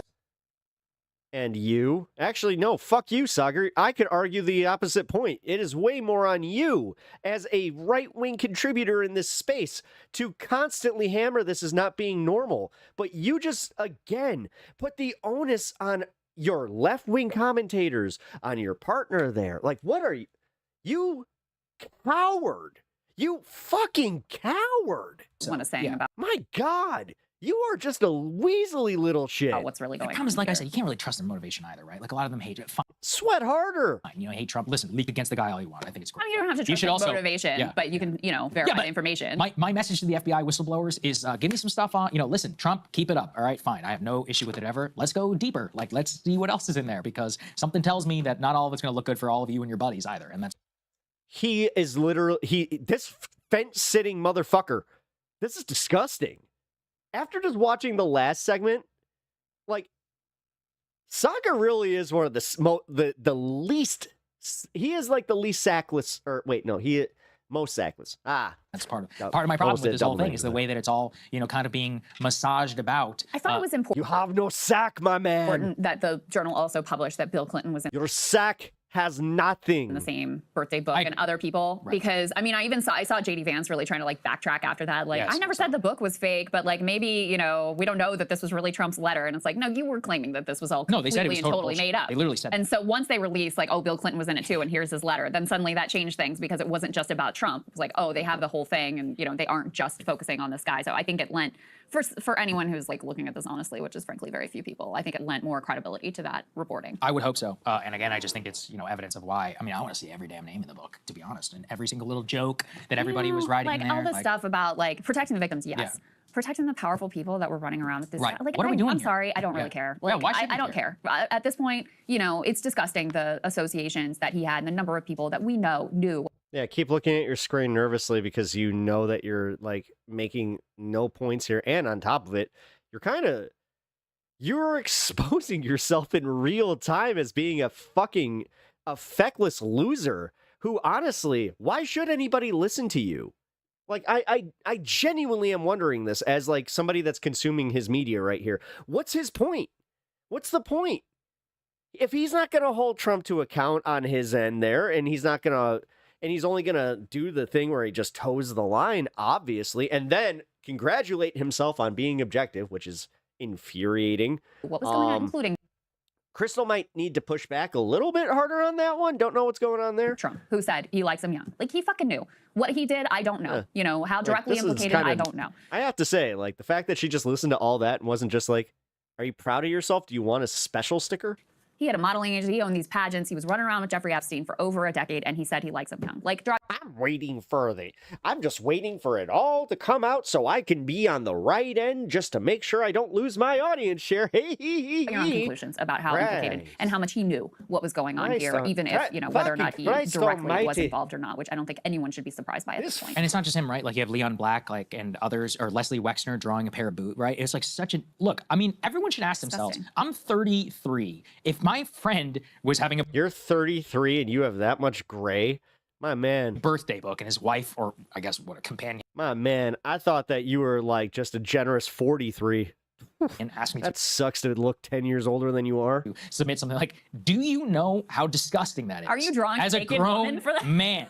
And I'm 20 years younger than Trump was whenever he wrote that letter, or Leon Black, or I don't know, That letter from Leslie Trump Wexner was so it is weird. Creepy. Yes. Like, I said to Kyle, so like, can you imagine if Corin like wrote you this? That's what people say. People are like, oh, times have changed. I'm like, not really. Like, you know, I've been around, you know, I was around in the frat pre-woke era. Even at that time, like, that would have been like, dude, you're a fucking creep if you're acting like this, right? Oh my God, you mean you had fucking standards and now there's this weird thing where you forgot them all, so when somebody does do this, you end up fucking throwing in with them until you're like, oh, wait a minute. I mean, even in wait a minute, dude, that's totally happening a lot too, where they just stand up for the creepiest dude in the bar where it's like, dude, we were trying to tell you, like, girls to watch their drinks. Why? You called him an incel. It's like, hypersexualized, pre-woke PC culture of the 1990s, 2000s. Yeah, I just don't think so. So that's all I'm going to say. You know, and again, that's a Trump thing, that's a Leslie Wexner thing, Leon, all these other guys in the book who are joking about girls and all this stuff. Like, I'm sorry, I think it's really gross to be openly acknowledging all that. So yeah, I don't particularly care about your privacy whenever you're filthy rich and obviously who is engaging, you know, with this in this type of behavior. Yeah. And perhaps again, standards. LOL, as aided in some sort of vast, like, I like how as if is making a fucking comeback. Intelligence, you know, money laundering apparatus. I think it should come out. Yeah, I think it was Jon Stewart that said every line of that letter from Trump sounded like something some code you would have to say to get into some like masked Eyes Wide Shut style party. It was like our wonderful secret, and what a wonderful secret we share. You know, I still wonder about that movie. By the way, if anybody's not seen that movie, it's such an incredible film, and deeply disturbing. Yeah, it is. But I'm like, was there also? You know what's funny? Stanley Kubrick. You know who else has been accused of possibly being on some of these funny lists? Interesting how this is like what he finds to be fine, like the quintessential art. Did Stanley Kubrick know something? God, he probably loved Vanilla Sky. He thought it was probably a masterpiece. Like, or Magnolia. I need to go in to read more. Actually, Magnolia wasn't that bad, but Vanilla Sky, what a fucking piece of shit that was. About kind of the inspiration and all of that for the film and the background, because it's a little on the nose in terms of how prescient it really was for the Epstein. And by the way, it came out in 1999, which was literally in the Epstein heyday. At the height of and it's set in New York City, right? You know, implicating these like powerful elites about this date. Oh, the thinking velociraptor? Yeah, dangerous like I sex used to cult. have- I'm like, and you know, I think it was a it bumper shows sticker or Tom something Cruise. like Like, that with I him don't on want to it. spoil too much if people haven't seen it, but I'm just saying it was deeply, deeply prescient, and I actually do wonder if he knew anything. Someone should ask Tom, actually, or Nicole Kidman, for what the inspiration and all that from the screenplay. They may I would not be know, fascinated. you know, Or what was maybe in they his wanna cover it mind. You up. never know. Maybe they want to. I don't know. Or you ask the fucking people who wrote it, or just watch anything on Stanley Kubrick. You're not making a good point here. Sweat harder. It's almost like you have a fascination with this because I don't know. Do you want to be part of this? Or are you just mad you didn't get your invite to the club, you fucking weirdo? Cover it up too. Hey, if you like that video. Jesus Christ. He's like, I got my owl mask, guys. Come on. Come on. I'm ready to be in the Who's Club of Whoville. Ugh. I live in a deeply fucked up time. Yikes.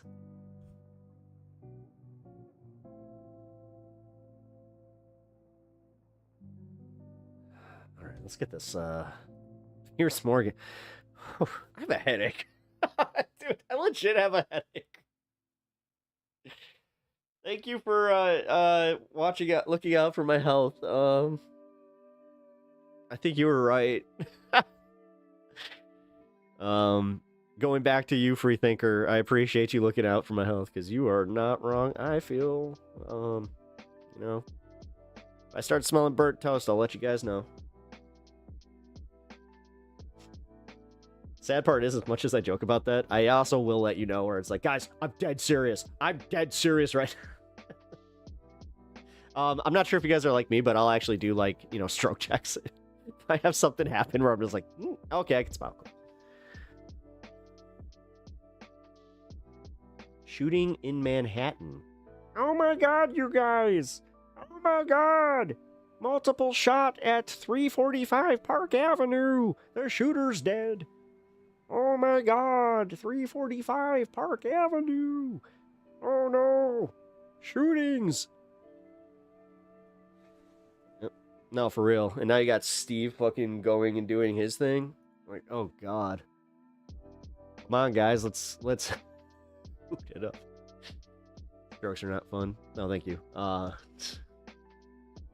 Yeah, no, my brother had a stroke. I'm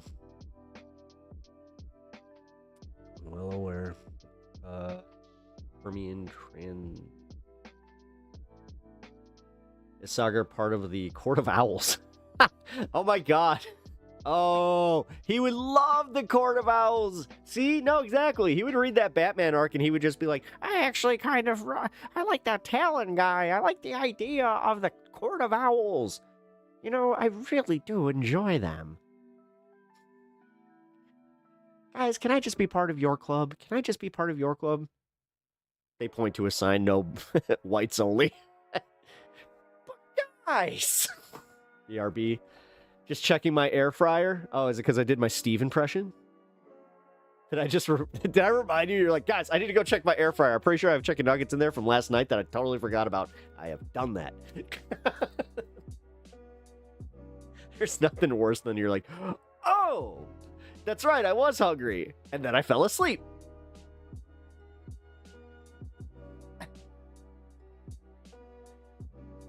By the way, my truck drives amazingly. Hell yeah, man. I'm glad. That's dope. Dope. Yeah, keep it running for... Definitely fix it up on the cheap as much as you can. Learn a lot about it. Yeah, done that. Yeah, isn't it fun?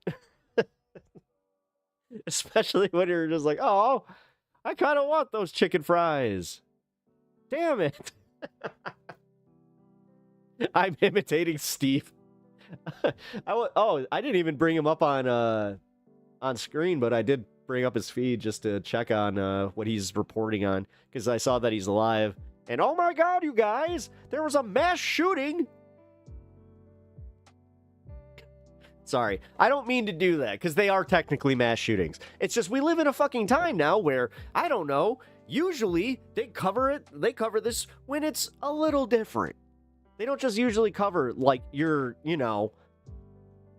standard gang warfare as mass shootings.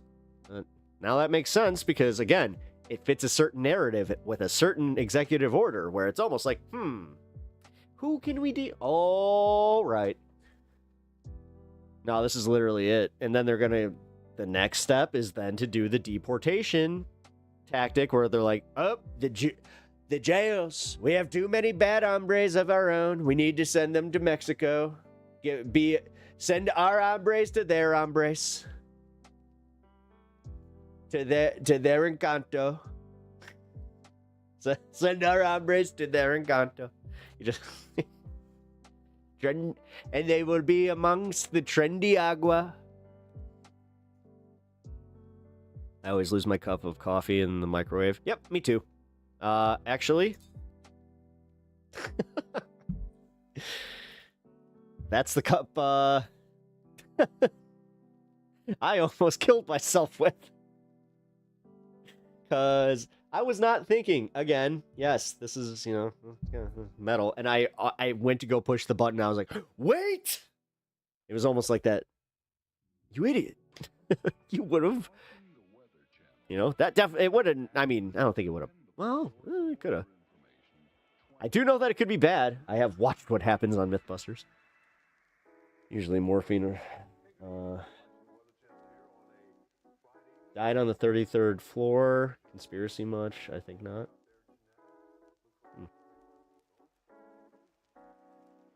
Okay.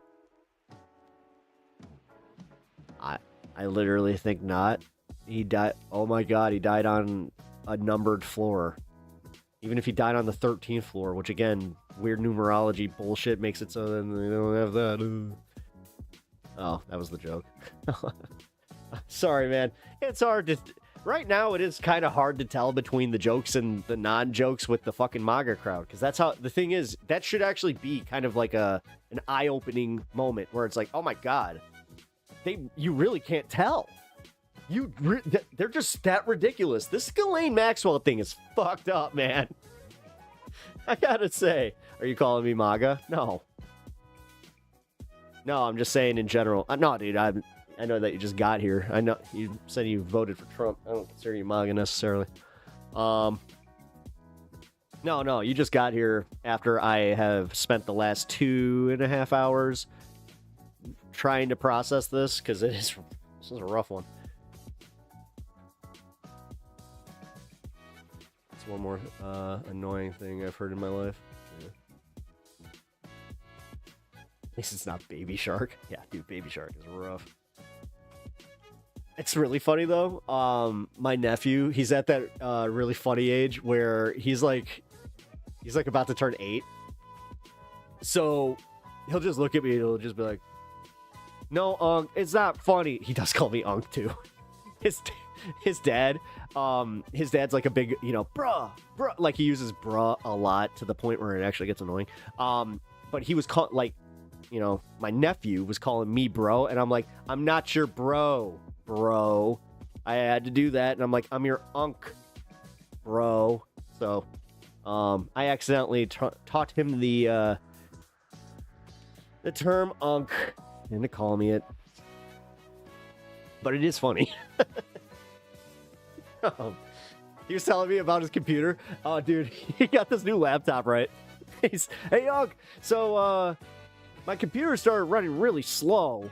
And I'm like, did you download a bunch of stuff? He's like, yeah. And I just look at his file, his folder. I'm like, what the fuck? He just downloaded just like every game he could find. And he just hit download and just totally clogged up his hard drive. Like, okay. Sorry, just random story. I'll post it a new video if you want to do Streamception. I will watch the Palestinian one here in a minute. What did he do one on Ghislaine?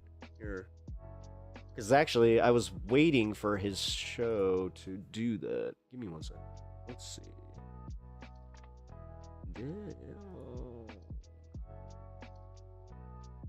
A minor hockey association in Alberta is investigating as a video.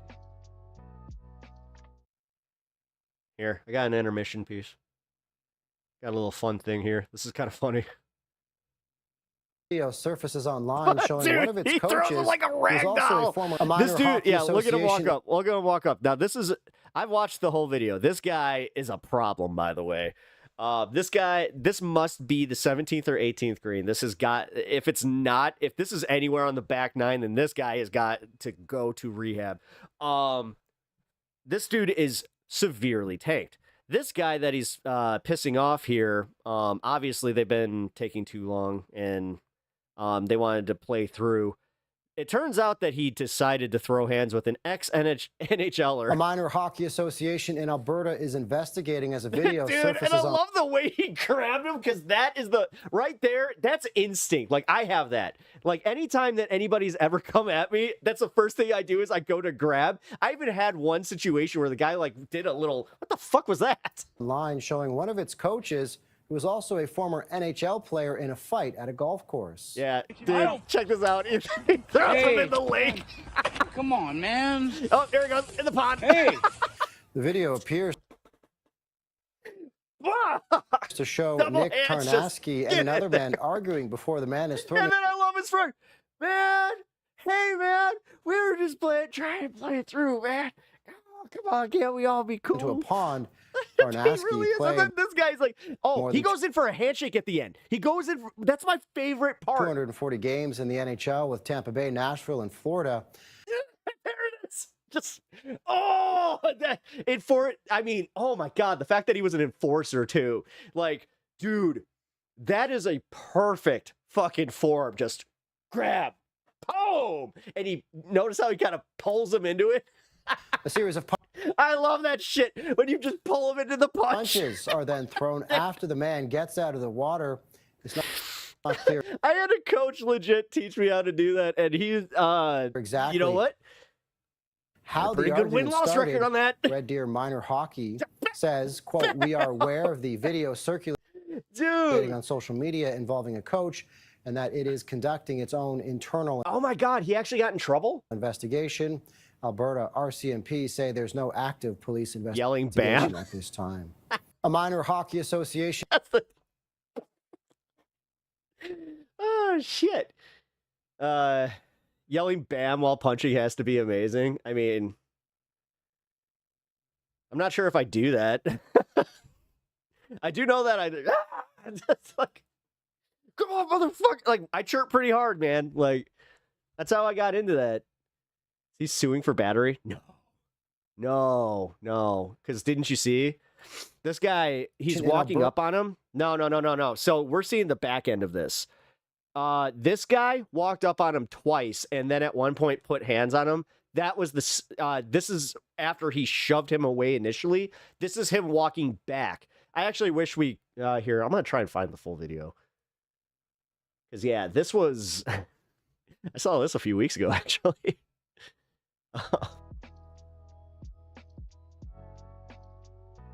$75. A minor hockey association. That was a movie. That was a movie clip. Let's not do that. Okay, see, this is the thing I hate about bringing up shorts, is they play automatically. Rogan refused to have on Bibi Netanyahu. I did hear about that. Remembering Hulk Hogan with Bubba the Love Sponge and Vince Russo? All right, that video is going in the queue. That's going in the queue. We are going to watch that one because Bubba the Love Sponge on Piers Morgan, just that alone. That's not something, again, I had on the bingo card. What is happening in 2025 where it is the weirdest fucking year. It is the weirdest year. Jubilee is fucked. Here we go. So the other day on the show, You know what? I will watch this one. All right, guys. I had a pretty hard opinion about Jubilee as well. I know I'm taking the real, ballsy stance to say Jubilee is fucked, and honestly, they're propagating this whole, sport. It's like a blood sport thing with debate, where it's like, no, we can't actually have conversations anymore. And on top of it, they're just trying to platform the grossest people. I'm saying the hockey player is yelling bam. We cover. Bam! Bam! about to say. I don't think I ever did that. Mehdi Hassan and his Jubilee debate. There was a lot of this. I think the title was like he was going out. Come on, fucking glove. Oh, that was always my favorite. Before you got into the fight, it was just you two going like this. But you, like both of you, it's like a fighting game, but it's the hockey fighting game where it's because it's number one, for some reason, nobody was a southpaw. So it's just everybody, we're all watching that right hand. And once that glove goes down, it's just like, pop the helmet off, bitch. Because if they never pop the helmet off, then I would just back up. After he was debating 20 far-right conservatives. I believe that's what the title was. And so he went into it thinking, look, I'll just do my thing. Oh, add Vince Russo to that. No, it's a who's who of ew. I'll debate him. I'll win. But that's also why I want to cover it, because it is a who's who of ew that I happen to know a lot about every single one of those people. We convert some people to a more left-wing worldview. And I think he did a great job. You know, we covered some of this stuff. I think he's a phenomenal debater. He's always been a phenomenal debater. And I think it was mission accomplished in terms of holding down the fort for leftism. A whirlwind kick.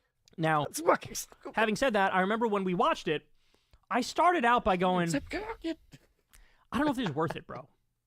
I don't know if this is worth it. And the reason I don't know if it's worth it is because now the far right, it's been mission creep, and they've gone further and further right, and now they're literally out there, like, proudly declaring... Dude, you don't understand. In my hockey league, they had to ban the Hadouken. Declaring themselves fascists, right? That would be hilarious. It's just square. Hadouken! The next step is they're going to be like, yeah, I'm a Nazi. Yeah, I love Adolf Hitler. Like, that's happened. If it already happened with Kanye West. We become best friends instantly. Right? And so I remember thinking, like, I don't know if I like this. Because there is some degree... I mean, the Savannah Bananas is the thing, right? Hey, we need to make a comedy hockey team. There we go. Just like do the Harlem Globetrotters thing with hockey. Actually, that's not a bad idea. Happening of these fringe views. It's really not. Which really should be banished to like 4chan message boards with a bunch of freaks and weirdos. Although whirlwind kick in hockey is not exactly what I would call kosher. And loners who are not. I mean, dude, I unfortunately witnessed one of like the worst types of hockey injuries. I watched a guy get cut, and it almost killed his ass. Socially competent who can waste their time there, right? Yeah. And so I was a little iffy on. Isn't there an NHL game with a side fighting during hockey? Well, yeah. I mean, well, okay. So fighting is pretty much not banned, but like it's very, very, very frowned upon. Because honestly, they don't want to pay out for like the concussion protocol kind of stuff anymore. So you have to sign like very, very specific waivers to even like be okay to fight. And then I know that there's like specifically now like a ESPN show where it's essentially, like you just pay to watch hockey fights. And as I watched the debate, I sort of came to the conclusion that these people... But also, I will be honest, watching guys just get slammed in the head is not exactly the most fun thing. So stupid. And I can also tell you that a lot of fights just it ends up with you like throwing that. None of them connect. Some of them might, but they'll like graze, and then you'll just both fall to the ice, pat each other, and then you'll have a beer at the end of the game. So dumb that ultimately it discredited. I became friends with almost every single dude I ever had a fight with. Fascist ideology. So I came back around to being in favor of it.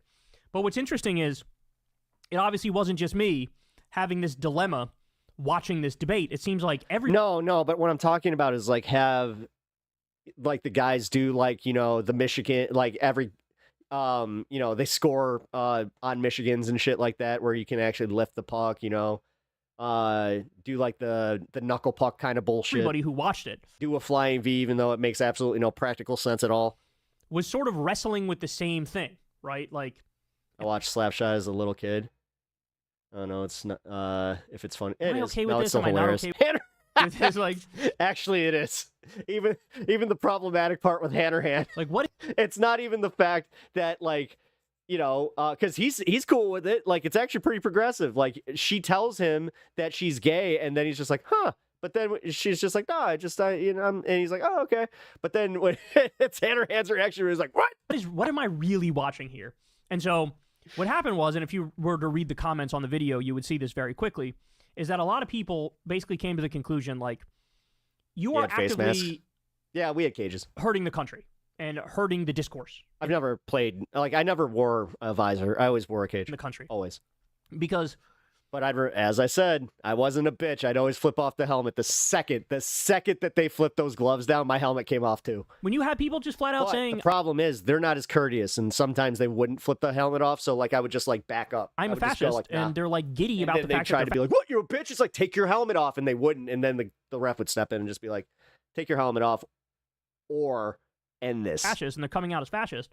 It's like, but then I'd still take the penalty, which sucked. Again, you're providing this route of like normalization. There were a few times I did that. Okay I was like, in society to say that, and we just move on like nothing happened. Well, to be fair, the the other guy ones got that suck is when you take the bait and the other guy didn't flip it. Yeah, fired. But I got suckered into that a few he got times. fired before this and pretended like it was because of this, so he could do this whole cancel culture. It just sucks because like in men's league, it's a 5-minute. But anyway, so I wanted to revisit this because, again, I don't know how I feel about this. So like on the one hand, you know, got very. This is like, the world we live distracted. in, right? Like we do live among these absolute disgusting freaks and charlatans and losers and assholes. We do. There are people who are still cheerleading Donald Trump after all of his fucking concentration camp building and all of his illegal bombings of countries that didn't attack us and all of his destroying the Constitution and rounding up innocent people with no due process. And like there's people still support him. So what do you do with that fact? And part of me thinks, yeah, you need a bunch of fucking like Chad leftists to fucking bulldoze these idiots in a public forum and humiliate. Yes, but you also you need guys. Actually, no. The Chad leftists are easy to ignore to them because they already see us as not being a threat. They like see us as being the soy boys.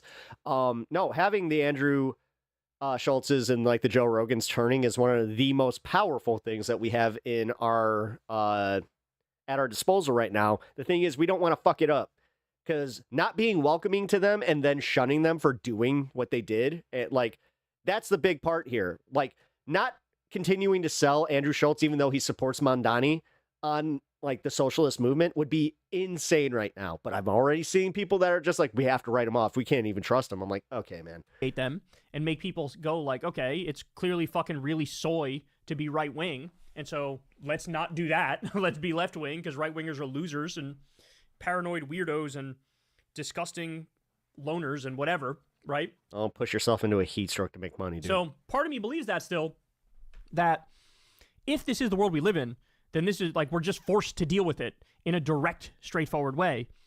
But then the other part of me believes, no, like we need to Mighty Ducks and the Phoenix 90s Phoenix Coyotes is all I know about hockey. force these motherfuckers back into the shadows. You know who Jeremy Roenick is, though. And in order to do that, you can't bring them out of the.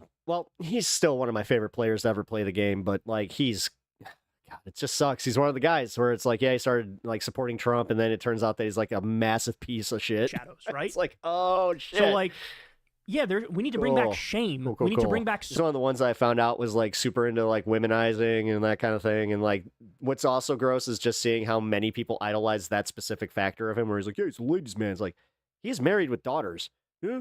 It's like, oh, but then they're the first ones to be like, oh, this Democrat was cheating and like the Bill Clinton bullshit. Social consequences. Dude, I cannot stand people like that. We need to bring back, like there was a time, some of the things people get away with today, they never could have gotten away with in the past. You got libs of TikTok, that dumb bitch was out there saying. I feel like if MAGAs are instantly forgiven, they will just flip-flop forever. Yep. Like that. That's why I have a hard stance with them. Average IQ in Somalia I really is 68. do. I've gotten rid of a few people in my life recently where I was just like, you're beyond saving. Like, I tried. I truly tried.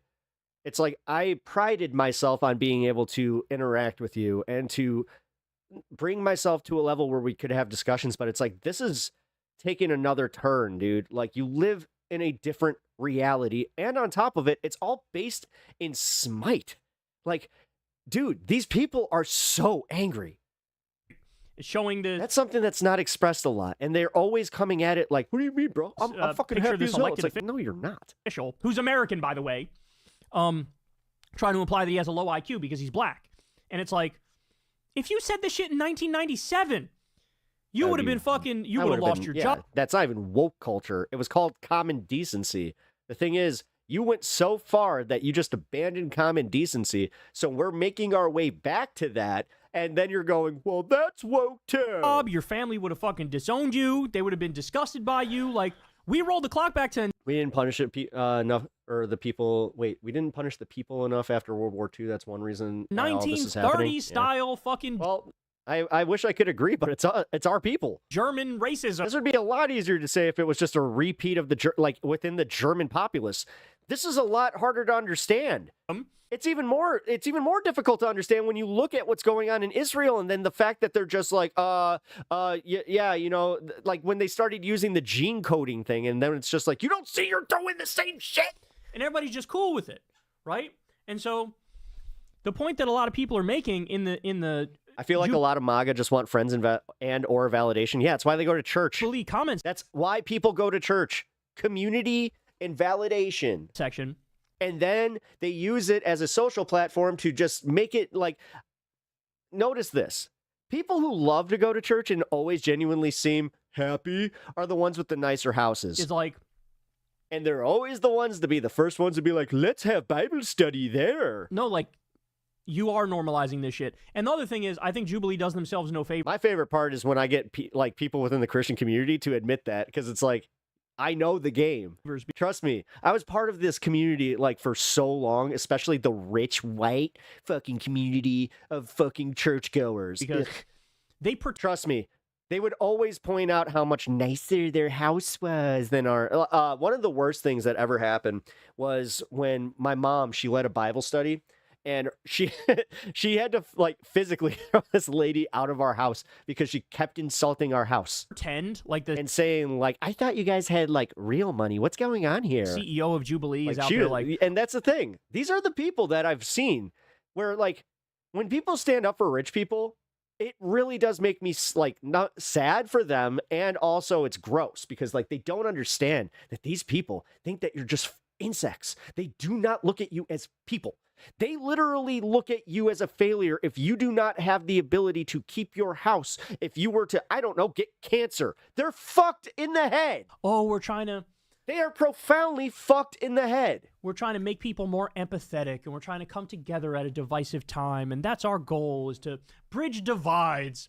And it's like, if I didn't know my right-wing friends, that's actually one of the ones I got rid of was a over 20-year friend that I just couldn't do it anymore. I was just like, you know what?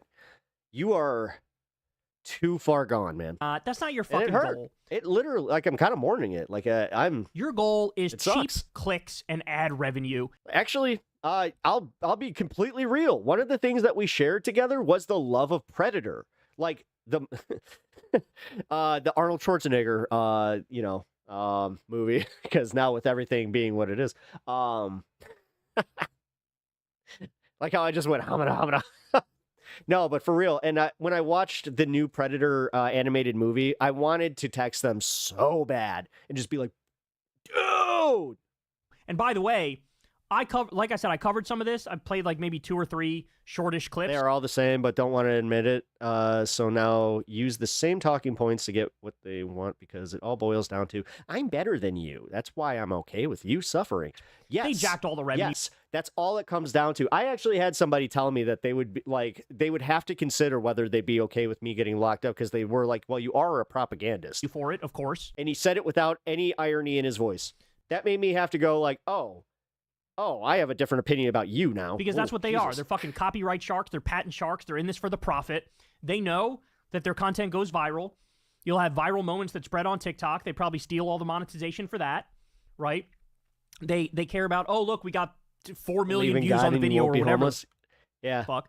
Trust me, there's a lot of people that believe that too, where they're just like, I'll pray and everything will be fine. And then they're homeless and they're like, God works in mysterious ways. Don't lie to our faces and say, oh, I feel bad for the ones that literally, like, again, they need God just to, like, continue their survival, because they know that if that was the one thing that they got rid of, that it's just, like, curtains. We're about bringing people together, and we love people, and we love I know, insensitive, but for real. And we have to, in order to empathize, we have to I lived through that. My mom was that way, but the thing is, I was more sad, but I would never, like, get aggressive. Cross from each other, and it's like, with my that has nothing to do with why you're doing this shit. It is click farming. Yeah. It is viral slop debate content, right? And like, what are we really achieving here? So I don't know, man. I've gone back and forth. Like, I don't blame Mehdi. Let me be clear about that, because Mehdi didn't even know going into it just how far right these people were. In his mind, he thought it's just going to be like far right Republicans. But one of these assholes immediately. Well, no, but I like where this has brought the conversation. I don't like how we're rushing to be like, well, you can't watch that one. Because somebody even was just like, so you're going to be a hypocrite and actually like watch the thing? I'm like, okay, now you're playing that game. And I did. I fell into it where I was just like, well, maybe I shouldn't. And Mehdi had said previously, like, I don't debate fascists because you're not going to debate somebody out of a position that they didn't reason their way into it. Being a fascist is all about emotions. It's all about feelings. It's all about hatred as a matter of doctrine. So you can't. Let's put it this way. He was the type to tell me how the Weyland-Yutani Corporation in Alien actually was one that he would get behind because it was realistic. Like, use logic to convince somebody to not. And that's be when I a found hater, that out. right? I was just like, so there's no point. If you in debating understand a the fascist. motivations of Weyland-Yutani, that tells me something about you as a person. Like, he's looking at Paul Reiser's character in Alien and going, look, I get that guy. Mehdi had that position. He didn't know that these people were going to be as insane as they were. So I don't blame Mehdi at all. And, you know, I've in the past considered doing these Jubilee things. But Crystal has too. But now it's like, I don't know. It's not cute anymore. It's not fun anymore. It's not constructive, if it ever was constructive. It feels more like, you know, a right-wing sane-washing attempt where even MAGA Cuban. though they come across looking kind of shitty, Oh, he couldn't see a woman as anything other than a friend? same time, they are giving a license to more people to say, hey, what my ideology is within this Overton window. Flat out fascism is within this Overton window. Nazism is, Well, don't you mean object? Wait. Is within this Overton window. One of the guys said to Mehdi Hassan's face, you should be deported. Get out of my country. Because isn't that like because hold on, I'm confused. If he only saw you as a friend, that's almost like, that's kind of tame. Well, again, what are we doing at that point? You're not having an intellectual debate about the merits of I don't know. I'm trying to be fair here. Immigration and what the rules and regulations should While simultaneously being very unfair. Be around that. You're just spewing bile directly to this guy's fucking face, right? There's nothing positive that comes out of that. Nothing at all. So I'm curious what you guys think. As I said, I've gone back and Seems like a fan of Skynet. forth on this. Do you think that, you know, even though it sucked, like when The Dark Knight came out, he was the dude that was like obsessed with the Joker. It's like, it's the world we live in, so you're going to have to do debates like this, and it is what it is. Or did you want to be more than friends with the guy? Do you think? Yeah, see, actually, I think that's also where I'm like that. Basically, there needs to be sort of a message sent to Jubilee that any attempt to like normalize flat out fascism is unacceptable, and you know, therefore, it's like nobody should really do your shitty fucking debates. Oh, he couldn't see you as a friend. Nobody should because okay, yeah, okay, that makes sense. Somebody made this great point. They were like, to the fascists, just the fact that they got in the room was their win. That's all they needed. Is to just get in the room to let everybody know, hey, we're here, we exist, you could be as hateful as us, we're out there, and that sort of opens the door to more growth. And so, yeah, I don't know, but at the moment, I lean a little more towards, since it's all about profit, it's all about viral clicks, it's all about, you know, trying to make money off it. It just makes me feel like this is not legitimate. Like I don't think I have a problem with a debate where it's actually good faith and it's within the realm of that which is reasonable. You saw me as a therapist, maybe mom and something else, but not a friend. You could debate the right fringe as far as the right fringe is somewhat acceptable, but it should have to be more of an open, free-flowing format where you could really flesh out the ideas. Not these like, hey, you have fucking 3 minutes to try to convince me on some shit and we'll get our viral digs in and then we walk away. Like, that's obviously viral AI bullshit slop content. And so, yeah, at the moment I tend to lean more on the side of maybe it's not worth it. Maybe it is dumb. And maybe Jubilee sort of needs to be taught a lesson for degrading political... Paul Reiser is going to be at the Comic-Con coming up here called Fan Expo. Culture even more. I mean, it's not like... Helen Hunt. I mean, that's kind of a get. Political culture was already trash. This makes it way more trash, right? And so, I don't know. You guys tell me. Put it in the comment section below. But I'm not in favor. People are talking about demonetizing Jubilee. I'm not in favor of demonetizing Jubilee. I'm in favor of demonetizing certain episodes. Like, that one should be demonetized for sure.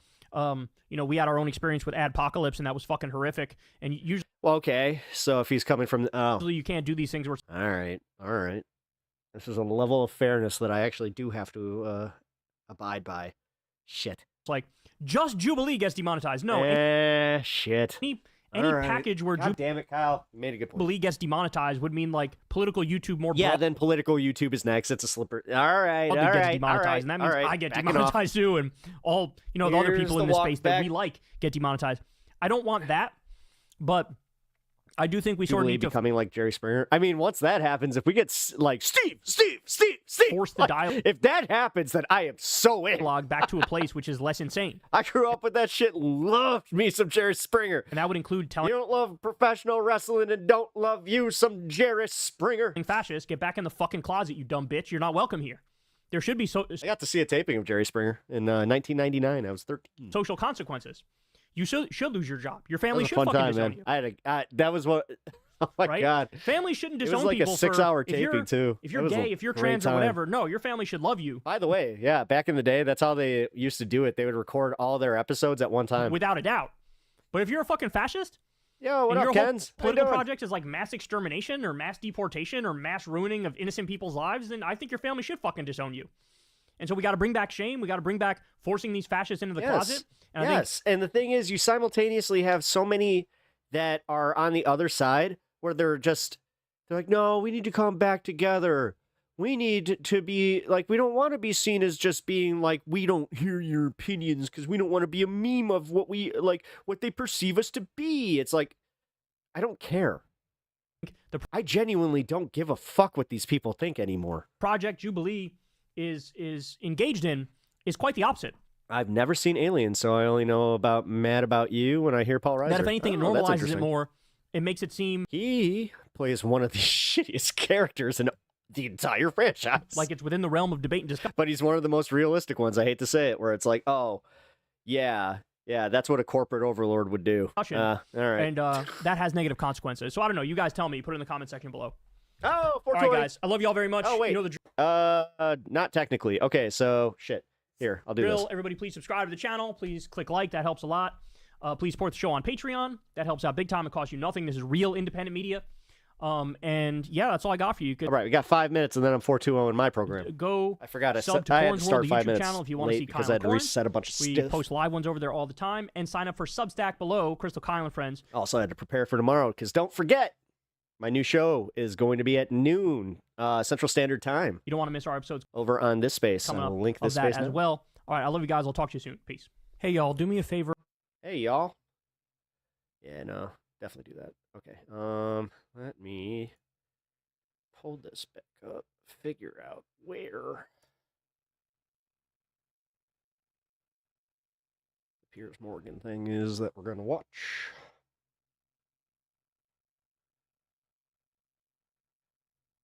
I should just pull that up. Oops. There it is. The last time I was on. Man, we got a lot of Crystal Ball today. She is on Piers Morgan as well. That's going to be fun. Introduction and monologue. All right, we'll just let the intro go. Usually I don't like doing that, but because like it's kind of the way that you get like, you know, everything's spoiled for you in trailers nowadays, or it's just like, I'm not gonna... Angela, how's it going? Welcome to the show. I'm glad to have you here. Right before 420 as well. All right.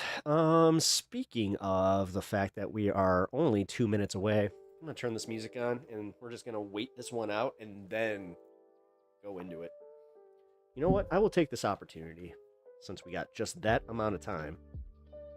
Let's mix in a magic pack. Let's see what we get. Oh my god. How do you open these?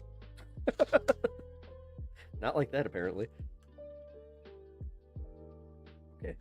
These are not like Pokemon blisters. Oh.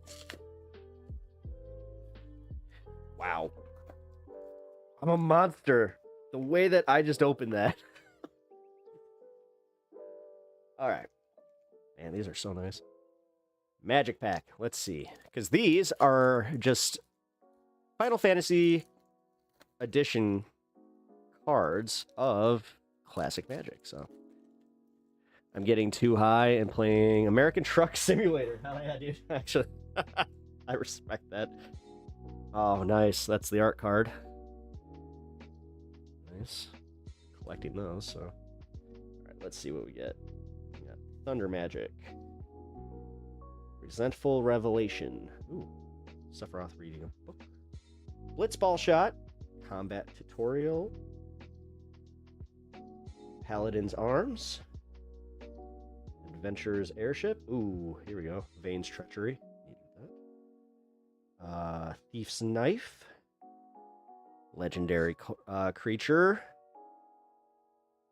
A Fine Hound. Nice. Oh, hell yeah. I got the Ambrosia Chocobo. Fuck yeah. Holy shit. Holy shit. Holy shit. Dude, that's a fucking like $600 card. A Realm Reborn. It's the Yamamoto. Holy shit. Okay. I need to... Okay. I got a Blazing Bomb after that. Wow. Yeah. I'm gonna put that in a case right now.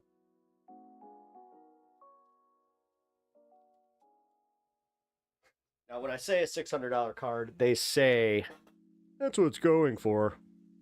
What would it actually sell for? Probably about $4, but still. And more likely, you know. These ones, I will do that, because I'm just trying to build a deck. I'm not actually collecting these. Unlike Pokemon, that's a problem. Dude, look at that art, though.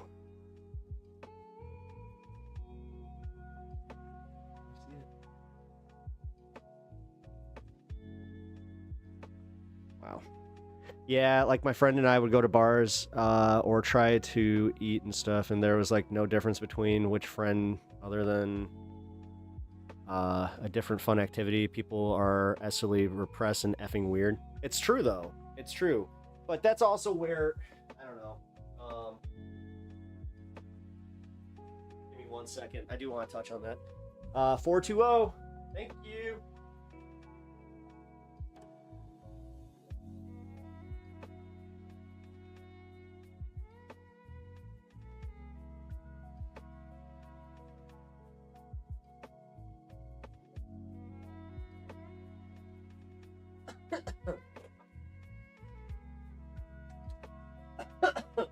Okay, so the SEO repression thing, it's a big one. But, and this is where I kind of play this, I also have had experiences where people are almost not forceful, because that would constitute a crime. But they're almost uncomfortably, like, not, like, I don't want to say uncomfortably open, because that's also not, like, I don't want to, oh, no, because there's time and place. I, in my personal life, have felt there have been situations where all of a sudden it takes a weird turn. And then they try to be like, you know. And then I'm just kind of like, oh, I'm flattered, but no thank you. I won't have many guy friends anymore because they just want to F me. That's, yeah, that sucks. That sucks.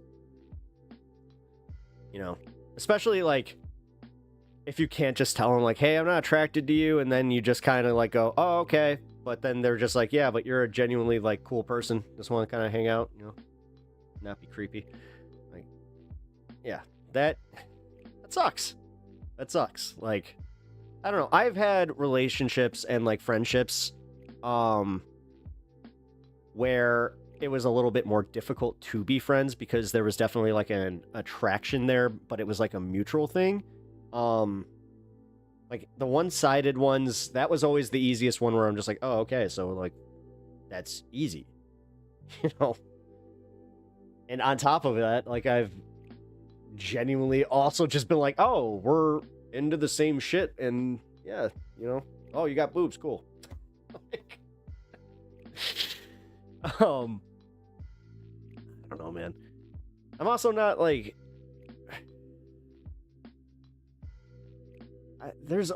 I guess that I was taught like proper boundaries and also how to interact with women in platonic manners that a lot of my brethren, it does kind of seem like they lacked that part. I will say that. I mean, that was the one thing that kind of came with being raised by strong females in my life. Like my grandma, she was a huge presence in my life. My mom, she was a huge presence in my life. You know, my sister. I got I've always had strong female presences in my life that I just, I don't know.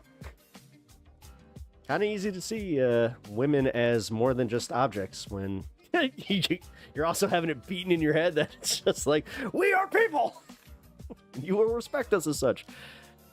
Yeah, my grandma was a badass, I have to say. Like, the way that she would not tolerate any disrespect for a woman. Ever.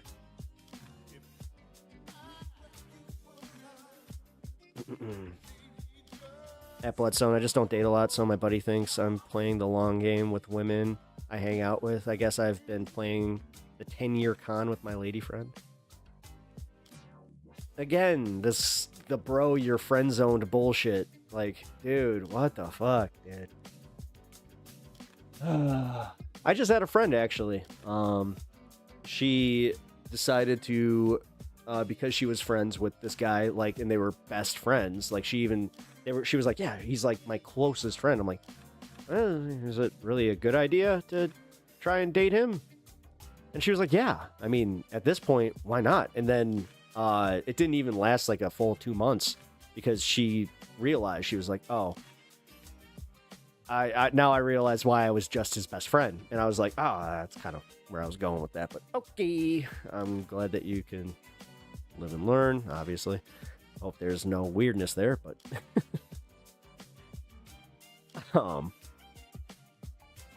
porn messes up my expectations. Sean Baker or Barker, people are so weird. If they want to have sex that badly, they can go have fun in Nevada, like bros. Okay, to pay for S and to just be friends with ladies. Well, no, because okay, so this is a conditioning thing, especially if they're of a certain age. So many, young men were kind of conditioned to think entitled, being entitled to a woman's attention and affection. That's a real thing, man. And it was gross. And notice how they don't bring up the toxic masculinity thing anymore. Thank God I was at the back end of the generation that got that talk where it's like, nah, toxic masculinity sucks and this needs to stop here. I thought that we were kind of getting to that point where I wouldn't, we were not going to see a resurgence, but color me surprised. Yeah, it does, because girls usually suck it to hang out with. I like cars, bikes, fishing, partying, gambling. Yeah, see? It's funny, my wife is kind of like that. She's always been, an easy hang.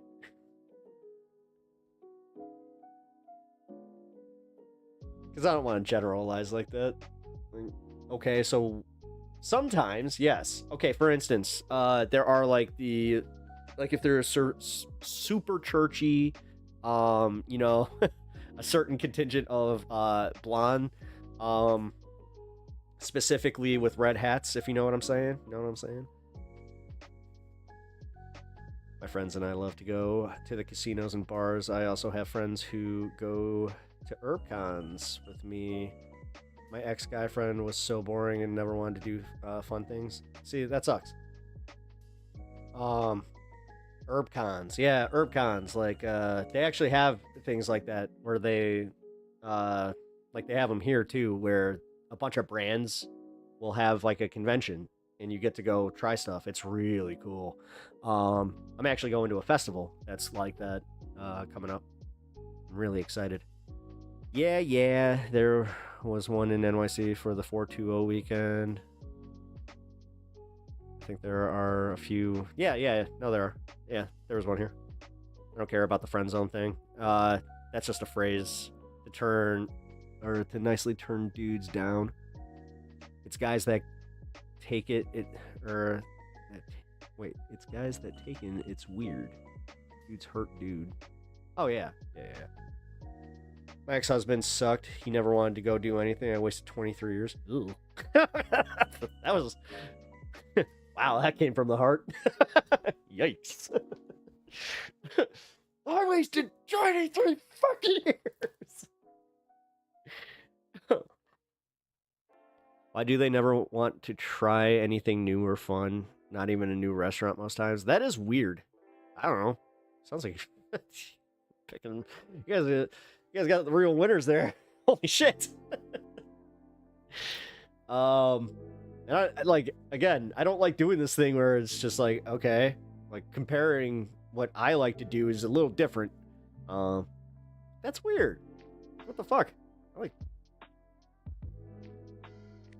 just get so set in your way, I guess.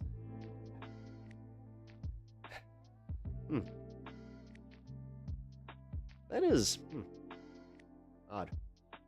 No, Angela, I know we have some in Illinois. Pretty sure there's one in Colorado. I'm 99% sure there's one in Colorado. I know for a fact there's one in Vegas. That's apparently really cool. You sounded like Frasier when you read that. Oh no. I used to be the scrambled eggs. That stupid fucking show. I remember watching that because I liked his character in what the fuck was it? Tears. And then yeah, I was like, why is this show so boring? Tears was funny. Uh-oh.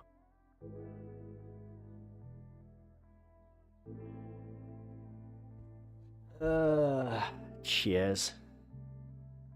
Friend zones are just zones where your friends hang out. If you're looking for something else, either say something to the person. See, that's what I don't understand. That's what I don't understand. Because, like, this whole fear of rejection, it keeps a lot of people from just asking.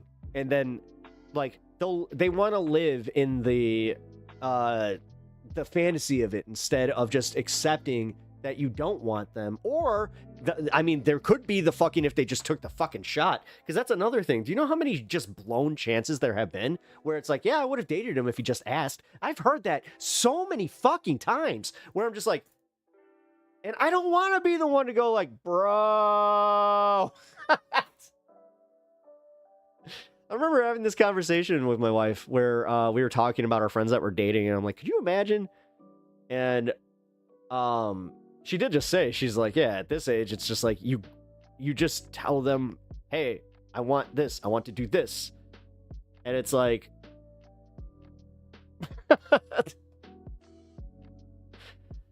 I don't care what they do. I'm single and staying that way. Me and my dog is all I need. Exactly. Said they'd rather be creepy. Yeah, that's my point. Yeah, like, why? Why be creepy? Like, there's nothing even... Can I just say there's nothing creepier than that, where it's like you're just gonna hang around in the periphery of their lives. Periphery, I said that right. And not move, and then get simultaneously hurt and like constantly mad when they move on, and then you do the thing where you're just friend zone,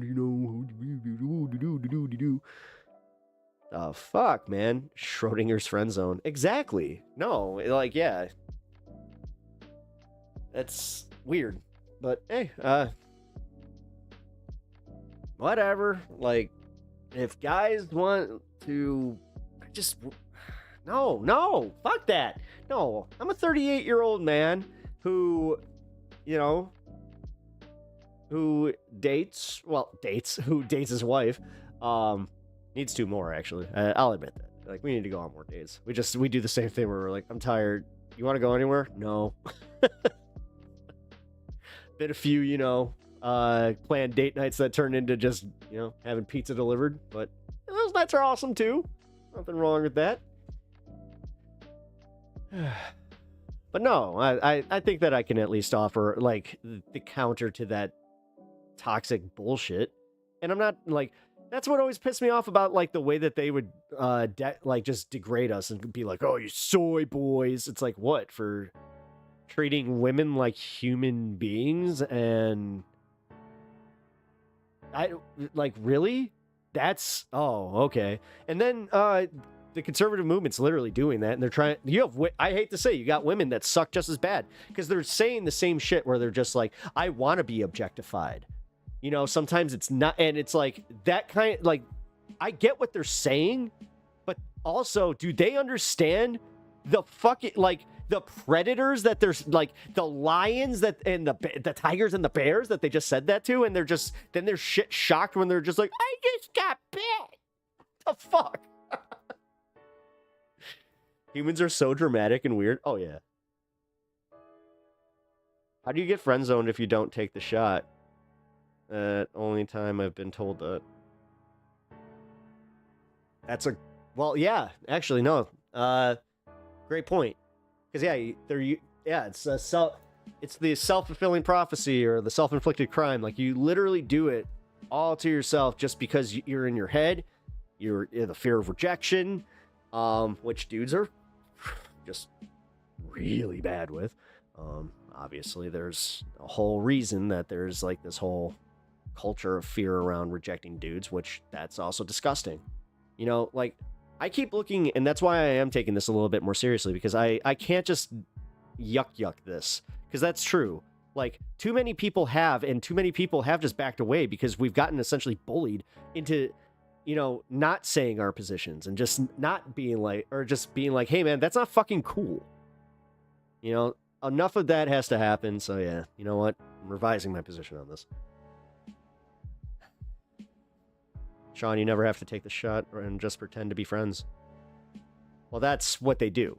And then they're like, they have this weird scenario in their heads where they're just like waiting for you to come to them and just go, oh, you were always here for me. And like, it's like movie scene where it's like, you guys are, you know, what song would be, Careless Whispers in the background and oh, you know, you've always just been there for me. Your eyes look different. That's like, sorry, I didn't mean to like play that. Like, yeah. I've always been in love with you. I knew it. And then it's just like, okay, now I'm gonna have like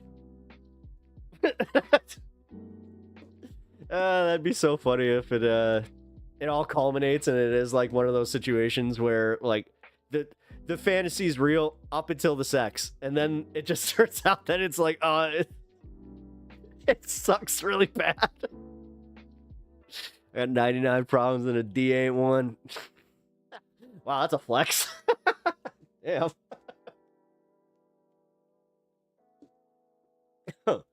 Dude, I hate saying this crap, but available women are insane now, or TikTok victims. I read that out loud and then had to reflect on it, by the way, because I was like, wait, what the fuck?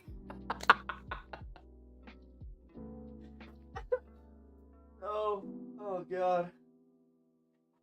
Give me a second here, guys. Ooh, being creepy like that is too much work. You're like, what?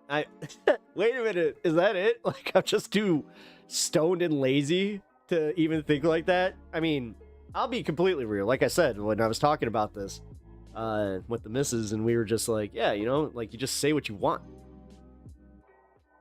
What's the worst that could happen? They say no? Like, I don't know. I got to that age where I'm just like, fuck. I don't know. Thing is, this is where I have to say, I apply this to other things beyond, the dating scene or anything like that. It's literally just like anything. Just like, if I want to, it's not like haggling, but there have been times where I'm just like, okay, like at a card store or some shit where I'll see something and it kind of looks like it's being saved for somebody, if you got the anxiety and you don't ask, you may never find out. They say, yeah, it's for somebody else. And I'll just go, okay. If they say no, then it's like, I'm buying that. Have you seen the Hot Crazy Matrix? Like, from How I Met Your Mother? No. I don't know. I don't know what you're talking about. The Hot Crazy Matrix. Okay, but for real, being a creep in this economy, like, bro, how do you make money? Aren't you tired? That's kind of... Really? Jesus. That's funny.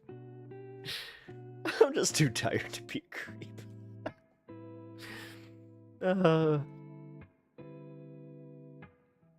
God, you guys, like, that is one of the things I have to say is the dating scene sounds like a fucking nightmare. And that's, I mean, it wasn't rosy in the fucking, mid 2000s, but it forced you to, I don't know, be friends. Well, actually, no. See, this is not a necessarily good thing, because there were times that I would put myself in situations to go and meet girls and hang with, like, dudes that I should not have been hanging with.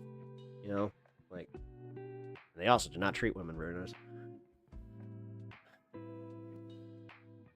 You also got to hang out with assholes like that to kind of realize, like, oh, this ain't it.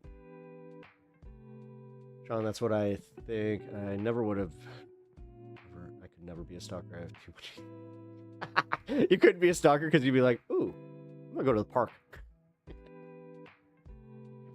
All of a sudden, you're accidentally stalking because they just happen to go to the park. You're just like, wait a minute. I know I'm pretty tired. Listen, I get it. Yeah, I mean, I get it. Actually, speaking of, let's watch. Oh God, I'm gonna have to do 6 hours. All right, fuck it. Looks like I'm gonna go to 10. I talk too much, guys. All right, let's get to this Piers Morgan thing.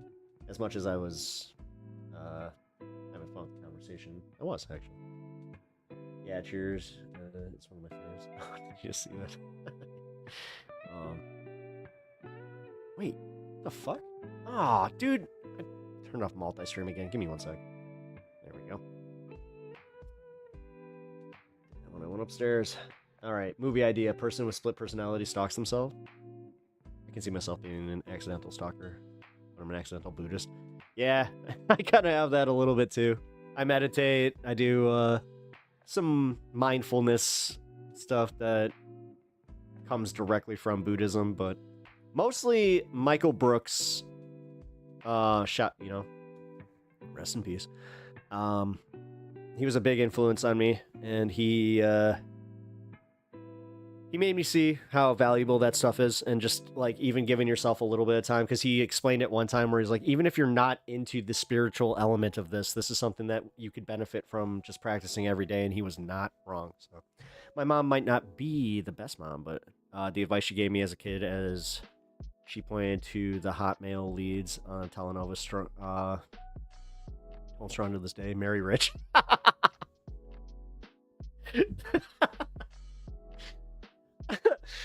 Okay, that's actually really funny.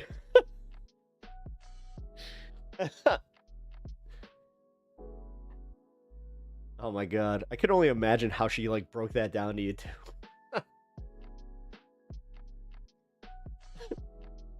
Alright, here we go. On with you, Piers. I think I said that I would dress as a full clown if the stock market in 18 months had not rebounded. We are, as I speak to you right now, at an all-time high. The level of fascistic cruelty with regard to the immigrant population here is... Yeah, but we're also seeing the same, the repercussions of the tariffs that are, like, they fluctuate enough to where if this was to continue into 2026 and 2027, this could have monumental implications going into, I don't know, not just a recession, but the depression that we were talking about, not trying to be too alarmist, but I don't know, there's these historical contexts, these pesky things where we have tried this before. more horrifying than I ever could have even anticipated. Israel, whether it realizes it or not, has made itself the villain of the world. Time to wrap it up. Oh, I'm so glad that the arbiter of everything, Israel-Palestine, is fucking finally chiming in. Of course, and President Trump's golfing trip to Scotland is proving to be no exception. Trump shook hands on a new trade agreement with the EU at Turnberry yesterday. Today, it was British Prime Minister Sir Keir Starmer's turn. Starmer is a terrible golfer and reportedly, very sensibly, declined the opportunity to show the world and Donald Trump this fact, which is a solid handicap. You know, it's kind of funny. That viral video that just went... You know what? Fuck him. Fuck him. He did this to me. Viral moment of Trump cheating at golf. Oh, look at that. 18 hours ago. 18 hours ago, this video dropped. See what he does here? Whoop. Oh, that ball, and does Trump go to that ball right there? Or does he walk over to another ball? Oh, wait a minute. Actually, hold on. I do want to see that full... That is actually a suspicious cutoff, I have to say. So I'm trying to be fair here.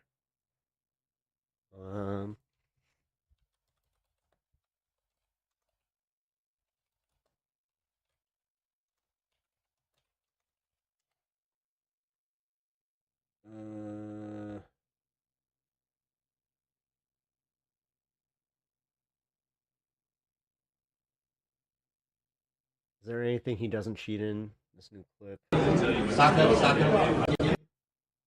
That stops at 11 seconds.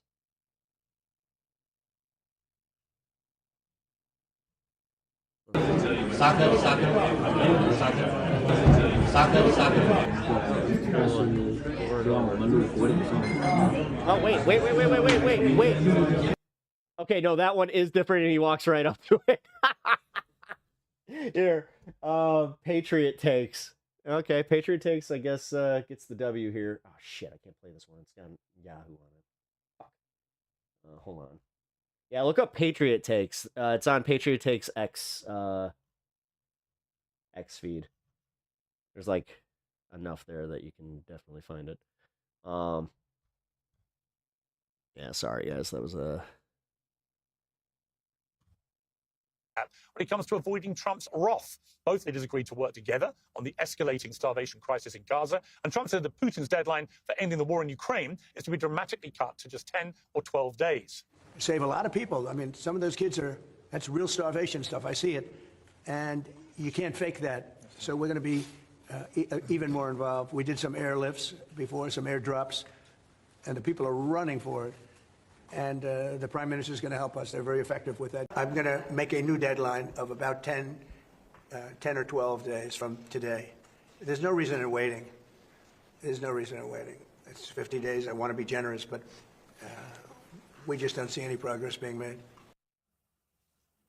Well, back in the US, debate is somehow still raging over the decision by CBS to cancel Stephen Colbert's Late Show. The New York Post reported yesterday on how the loss-making show has hosted 176 Democrats and just one Republican since 2022, a period in which the Democratic Party... I guess you're right. Yeah, hold on. I guess the stalking movie of the dude stalking himself is Memento. That's kind of what that movie is basically about. ...became ever more unpopular. Depressing ass.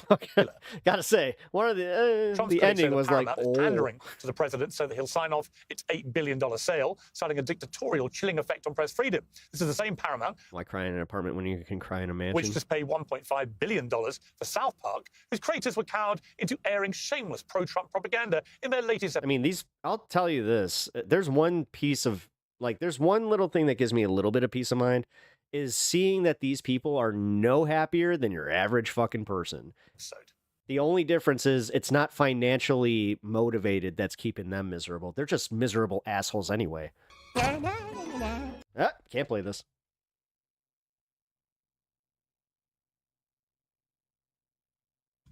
I have to speed this up. I cannot even...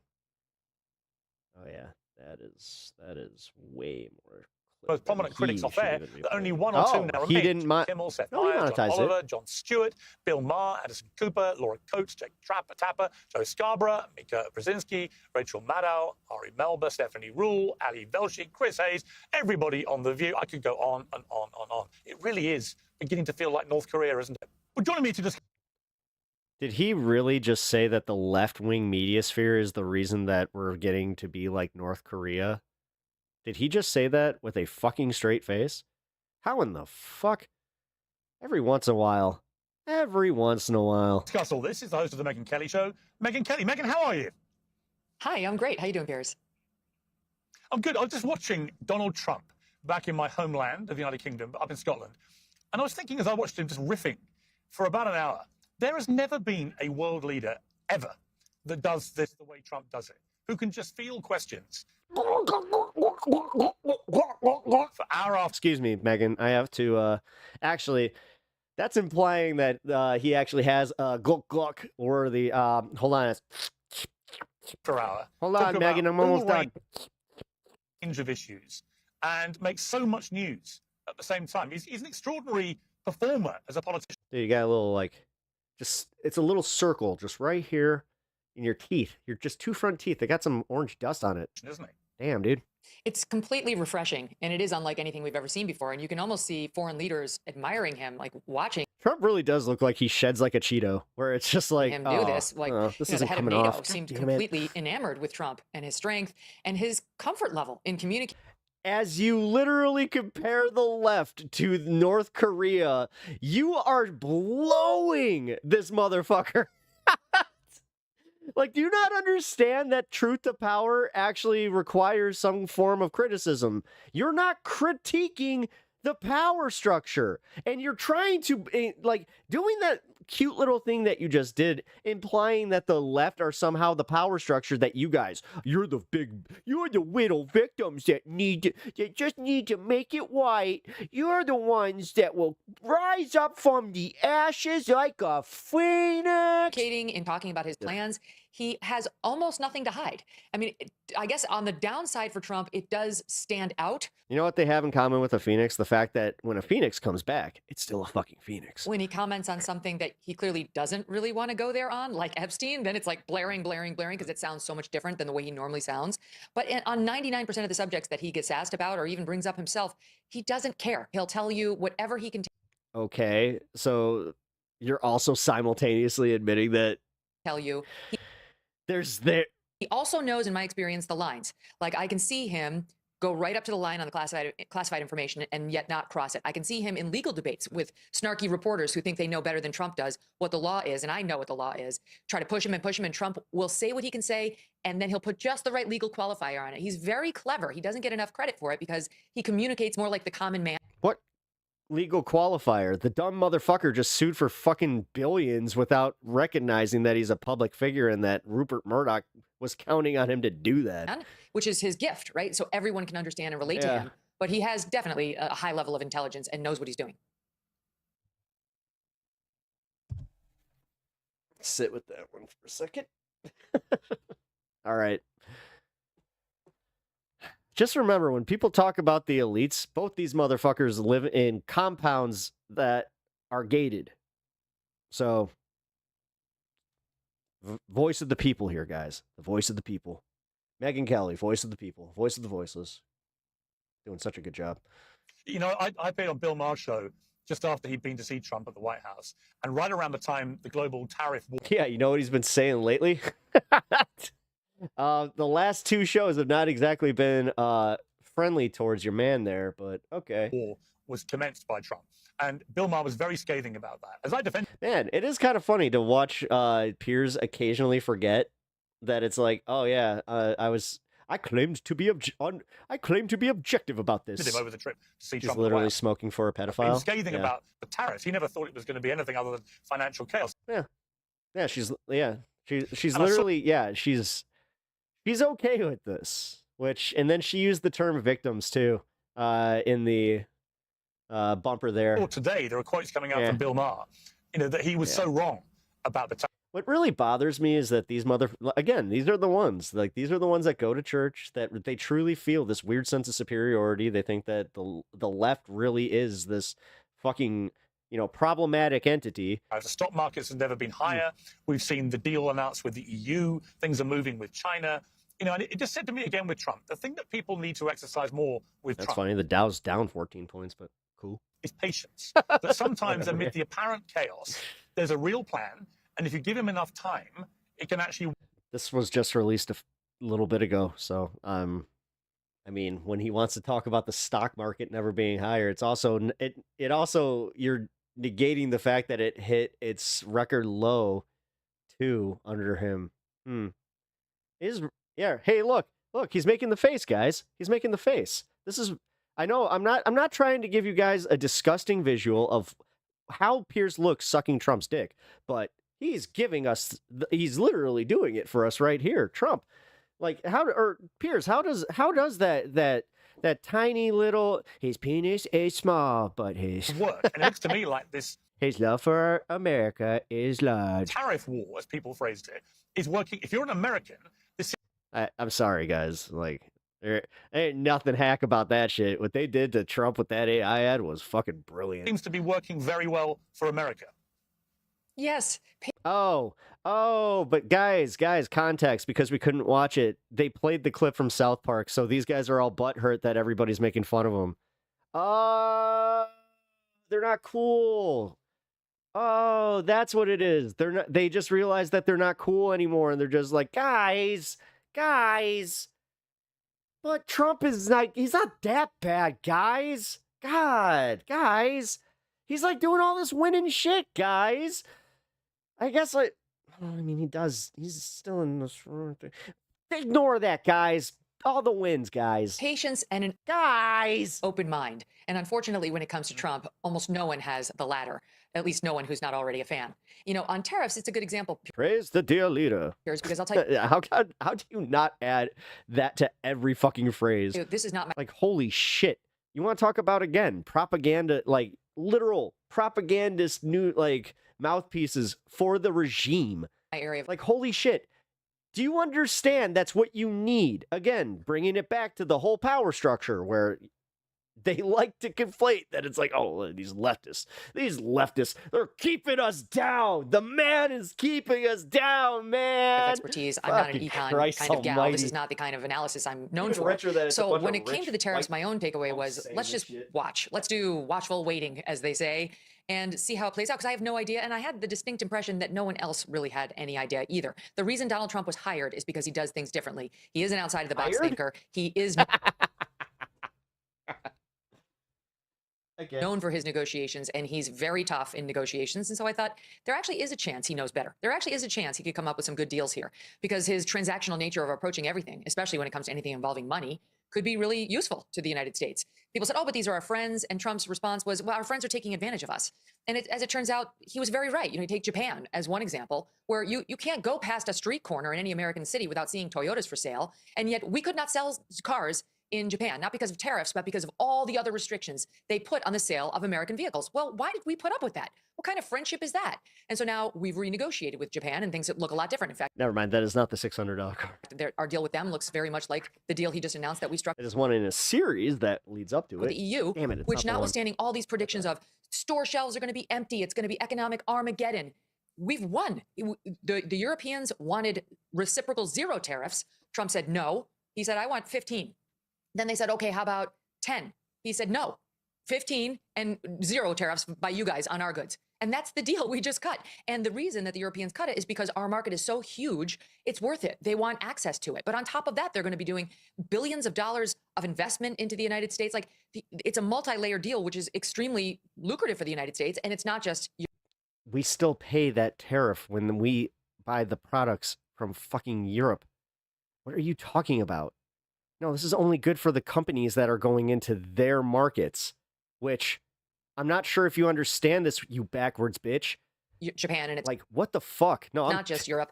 Trump's struck a bunch of deals in Asia, which make she really is just disgusting. China less important to us, which have increased our trading presence over there. And no one's really fluttering an eyelid in response to these. How much like of a Sephora does it take to like make her look like that, where she doesn't like you know that she has all the fucking wrinkles. Tariffs, which good for her, age gracefully, but you know what? Which is just padding the bottom line. I'm sorry. I'm fucking sorry. Here in the United States, for the first time in June, we were in the black on our monthly balance sheet, Piers, which we... This is where you guys need... Well, okay, so this is where I need my... the women in my audience to mean girl this bitch. Haven't been in forever because of the tariffs. So now I don't want to step out of line. I don't want to play the chauvinism. They're working. Because I know how that can go occasionally, and I'm just like, oh, did I say something? Oh, yeah. Yeah, it does kind of come off like, okay. thousands of happy customers. Birch Gold lets you take control of your savings Camera today. fillers. Takes the word Oh yeah, the camera filters are like huge for her. peers as P She films her fucking TikTok. ERS to 989898. Where is he, do you think, on the Camera filters. foreign stage, Megan? Because I was very struck today by his little I monologue. mean, again, I'm just looking at the discoloration for her from her neck. Like, at least like with the camera filter, it is a little bit blended, but like, damn. He did about being a peacemaker. Because people seem to forget how unusual it is to see a Republican president in particular who constantly tries to forge peace rather than perhaps some of his predecessors who She doesn't use makeup. She melts the face of her last victim and uses that. prefer to forge war.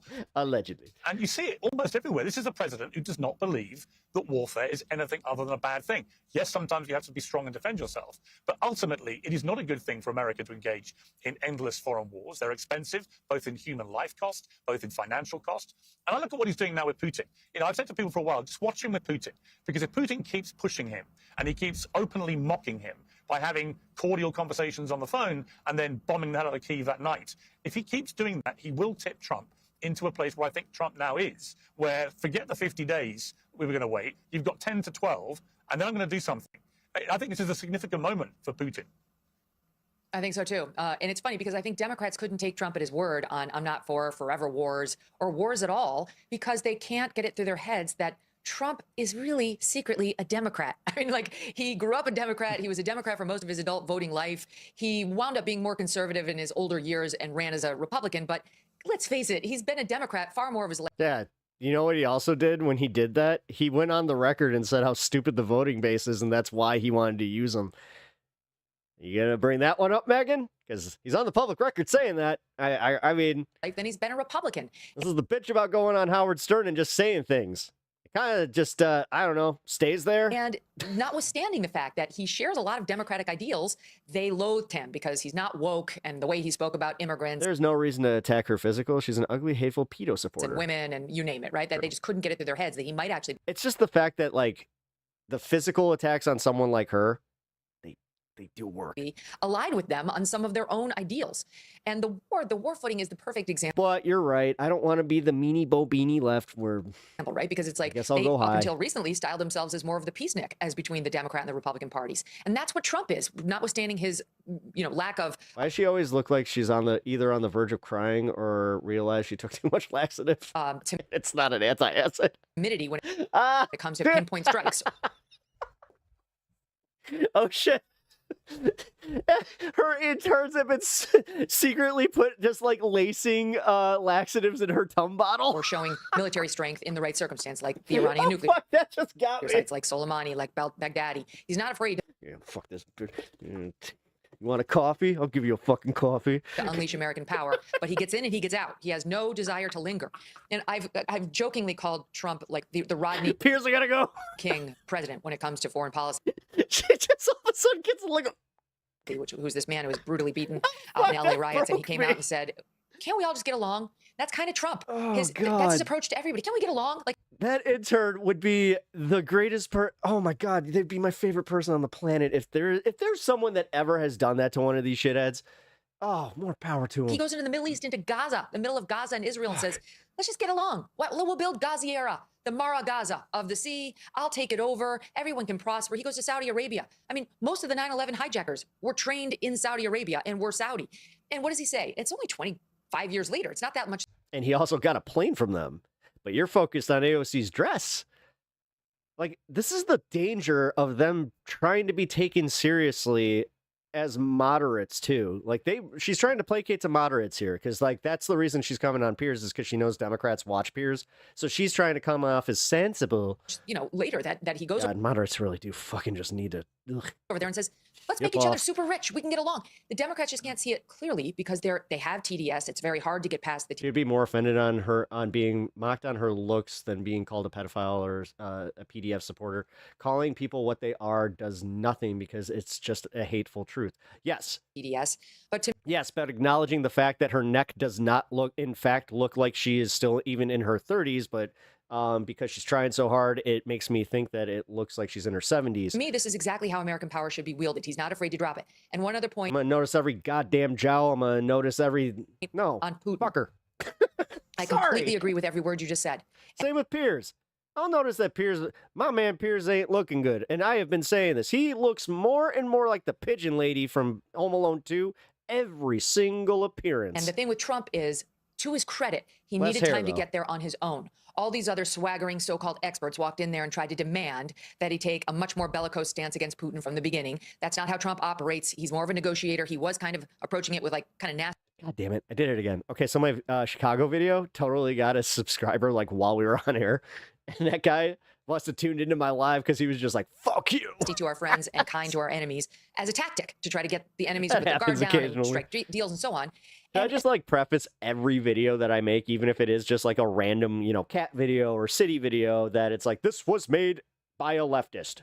The man who's actually going to have to provide the bombs that are going to kill a lot of people or inch, God forbid, the United States Is she not like 45 or something? closer to a posture in which we're looking at a direct conflict with Russia, which literally no one over here wants other than like the Lindsey Grahams of the world. He had to be convinced himself that Putin was not a guy with whom he could make a deal. And you can see Trump now. If I'm doing the trying to peer through the makeup. After, 6 months, which is not a lot of time, clearly getting there. You mentioned Gaza there.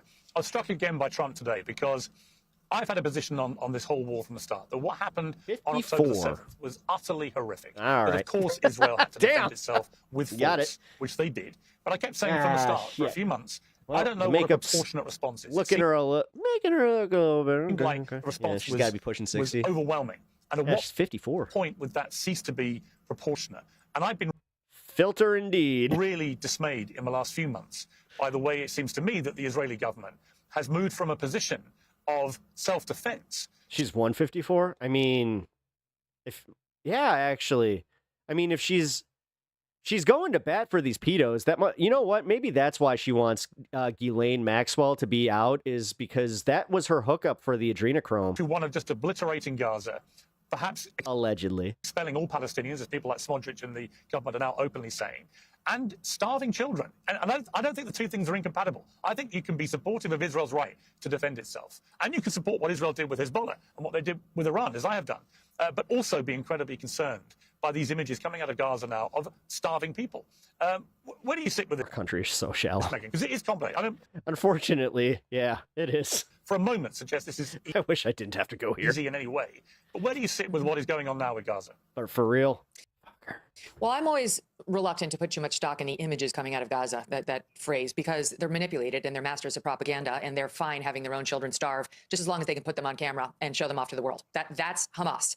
And frankly, it's a lot of Palestinians. So I'm very skeptical of taking those images at face value and saying it's Israel's fault. Having said that, it's time. It's time now. Israel, whether it Yeah, she does look like her kids made her grandma way too young. realizes it or not, Speaking of that, you see what happened with Lauren Boebert's guy? has made her kid itself the villain of the world. And they're trying to wipe this under the rug like it was just a familial misunderstanding. Dude, he's being charged with child abuse, not neglect. She keeps saying that he's being charged with child neglect. I looked up the charges. He's being charged with child abuse. In letting this thing go on so long. They have lost support amongst their dearest friends. There's a reason he got locked up the way that he did. And even the entire Democrat Party here in the United States has turned against them, and they're losing Republicans. She could be one of the energy vampires from Dr. Sleep. Oh, by the good day call. here in America, which is their most important Good ally. call. Although Rebecca Ferguson, So whether the fight continues to be just or not is almost irrelevant. now that's a baddie right there. As Trump said when he was running this time last year, not yet elected, time to wrap it up. And that's how I feel too. And I've given Israel a long berth. I fully understand, as an American who was attacked on 9/11, my country was that, when you attack the United States and you kill thousands of our citizens, and Israel was in this position on 10/7. We go into a 22-year war and then you go, okay, guys, wrap it up. You do realize you were on the air for the majority of that, right? It's fine to respond, and it doesn't have to be proportionate. Whoever said it has to be proportionate? It can be overwhelming force to teach a lesson to any enemy. You mess with us, it's going to be extremely painful, disproportionately painful for you. I have no problem with that. But what Israel's doing now is losing its standing with the rest of They allege what he did to the the child. world. And it can sit in its corner and claim that it's morally justified and it has the upper hand. And all, it's too late. It's lost. It's starting to lose too, even with its closest friends. Its moral reputation, its moral high ground. And as Trump said a year ago, time to wrap it up. Yeah, completely agree. Let's talk quickly about Jeffrey Epstein. It seems to me the biggest problem with the Epstein scandal for Trump, which has obviously divided his entire... And here's where she turns just a little bit. A lot of are we talking about her weight? people on the right in America. I'm just talking about her. Like, I'm trying to find the things that would bother her, and that it is kind of like Angela pointed out that it's like, yeah, a little shallow. I'm like, just squabbling with each other about this. It seems to me the problem is probably nothing to do with anything Trump ever did with Epstein. I don't think he's ever done anything criminal with Jeffrey Epstein. It's the way they've handled the scandal has been so bad, leading everybody up to the water's edge and then not giving anyone a drink. It's like rule one of how not to play out a scandal. What do you think? Completely agree. This is self-inflicted. First of all, nobody told Pam Bondi she had to issue that memo in the middle of a slow news summer where people would, of course, she hasn't mentioned why they're losing support. Predictably be digesting it and the Republican base be horrified by it for the entire summer. That's really how this is unfolding. And whoever told the Justice Department that this could somehow be buried and that people would move on and that the Trump administration could get away with that ridiculous 2-page She's a shallow person. She kind of deserves it. Thank you. summation of you're not getting any more information because there's no there. That's the only, honestly, it's the only way that you reach these people. Should be fired. Trust me, as a comedian, kind of, well. That person is an idiot. Alleged comedian. And didn't understand the Republican base. Certainly the core. Rebecca Ferguson asked me to marry her. I didn't even want to, and I'm not poor. I have doubles of the Stingray, the Thunderbird, and Nova, and I don't live in a hotel. And by the way, of course, their hackles have been up, and their interest in this story has been at a peak, in large part because of the two men Trump put in charge I was about to say, what? of his FBI. There were no bigger proponents of there being more to the Epstein story than Kash Patel and Dan Bongino. And it's actually one of the reasons why the Republicans were so thrilled to see them get put in charge of the FBI. So you reap what you sow. And if they had gotten in there and determined there actually is no there, oh my gosh, it's very different actually being, in a governing position versus being a podcaster. And they worked with Bondi and said, my God, we're going to have some egg on our face because we were the ones who fanned this flame. There was a way of Sorry, I don't know what that was. handling it by having a full-blown presser where we could have asked whatever questions we wanted to ask. And sure, the diehard quote-unquote conspiracy theorists will never be satisfied because that's not how conspiracy theorists work. They're never satisfied ever, no matter how much information is disclosed. The vast majority of Epstein pushers, which I would say is 80% of the group, would have said, fine, we've gotten what we're going to get. It was mishandled from the start, and that's why there was a day. Oh, yeah. So that's actually why this one's reaching, is because, yeah, her friends don't like her, and they're finally just like, hey, Megan, what the fuck? And she's just like, guys, he's done so much good. Just focus on the good. On that Friday, early July. Wow, I think Piers might have gotten his phone call. You think? Where Dan Bongino said behind the scenes, it's either Bondi or me, but one of us is going. And the only reason he stayed was because he received administrative assurances that she would release more, that the administration would do more to satisfy what Dan thought were his own detractors. In any event, now the president's very annoyed that it won't go away. It won't go away because of the way he's handled it. Everybody knows when you handle a scandal, the first thing to do is get out there early, get out there fully, answer all the questions, and then for the rest of the time. Yeah, that means he's hiding something. See, again, this is why I can't stand you. Or Piers Morgan, for that matter, because you guys are so fucking I can't even call you two-faced. You're just single-faced about this so hard, where you're just like, run protection. Just run protection. That's all we have to do. We have to run protection for this guy. Say, oh, I've answered everything. You got the call a while ago? Yeah, I can see we know that. that's not true. So it's drip, drip, drip. The first move was, well, okay, we'll seek the grand jury transcripts and Epstein and Maxwell. Yeah, and now here you are doing the thing where it's put you into the position where it's like at least you can blame Bongino, Patel, or Bondi. You just named those three. You still are like, yeah, they should be doing the right thing. Gee, what the fuck, guys? On their criminal proceedings, knowing that the judge was highly unlikely to release those. And indeed, that's what's happened. They've said no. Now we'll go talk to Ghislaine Maxwell. Okay, fine, she's talking to them, but what really does she have? Wouldn't she have offered it up already? People are shocked. No one ever went to talk to her during the course of the criminal trials. Well, if she had something she was willing to give up that she thought could save her freedom, don't you think her people would have called the DOJ? Yeah. So now, can we really trust anything this woman says? I'm glad that you're at least making one lick of sense here. When it's either this, give something up or someone up or spend 20 years in jail. So they've really created this own pickle for themselves, and we still haven't. Oh, that's all it is. It's just a pickle, guys. Been had a presser by. It's just it's kosher. Or even a long form interview. So it's hard to have a lot of sympathy for the complaints of why won't this go away? That was a lot of words to just be like, yeah, he fucked this up. But I still love the guy. Today's show is brought to you by Oxford Natural, makers of the Optimum Day and Optimum Night, all natural supplements. Thousands of Brits. Yeah. Get out of here. Finally, I've got to ask you quickly about Stephen Colbert. Because Stephen Colbert got canned, it seemed to me, for very obvious reasons. One, his ratings sucked.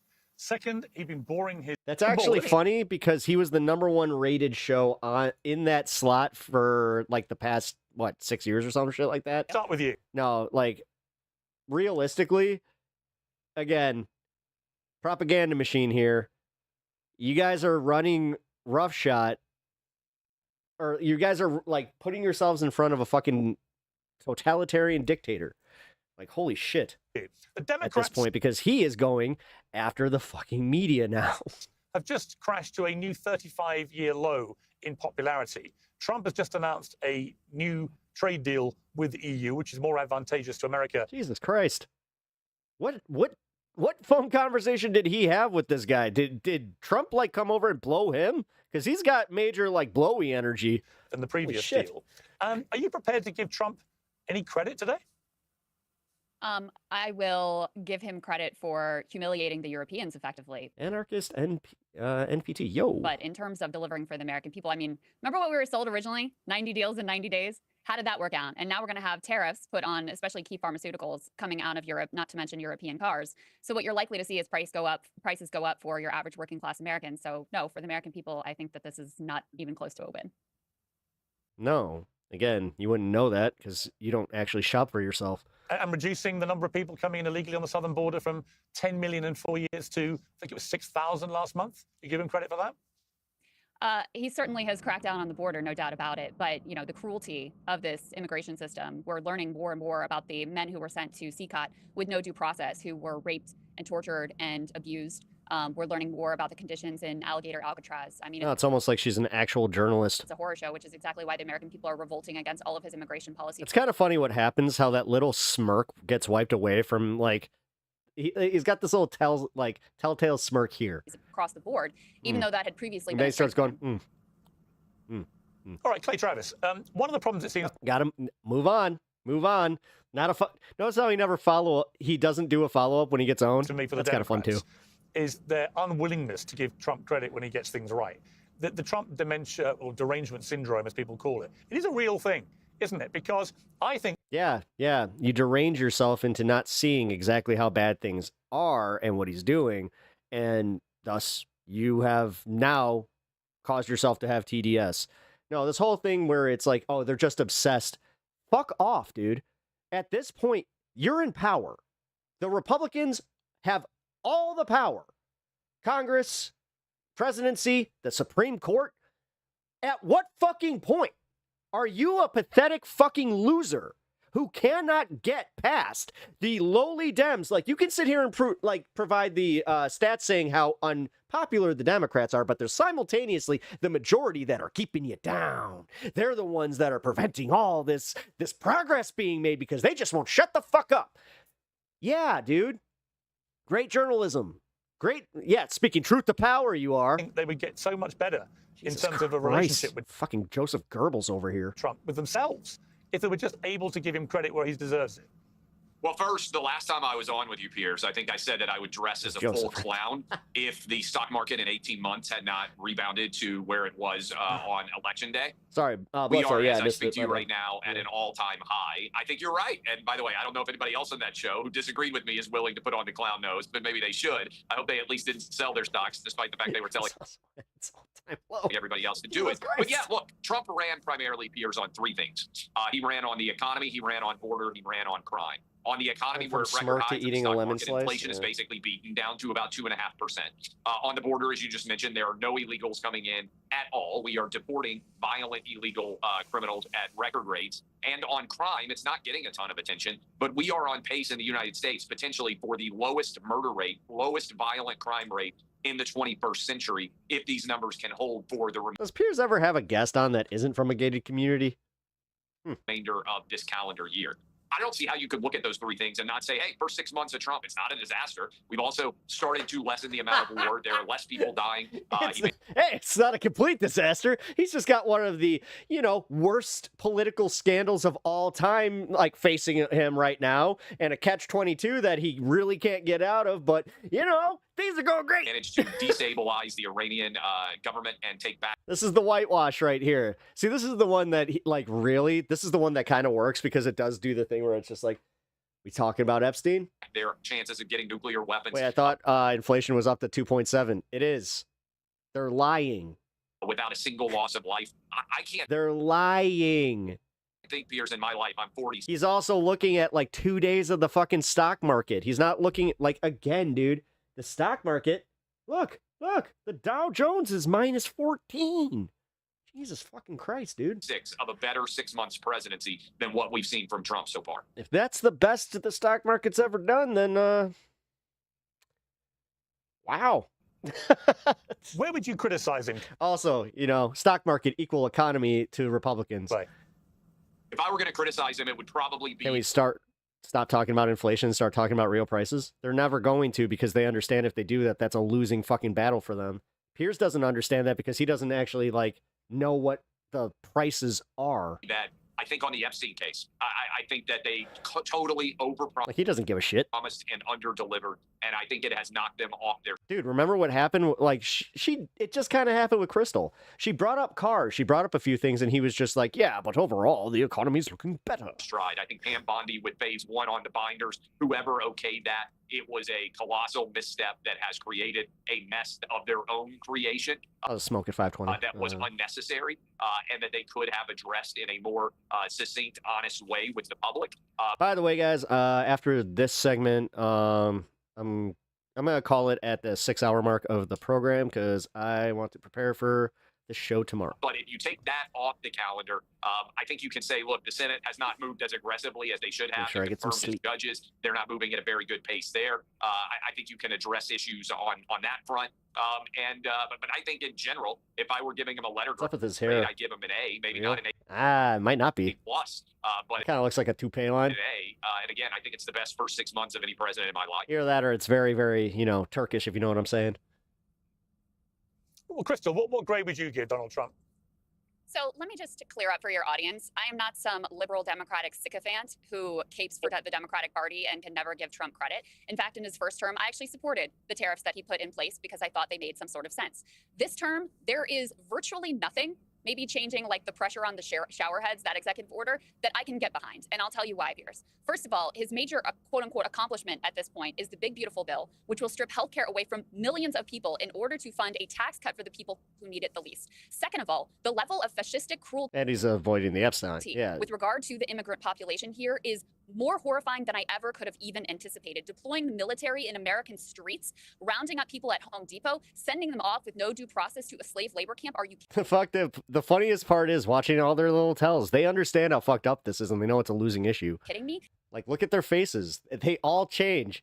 They all change, and then they go into defense mode, and then it's and then again, the whataboutism. The idea that this is a peace president, hey, I thought he was going to solve the Ukraine-Russia crisis in a day before he even got into office. That's still ongoing. No changes there. We have backed and funded an absolute campaign of starvation and horror in Gaza, and we started a new war with Iran. So on every single level, this presidency has been a chaotic horror show and a disaster. And the people who will be hurt the most in this country are the very working class people that Trump claimed and lied to support. So I give him an F across the board. And again, I am not some Trump deranged. I've given him credit in the past. I said it was good when he went and talked to the leader of North Korea. I said it was good when he met with the Taliban to try to negotiate a deal. But he never actually had the stones to pull out of Afghanistan. But in any case, he's a disaster this time. I could not in my wildest dreams have imagined how terrible this administration would be and how quickly here only 6 months in.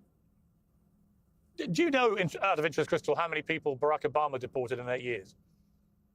I know he deported a lot, Piers. But here, do you realize this, though? Clay said something earlier. He said, we're deporting record-breaking numbers of violent criminals. Look, I'm fine with deporting violent criminals. The reality is that's not what's happening. Actually, the proportion of violent criminals that we are deporting is far less. Why? Because ICE agents have been told, stop chasing after the gang members. Stop going after the criminals, because that takes time. That takes energy. Instead... They have? What? I didn't know that. Stephen Miller says, go to the... That's an interesting point. Home Depot. It's almost like you have facts to back up your point. This is why I'm not interrupting. Go to the 7-Eleven, round up the mom, round up the grandma, round up the person who is going through the asylum process and actually doing the proper things and hasn't done anything wrong, and ship them off to CCOT.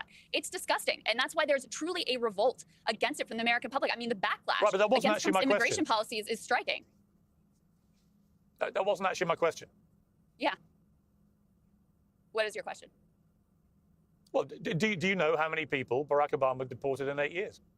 He deported millions of people. I'm not here to simp for Barack Obama. I think he had a lot of cruelty in his immigration system as well, which I said at the time and have said afterwards as well. Oops. Oops. She didn't give you the answer that you wanted. Oops. Okay, that's fair enough. Clay. That's fair enough. Move on. In this immigration Oops. policy that Trump. See, this is honestly, this is why sometimes when it's like the Jubilee thing, a reaction like that from Piers Morgan just kind of made me go, what is the value in this? Trump is prosecuting. Like, what I completely. What the fuck? Like, I feel like I may have just wasted my time here because legitimately, he just has nothing.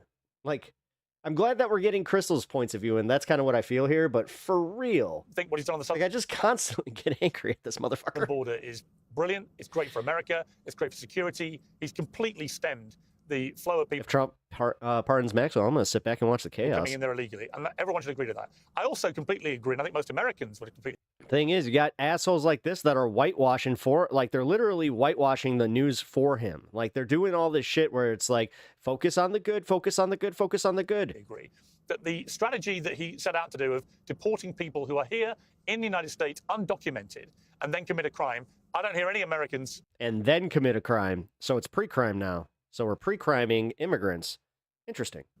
Demurring about that. They're like, okay, fine. If you commit a crime and you're here and you're undocumented, you leave. Where the problem comes, and Crystal hit on this, I think, it feels something very un-American about ICE patrolling Home Depot to find people who may have been. Yeah, it's called Gestapo tactics. That's why we are, well, at least my generation might have been the last one to be up on history. I don't fucking know anymore. It seems like this last generation really is a bunch of winners on that category. I don't know how the fuck these kids are passing high school. 10 years. Like, apparently, because, like, seriously, they don't know dick about history. So how in the fuck? Like, what are they teaching? Had kids in the United States, maybe paying taxes, doing it. Maybe that'll be a stream coming up here. Is I can have some of the parents in the group here just be like, you know what? You're right. Here's what my kid learned. On his day's work, who may be here undocumented, but who actually are contributing to American society. Do you not have a problem? Minority report instead of majority with report. Those kind of people being rounded up in the way they are and shipped out of the country? Tom Homan says there's 20 million illegals in this country right now. We know Joe Biden holds up and let in around 10 million in his 4 years, which is an unprecedented stem of illegal immigration. So the first thing Trump had to do was shut down that flow. Second thing he has to do is start to reverse it. And this year he is starting to reverse that process. I think it's unfortunate, but when you break the law, sometimes there are going to be stories that are important to get back. In the same way, when you were in Venezuela and somebody got on the phone and they said, hey, if you come to America right now, they'll put you up in a hotel, they'll feed you, they'll give you Wi-Fi, and you get to stay in Manhattan. And you're living in squalor in Venezuela. Do you think that encouraged millions of people all over Latin? Yes, because that's what's happening. Have you ever entered one of these places? Because I have.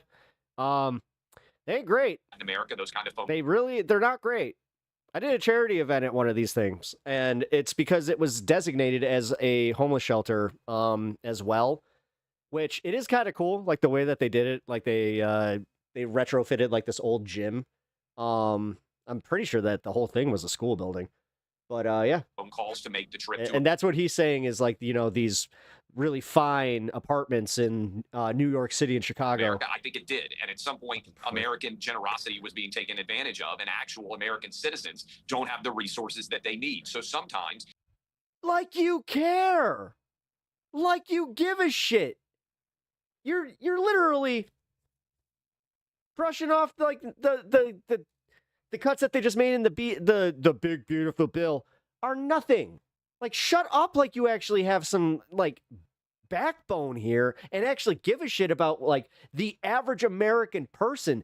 Every fucking policy you fight for is against the American people. So I don't want to hear... Why is it always a douchebag in a Brooks Brothers suit? Or, like, it's always these fuckers that are in completely different tax brackets that are trying to tell us to sit down, shut up, and eat our fucking oatmeal.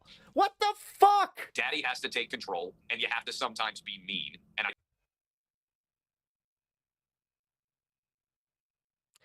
Nothing condescending than having a cocksucker like this say those words that he just did.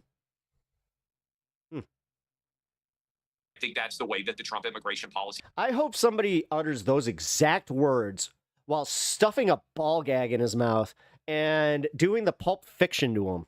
has to go, because the Daddy needs to do this. Daddy needs to be strong. You understand, right? phone calls have to shift from, hey, you can stay in a 4-star Manhattan hotel and get taken care of on American taxpayer dime, to, hey, they're looking for people who are here illegally, don't come, and maybe even consider going back. And I volunteer. Historically, the way that immigration worked in this country, wasn't expecting anybody to actually come. Legals came in, was they came in seasonally, and then they walked back, basically Well, I know who I'm calling if I find a briefcase. traveled back to Mexico and still had lives there. What's happened is people have stopped going back to their countries of origin at all, and we can't be. I You would better get that joke. I swear to God, if you've never seen Pulp Fiction, ask Crystal or anybody else, okay, you think it's being too mean. that ruins the entire joke. What's the number of illegal immigrants in this country that would be too many for you? For Crystal, for anybody else out there? For me, 20 million is too many. For a lot of Democrats, I think 100 million wouldn't be enough. So where do you draw the line? If you're breaking the law, sooner or later there have to be consequences. So can I just? Well, I that is wanna a good address question. couple And things about Crystal, that. yeah, Crystal, yeah, I answer wanna- that. I wanna address You a don't couple need to things about interject. that. She was So, actually first going of to do all, it herself. I'm She probably is, more you know, permissive a of, grown-ass immigration woman. than your average Democratic Party member. You know, I mean, you are kind of useless as a host, considering that you always want to be a guest on your own damn I show. believe, and I think this is borne out by the data, that immigrants overall are good. Like, he really is a piss, like, he's a piss poor moderator. Let's call that, like, there's one thing that he is not, is a moderator in a, with a debate show. Like, somebody tried to tell me that he was in the same, like, class as, like, modern day debate and shit like that. I'm like, nah, that's not fair. That's not fair at all, because at least in those situations, they don't participate. They actually do, well, try to moderate. For the country. Now, that doesn't mean that there isn't a limit to the number of people that you can reasonably absorb. Exactly what that number is, you'd have to get an expert to study and to be able to say. But there's something honest about what Clay is saying here, which is basically like the cruelty is the point. If the We working class get an inch, the world breaks to these need cucks. to make an example of Well, because, again, it's that door-shutting mentality. Then, you know, a black might end up in their neighborhood. No!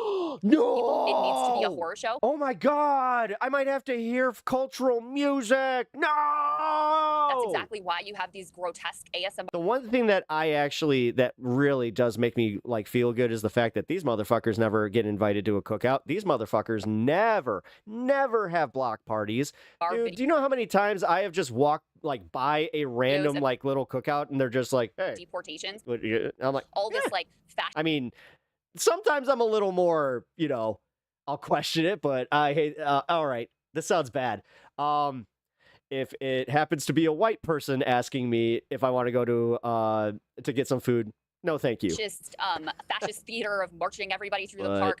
if the Mexican house down the way here does, yes. The intentional cruelty at Alligator Alcatraz, Very the much shipping so. of people to CCOT, where again we now know that there were reports of rape and torture and abuse. Yeah, that is all an intentional part of the policy. So I appreciate the honesty about that. The dishonest part is there's always this rhetoric about, oh, well, we've got to take care of our people first. Oh, we've got to make sure that American citizens are Say taken no care to of. the White House. Bullshit. This president just took health. I don't need to question how long you left that potato salad out. Away from 17 million people. He's cutting food assistance to millions of people. And you expect This is damn. me to believe he cares about your You would think that white people would be better about putting mayo away. average American citizen. This trade deal that you guys are so hot on is going to jack up the prices on pharmaceuticals, on medicine for your average American people. So, you know. Huh? I have to give confused face, otherwise it gives. Then I give the other face that means that you might be right. Where is the care and concern for the American citizen here? It's Yeah. all just about scapegoating. Yeah, and it's literally, and it's the thing is, it's not just scapegoating; it's scapegoating very specific people. immigrant population and saying they're the reason for your pain and your problems, when in reality it's the very oligarchic class that Trump himself represents and serves and protects with all of his actions, including the protection of the Epstein files, by the way. Okay, well, let's just pivot, if we can, to Gaza. Which is not wrong. Megyn Kelly earlier, Clay, was saying enough is enough. Whether you supported Israel at the start of this, as she did and I did, this has gone on too long. Yeah, you were on the wrong side of history, and now you're trying to hedge your bets. Good job. Way to come in at the literal 11th hour where you had to see starving kids. And then it's kind of weird how you guys, there's some video out there I recently saw of both these shitheads not just ignoring it, but literally saying how, no, I don't think it's happening. I do believe what this person's saying. I mean, I talked to this person. They said this is happening. That means it must be happening. Like, again, dude, there's nothing more cowardly than the way that Megyn Kelly and Piers Morgan handle this shit, because they literally will do like the I had a guest on who said without owning that position and then go, oh, no, I had the guest on. It wasn't my position. Go back and watch the tape. It's too painful. The disproportionate scale of what is happening now is turning Israel into a global problem. That's kind of funny. And I completely agree with that. I just feel like someone like me who has always supported Israel, has a lot of Israeli I friends. saw photos and videos just like last year, just like that last year, and called them lies. Yep. Jewish friends. Every day this continues. Deepfakes. With all these. I mean, dude, you literally have like Trump supporters that are calling videos of Trump at like, you know, the escalator one. I just watched one of Parker doing this. He was talking to like a MAGA bro, and he's just like, hey, have you seen this video? And the guy's just like, oh, you could deepfake anything nowadays. It's like, this is from the 90s. It's like, yeah, but you see that cut there? It's like, this was on CBS. It's like, yeah, they cut it. These images.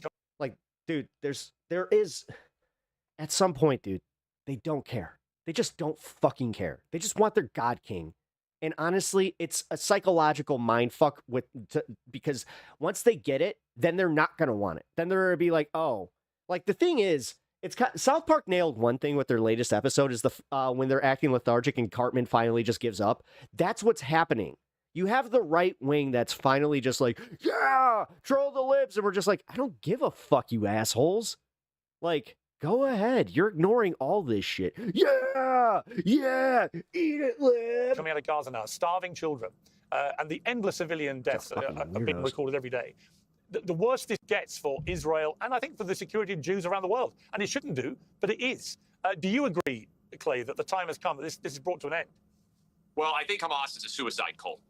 And the problem is they're not behaving in a rational fashion, which I think is what President Trump has kind of just thrown up his hands about, is they see the destruction of Gaza and the suffering of their people as good for them politically because of what you just laid out. There is no rationality associated with their decision making. So how do you negotiate peace with a suicidal cult? I think that's the challenge that Israel has found itself in the midst of. And I think there is no good solution at this point in the wake of what they did on October 7th, which basically created the seeds of their own destruction. And I think the analogy here is you can either go to Pearl Harbor or you can go to 9/11, where you had a sneak attack that initially appeared that it was going to be profoundly successful, that actually led to the utter destruction of the people who engaged in the sneak attack. And if you go back and look at what happened to Japan, or you go back and look at what happened to Iraq.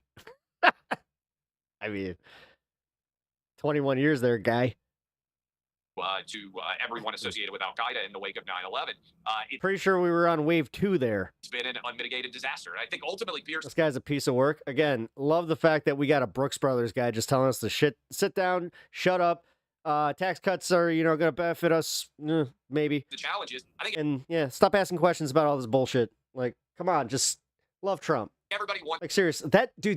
These people would just love to say that shit. Just like, can you guys just shut up and love Trump? Like, what is wrong with you? Just go with the flow, man. Like, come on. It's so much better. Like, don't you not want to think? Don't you just want to be part of this group? Like, come on, man. Wants there to be less kids dying. I think everybody wants... Wow. It's almost creepy hearing it that way. There to be peace in the Middle East of rational, good, sound mind. The problem is Hamas is not a rational, sound actor, and they are, in fact, a suicide cult. So how do you negotiate with them? But I truly believe they see this as politically beneficial to them. This dude is like Paul Reiser and the distribution of of aid to the people who need it. They're sometimes killing people when they're trying to take it. So I think Crystal, get out of the room. Crystal, he let the facehugger go. Crystal! That's such a lie. It's so much... or it's Israel. The problem... Hear that? The problem, Clay... The problem, Clay, with that is, as the New York Times reported at the weekend, there is no actual proof that it's Hamas that has been preventing this UNA getting through to the Gaza. The evidence is pretty clear that Hamas is not acting in the best interests of the people that are living in Gaza, and it's profoundly unfortunate. Well, that is indisputable. I told you guys that I found a life-size alien head at a garage sale. The guy was willing to let me have it for under $100, and my wife shot that down so fast. That is If I was a smarter man, I would have gone by myself. I was talking about the issue of the age. And just been like, And look what I got. the truth is, nearly 1,000 or maybe more than 1,000 now. Although that would have almost, I'm sure that would have come with divorce papers too. Gazans have been killed in these lines. I mentioned that Alien is like the one movie that scares her, right? Waiting for should have gone back later. I really wanted, dude. Could you imagine? Oh my god, I would put it like I the hate reality is that the vast love my majority have been Godzilla killed by the IDF. picture. And the IDF says where we're it is, firing but warning I would put it shots, right or there. people Just were it was moving like it was like a hunting. It was like I was a predator and I mounted it.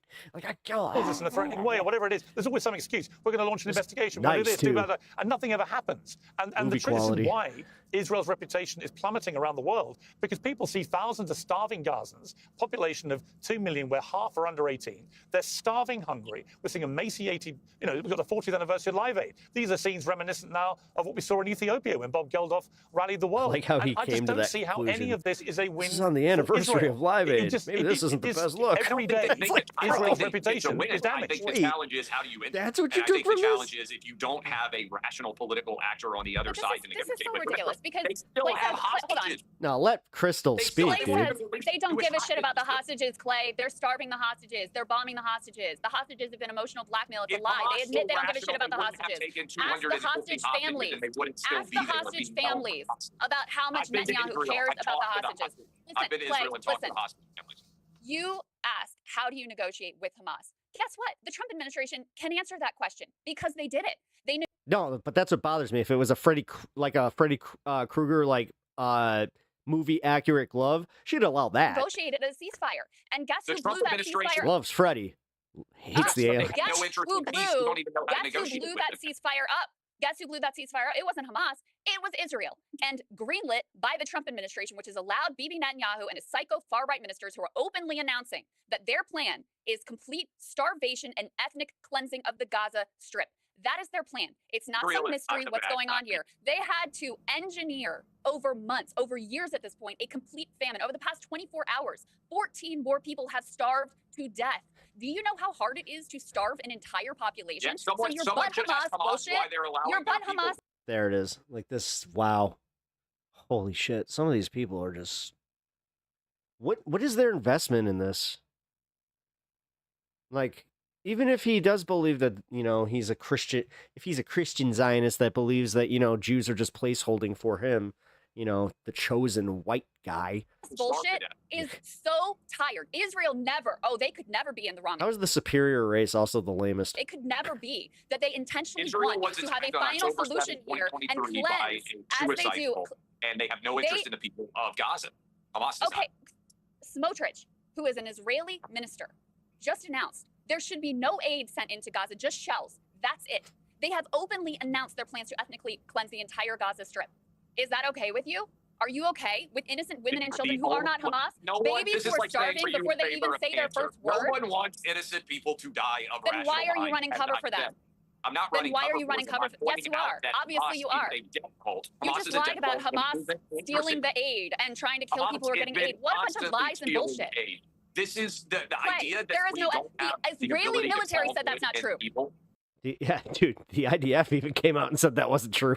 The ability to call the fuck? Israeli military.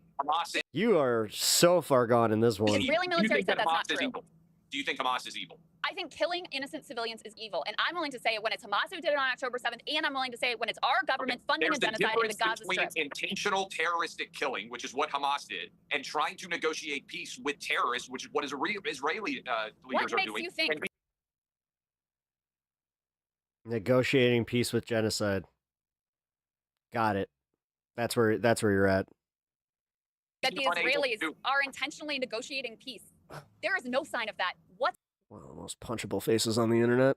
There is none at all. Only safe place in the Middle East where you have basic human rights is Israel.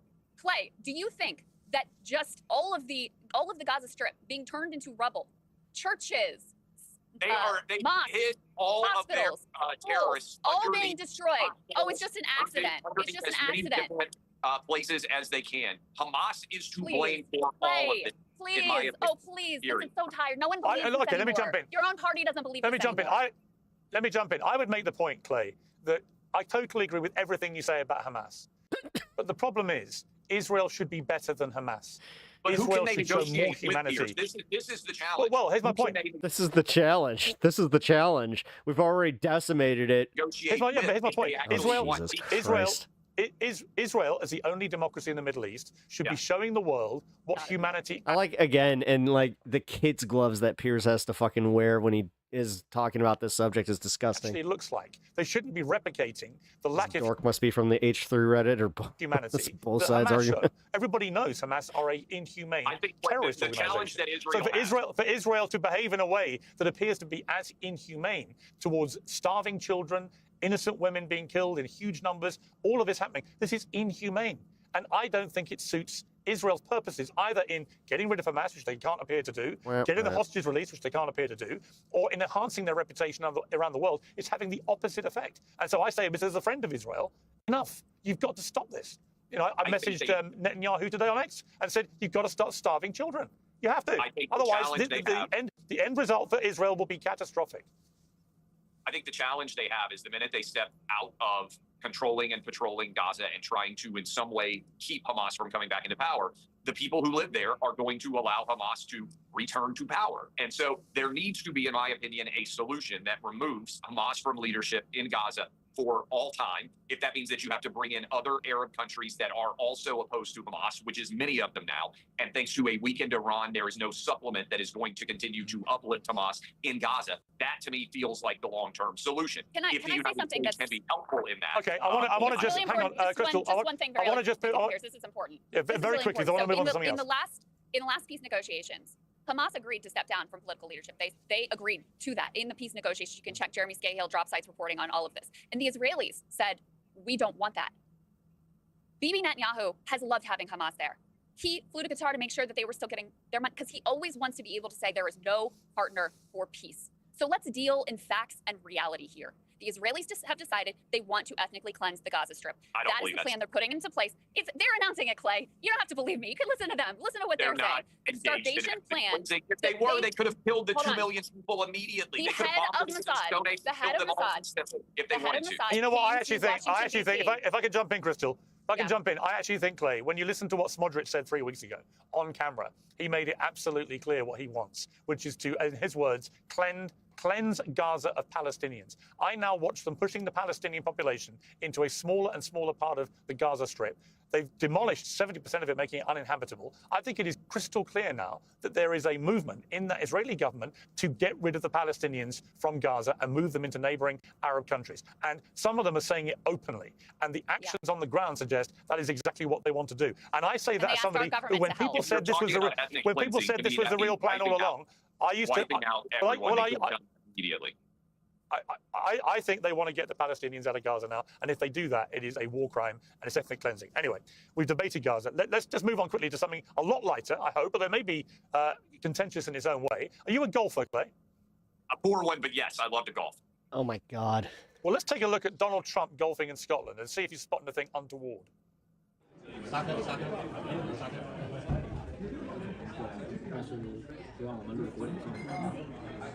Oh. Walks up to it. Now, what you actually saw there was the second caddy dropping a ball out of his pocket. Let's have a look at it again now that we know that. You see him there. He's the guy in the red there. Now watch. Out comes the ball. Yeah, he tossed the ball. So Trump then plays the ball dropped by the caddy. Now, a lot of people have said, well, clear evidence that President Trump cheats at golf. I have a different perspective on this. When he's not playing competitive golf, i.e. at his club or whatever, he tends to go around in about 2 hours. As a golfer... Oh, wait. To quote the Scottish who invented the bloody sport, fuck off! For many years, you can only do that if you're basically doing what Trump is doing there. And I'm told that what he does when he's playing for fun with friends or his kids or whatever is that the caddies carry the balls. If he's in a bad position, in the rough, in a bunk or whatever, to save time, they just drop a ball nearby and he plays on, which I don't have a problem with if that's what he's doing. What do you think?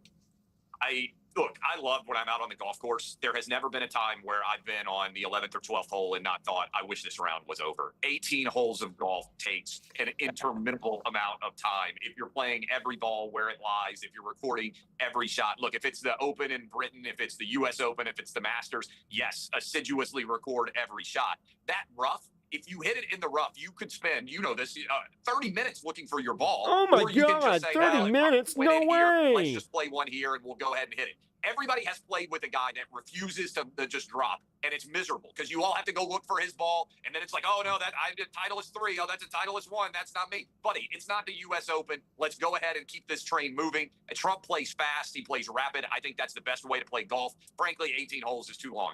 Everybody should just play 9 or 12 and call it a day. So I got. That's how you know this dork doesn't actually play, right there. See, I don't actually play golf, but all my friends who are in love with the goddamn sport, they love it. They absolutely, like, they will play, another 9 if they're offered it. No. You are a poser, my friend. You're a golf poser. This also is actually showing how, Trump is also a golf poser, and so is Piers. Like, this is why I have always had a problem with it being a rich man sport. Because notice that. Notice how they're just like, oh, skill. You don't actually need that. Yeah, that's weird. You want to play. You want. Crystal actually plays golf, so here, watch this. Got no issues here. Crystal, I would imagine you would be delighted that the President of the United States, as he approaches 80, is getting 2 hours of healthy living and fresh air, but isn't taking the usual 4 hours for a round of golf, which would mean he would spend too long not working for the American people. You must be thrilled by this. I am old enough to remember when Trump himself would criticize Obama for being away from the office on the golf course at all. I haven't looked at the stats, but the number of days that Trump's... Although, to be honest with you, you know what? I would rather Trump be away and not, like, locking people up in CCOT. So go ahead, play some golf. And I just will say I'm also a golfer and a bad one. And I also cheat all the time because I'm not hitting it out of some horrible situation. Nobody has time for all of that. But we ought to look at his record and how he somehow always wins his own club championships, but not on other courses. It's a little suspicious, Pierce. That's all I'm saying. Well, I know a few golfers, Rory McIlroy, amongst others, who played with Trump and said he was very good and played to a 6 handicap and no cheating. Yeah, there's nothing at stake to say that the president, is kind of shit at golf. You mentioned North Korea at the very beginning of this show, Piers. This is fucking gross. Like, this is like, I want to laugh at this, but this is also just like, ugh. So like, look at this dorky smile, this take people who like Rory who played with him who said that, but I haven't played with Trump. I want to play golf with him, then I can announce to the world what really goes on. Thank you both. Oh, because you would certainly do that. You're definitely the product or the prince of objectivity. Anyway, moving on. Hey, welcome back, Stan. Oh, you were there the whole time? Damn.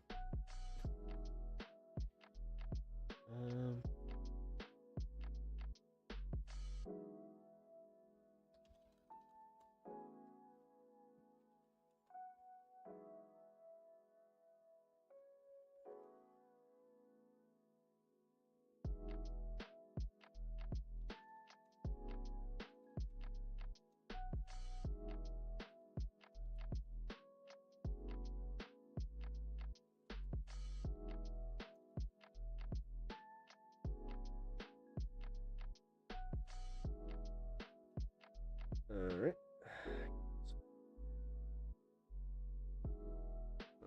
That's bad.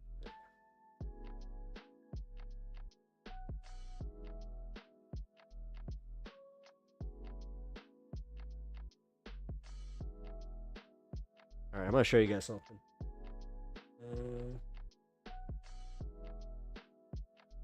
I'm working on this for a show tomorrow. You think it's too busy? What do you think? Because I want to give my stream schedule, but also I feel like it's too busy. I don't know. Honestly, if one person says it's good, then I'm gonna just go with it. Fuck it. Simultaneously trying to work on that. Like I said, I got to prepare for the first show tomorrow. Make golf illegal. I mean, the amount of land that it takes up is insane. Premium land too. We got Mears Porgan.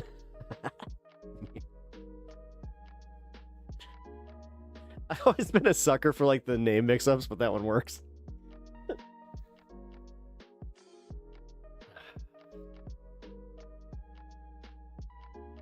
Make it wait. Make it busier. Just, I should put like stickers and shit like all over.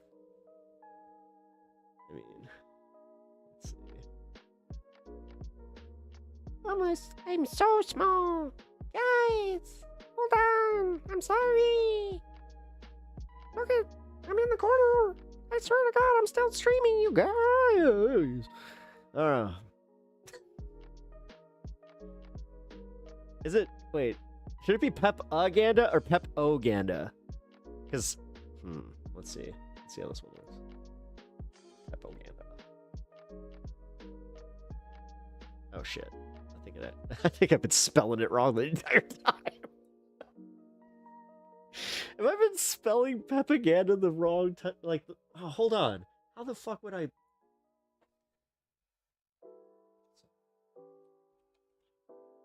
No, it'd be Peppa. Like Propa.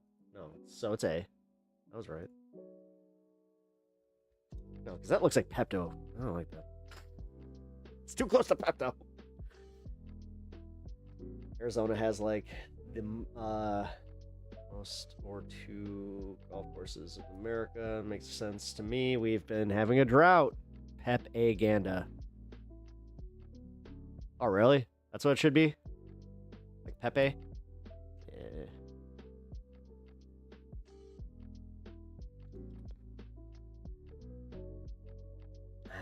It actually works.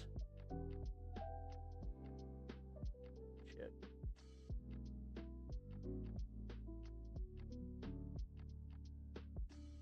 I think we already made up the graphic for the other show, though. I mean, it's going to be whatever my other graphic says. That's the funny part. Like, I already sent this in, and I'm like, oh shit, I kind of... Wait. Here. How did I spell it?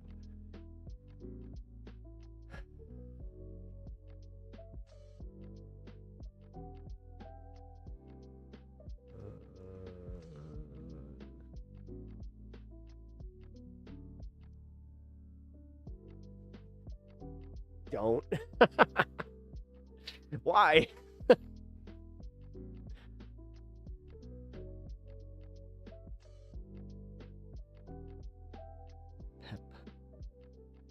Shit.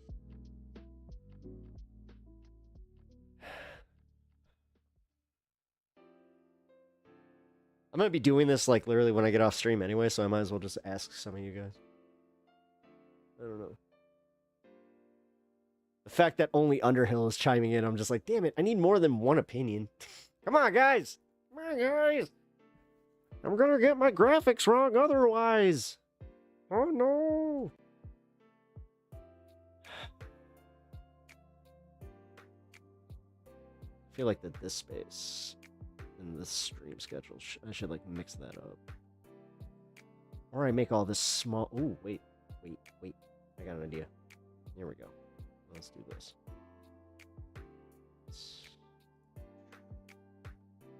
What was the question? Is this spelled okay? The Pep-A-Ganda thing. There we go. Streamline that. Boom. Kind of like that.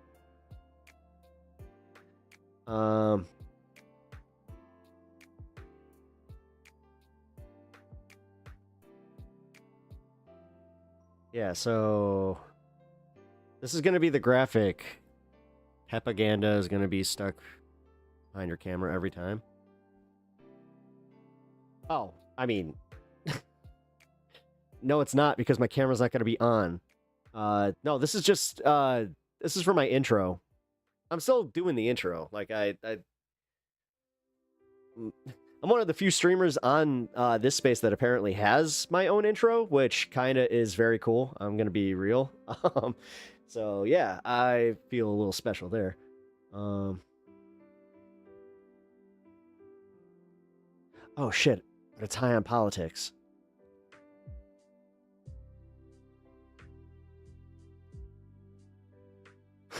Can't spell. You should know that. Crap. Here.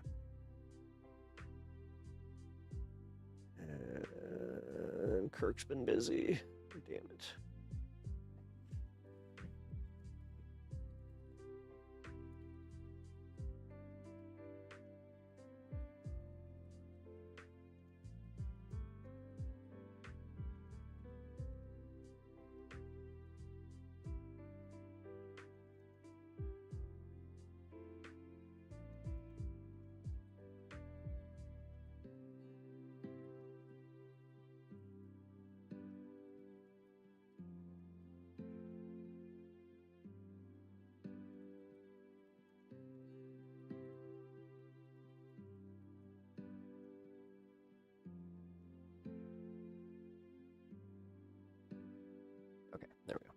Looks good. I can't spell. So you know what? Like I said, this is going to be.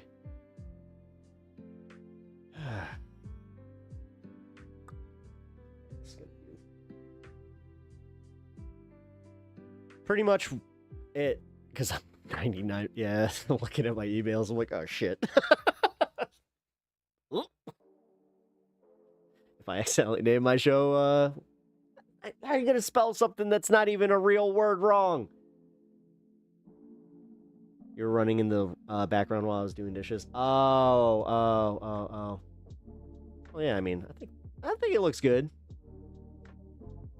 Night, y'all. You're out. All right, Tragic. It's thank you for joining the stream. Yeah, I got a dip. Cause I gotta make sure that I'm ready for all this tomorrow. So here, let me drop the link for this space, because just remember, guys, it's not gonna be on my channel. So hit the notifications, specifically on this space, hit the notification bell, because when I go live, I'm the first show at noon. Yes, it's going to be... You're going to have to break from Majority Report, sorry, but that was not my idea. I'll just say that much. I was kind of like, I do know that a wide array of that audience is part of that community, so...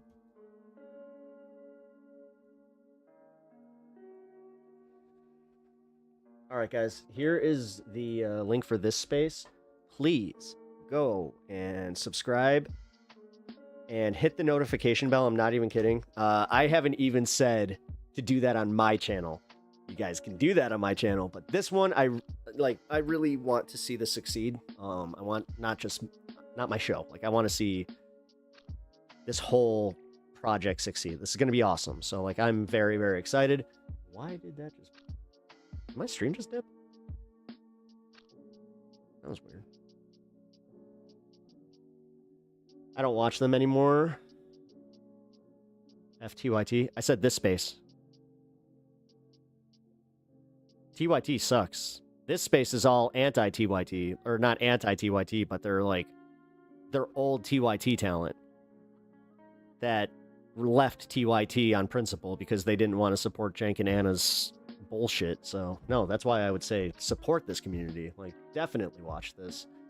Definitely hit the notification bell, because yeah, I said Peppernomics. The name's locked in.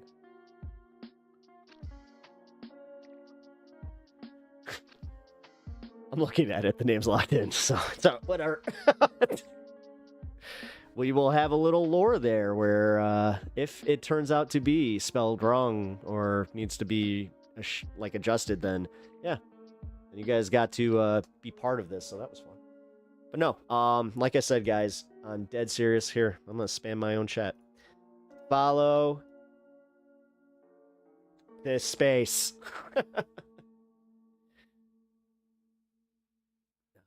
Second show names. Well, I mean, this is my second show. This isn't my stream, just so you guys know. Like, I'm not changing the name of the stream to Pepaganda. Pepaganda is going to be my Tuesday show, or if they decide to put me on any other time. Oh, Majority Report. I was thinking Damage Report. Sorry. Well, even Damage Report. I don't hate on John Anarola. John's fine. I mean, the fact that him and JR are like, they have locked in, from my understanding, there's a reason they haven't left. I don't actually, yeah, I should be careful with this. But I'm pretty sure that they have a situation where they can't just leave. So, it's kind of a bitch. The other people could, because they were just considered contributors. These people are actually employees, and there's something there. Like, yeah. Anyway, I'm right there with you. I do not enjoy the TYT. I really... They were going downhill before, Anna going full fucking anti-trans really did it to me. And then her attack on Benny, I'll never forget. That was the day that I quit. When I had a membership from shit. It was before Trump. was like the last 2 years of Obama. So, like 2014. Jesus. They are still TYT. I'm not supporting them. No, I got it. I understand that. I understand not supporting TYT. If you're going to watch their content, of course, then I can't say anything about that because I'm not one of those, schmuckers that would say that. So, anyway, good night. Good night. Yeah, I got to go. Thank you. You're actually kind of helping me out here. So, tomorrow, as I said, it's going to be 1 p.m. Eastern, 12 p.m. Central. So yeah, I got a noon show. It's gonna be a little bit earlier for me, but I don't mind.